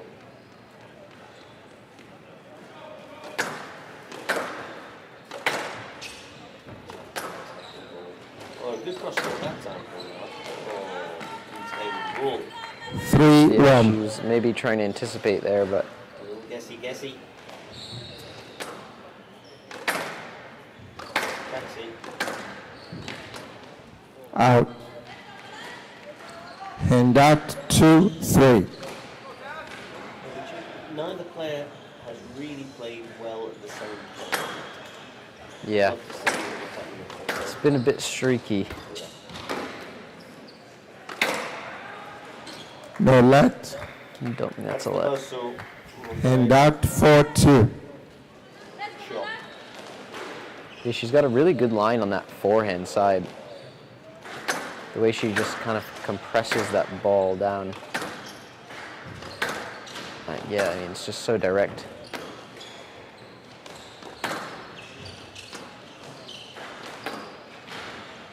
Down. Ooh. And that 3-4. And the footwork wasn't all that good again. So Malak's hanging around in this game. I had a feeling that she was going to be Not up. suspect. That was a nice burst. And that 5-3.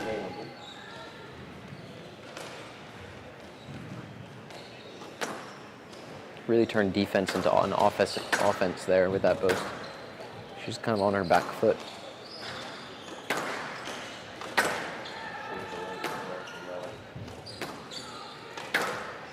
Yeah, but she's competing on the short line. Yes, let. Only one winner in that. 5-3. Unless she roll puts her. Left. I just feel as though Hannah Matei is beginning to sort of get a little bit more comfortable. And She is.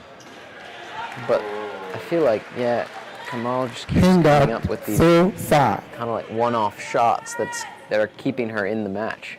look at this little. Oh, that's a good wrist. There. Yeah, very good wrist. Well, and weight transference as well. The wrist, of course, hasn't got a lot of No, for sure. 5-all. Good. Not sure what happened there.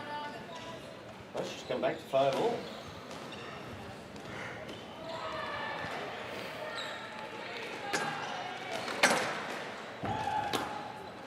Very nice.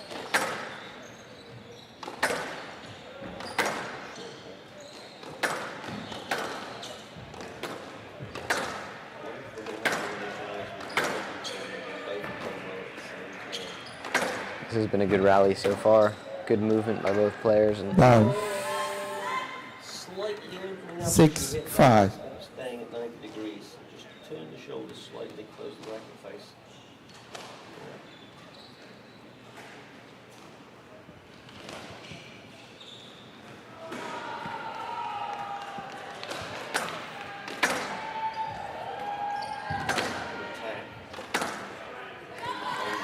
nice cross court there from Ashraf. And 7-5. she's opened up a 2-point lead now. So she's got the lead. She's got the lead. Let's see how she deals with this lead going into the end of this game. No let. And that's going to be 8-5. So Motaz kind of letting off the gas a little bit here towards the middle stage of this game. Well, it's And give Malik credit. Her wrong-footed. She's played some really nice holds, which have worked, which have really worked well. Not up. And that 6-8. So Motaz looking just a little bit peeved with the way things have gone.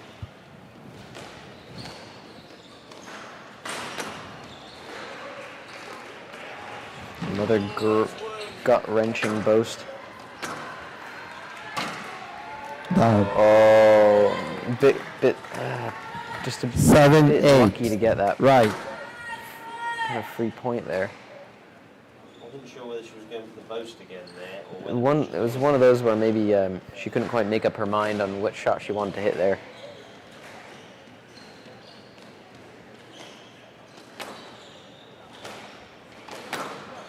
So she's letting Motaz back into this game after the 8-5 lead.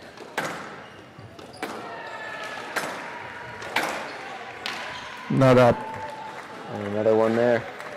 8-all. it's sort of a case of Motaz saying, well, if you don't want to win the game, I suppose I will. Yeah, exactly. Across the short line, right in her wheelhouse.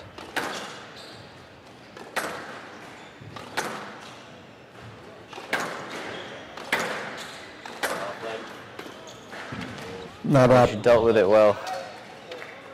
You can see the frustration from 9-8. Kamal there, just whacking her calf with her racket. She knows that that was a very loose cross court that should have been wider. Yeah, she's got a lot going on, which is good. Yeah. Handout 9-all.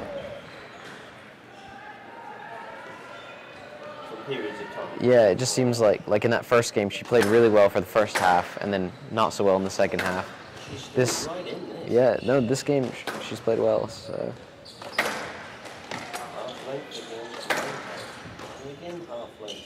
She's banging instead of placing. this is a good rally. Oh, that's a good lift.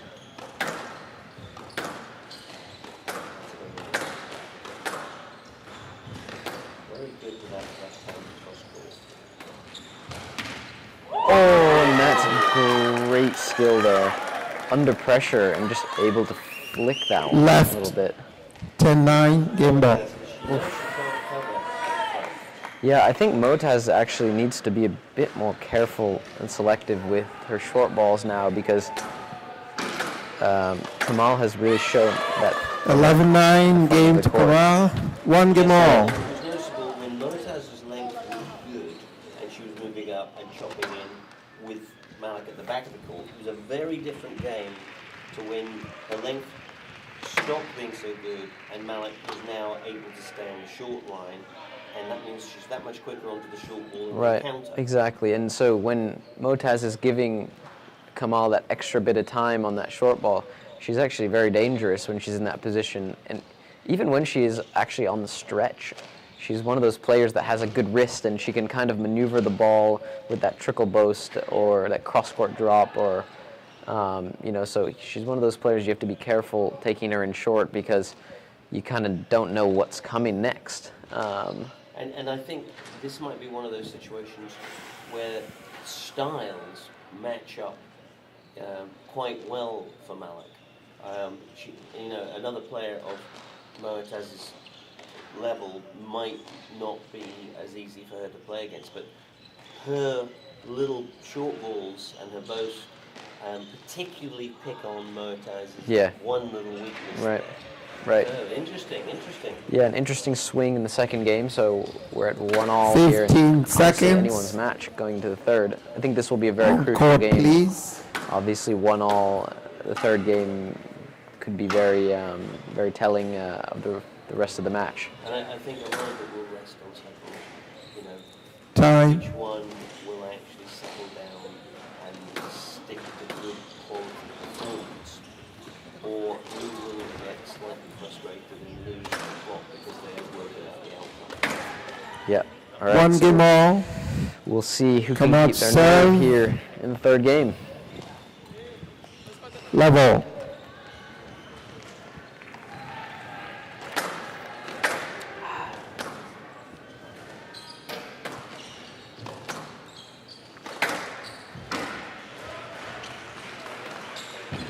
Not up. Hand out. 1 love. And that's a good urgency on that backhand No drop. let. Again, Motaz seems to be starting off 2 by love. being a bit more attentive on that short ball Yeah. and getting on it a bit earlier, which is good to see. Yeah. You've got to be up there early. We said earlier that her movement is actually quite good when she's getting there early. Right, and when she sees that ball coming, she can get on it early, but it's kind of when she stops watching and kind of loses sight of the ball, then that's when she's in trouble. Get on that line, Not up. yeah, so 3 love. not quite getting the quality in the back of the court to earn the opening. Yeah, I think Motaz she looks like she's on a mission here in the first part of this game, sending a message to her opponent that, I'm the higher seeded player here, and I'm gonna make you pay here. And she looks pretty And annoyed that that she dropped that 1, last game as well. I 3. think she was, she wanted to finish this match off in 3, and now she's Right. in a battle. So she's gonna send that message that, all right, I'm on a mission here. Will the annoyance manifest itself as tightening up her performance or irritation about the outcome? Thank This is a you. great example there of 2, Kamal's- 3. her ability at a stretch to play a great shot. Yeah, it wasn't lovely. And her racket head was absolutely dead hand. Yeah, she just dropped it down, and she had to in order to reach that one. Stroke to Kamal. There from Motaz was very, very 3 all. So Motaz may be riding the wave of adrenaline at the beginning of the game to kind of go up, but then Kamal inching back here. not much good length from Motaz. It's all being played. Stroke to Kamal. This is a bit 4, much for 3. Motaz. She's got to be careful with her length here. And the thing is, when you lose confidence and you stand up even more, your length does go shorter. Not up. Hand out 4 all. In an exhibition match, and I was always impressed. He could hit the ball hard and low upwards, so he would get his body very low. But when the ball hit the front wall, he was travelling up away from the pin, even if it was 2 inches away from the pin. So his length was extraordinary, and his error rate was negligible because he had 14 feet to play with. Right. No let. 5, 4. Right box. Well, Motaz sort of righted the ship a little bit for his own good. Down. 6, 4.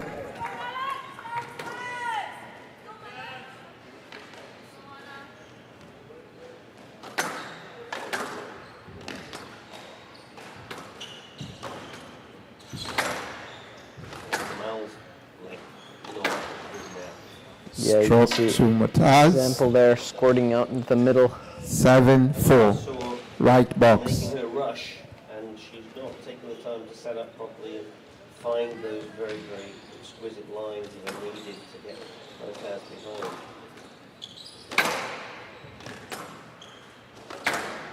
She's now playing Down. at that pace, really getting on top of each ball, 8, transferring 4. that weight, and just an example there with drive, so powerful.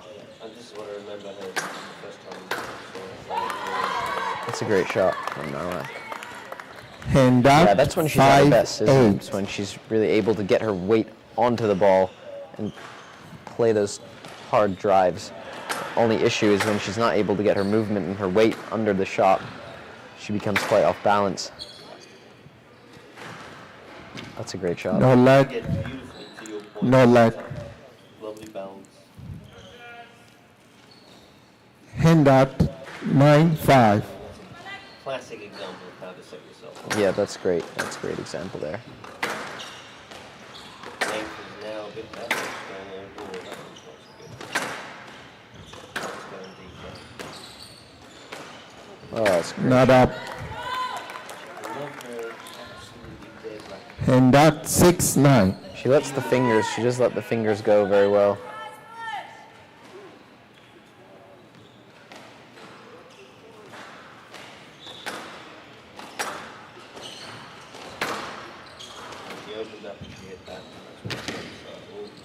She's still in it though. Not up. And you see a bit of frustration. 7-9. That's exactly, she needs to be careful of that. Tell a bit of frustration there, whacking the racket on the back wall at the end of that one. Yes, let. 7-9. Still hanging around there, which is obviously frustrating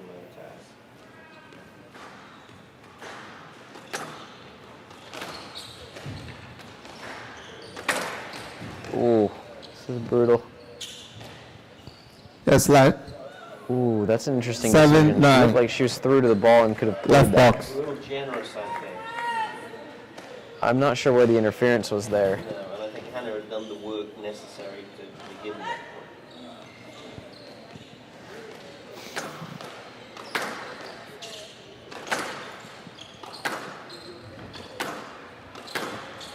She's been a bit more conscientious about her length. That's a great shot out there.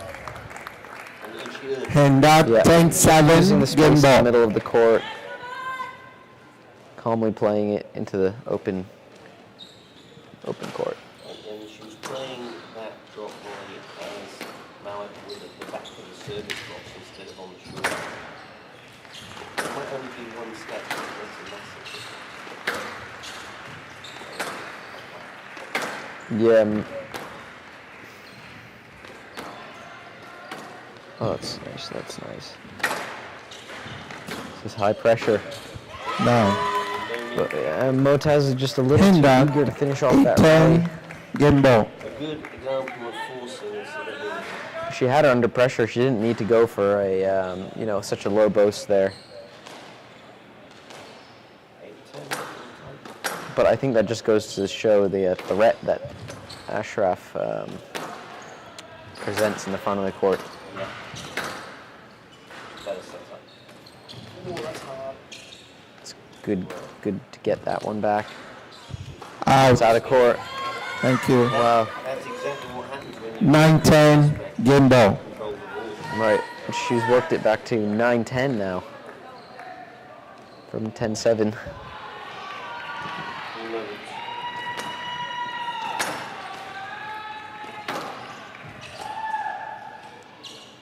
If I were Motaz, I'd be very careful in the front of the court. Not up. Ooh.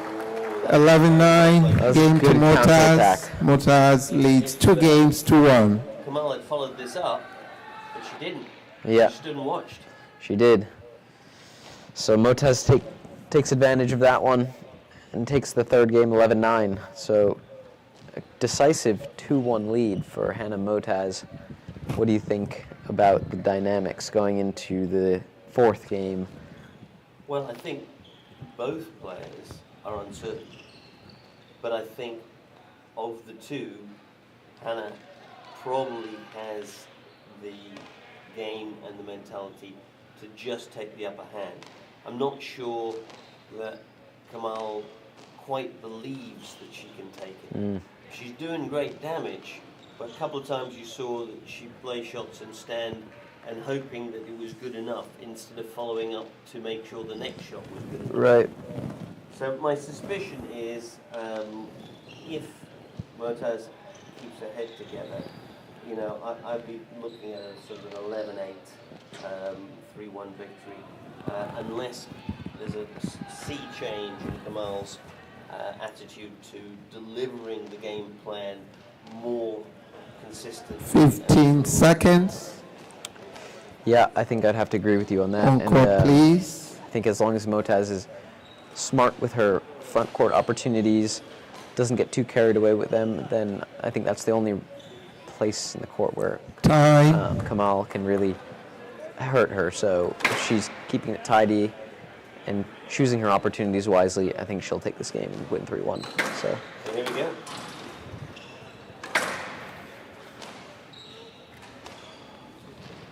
Motaz leads 2-1.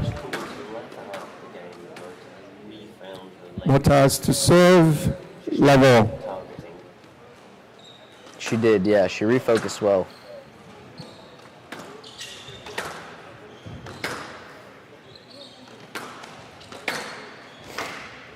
Down. That is great, yeah. One love. I think that, yeah, that forehand wing has to be her strength. She just really directs it so well. The backhand, she can tend to be a bit loose sometimes. Hits the sidewall and pops it out every once in a while. Yeah, technique's not quite good on the backhand because she opens up. She holds the line of the point of contact. Right. Work there. And that, 1-all. So it's quite interesting. First 2 points we've seen both players better abilities.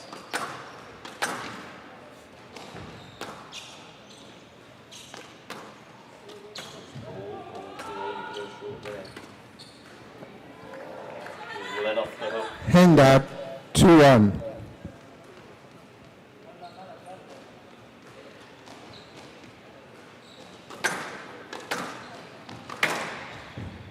Not up. It's very powerful. 3-1. She put that buzzsaw into 6th gear there, just ripped it down the line. This is the thing. This is what she can do when given the opportunity. She can just rip through so many points. That's a great And that, there 2-3. from Schraff off her. A little loose ball here, very surprising. She tried to hit that instead of targeting it.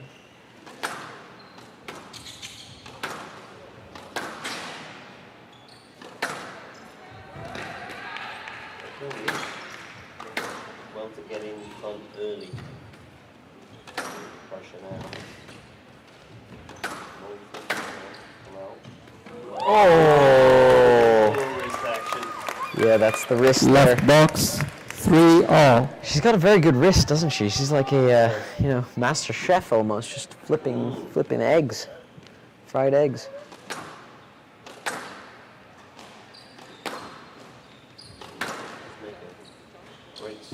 Oh yeah.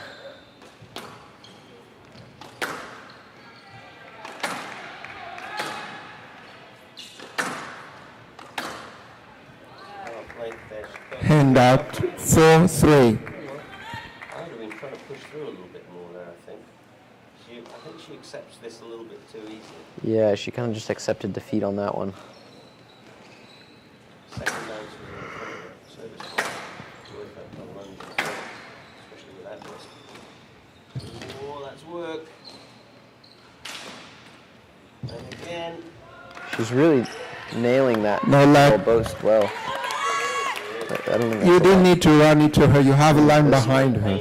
2 in a row come where she was behind and really play. squoze on And the that, sidewall. 4-all. So great angles from Kamal.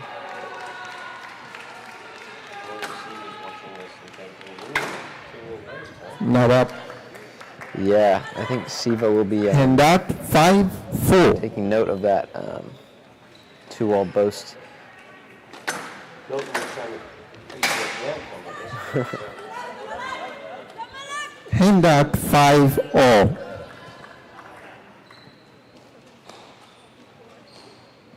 more oxygen for Malik Kamal.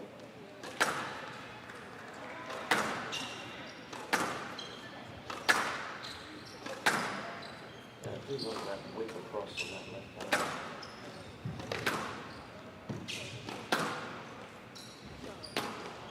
Good choice to float there because it was a tight Down. defensive. 6-5. That one, Left. she was a little off balance on that.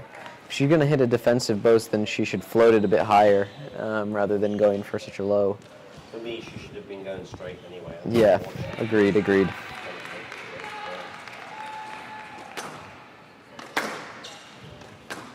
So, Malik Kamal nose in front, a key time in this match. It was a big bang, not really productive. Down. Ooh, and she wanted that one. And that 6 all. You'll see that she opens up and tries to watch her ball go to the front wall, always faithful. Yeah.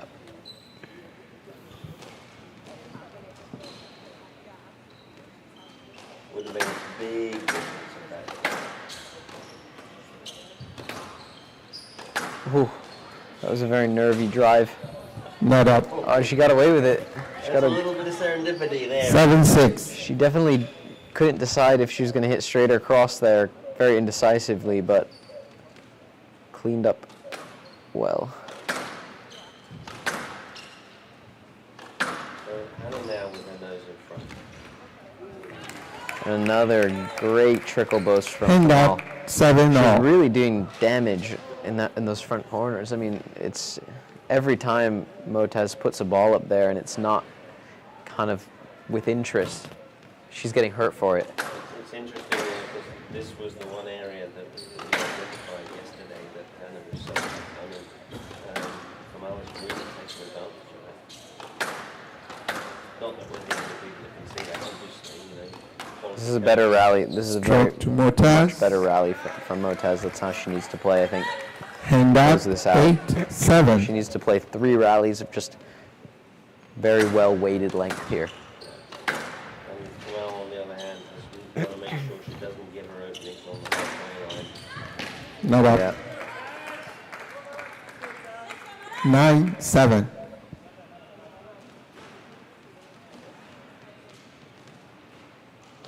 Equally, Motaz doesn't want to start thinking about the shower until the last point was played.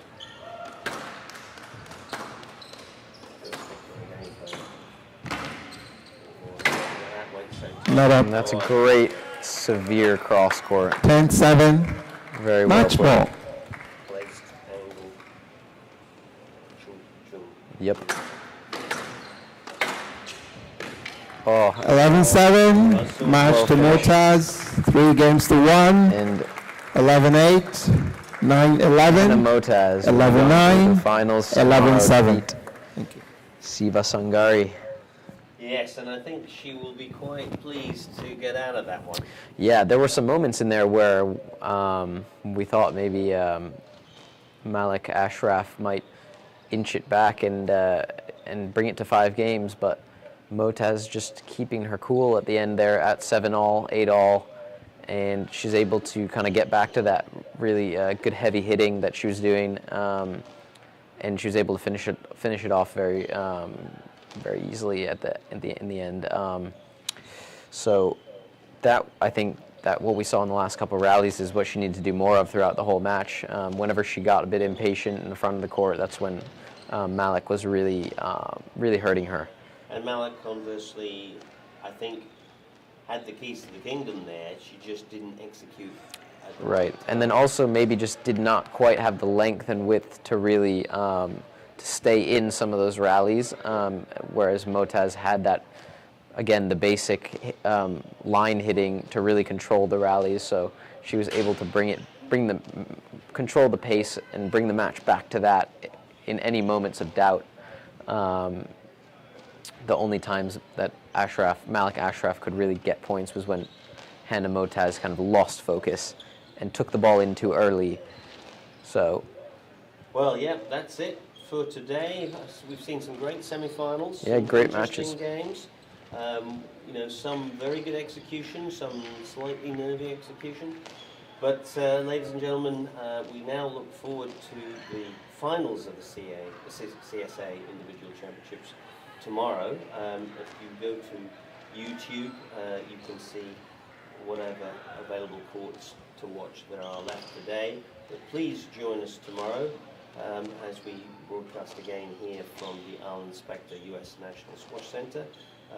This is Richard Millman, and with my partner in crime here, thank you very much, Spencer, for your company today. yeah, thank you for having me, Richard, and looking forward to see everyone tomorrow back on the stream for some great final matches. And just quick thank you before we go to Kim and Evan, our production folks, who have battled through new equipment and done brilliantly well to bring the production to you. So thanks a lot, folks.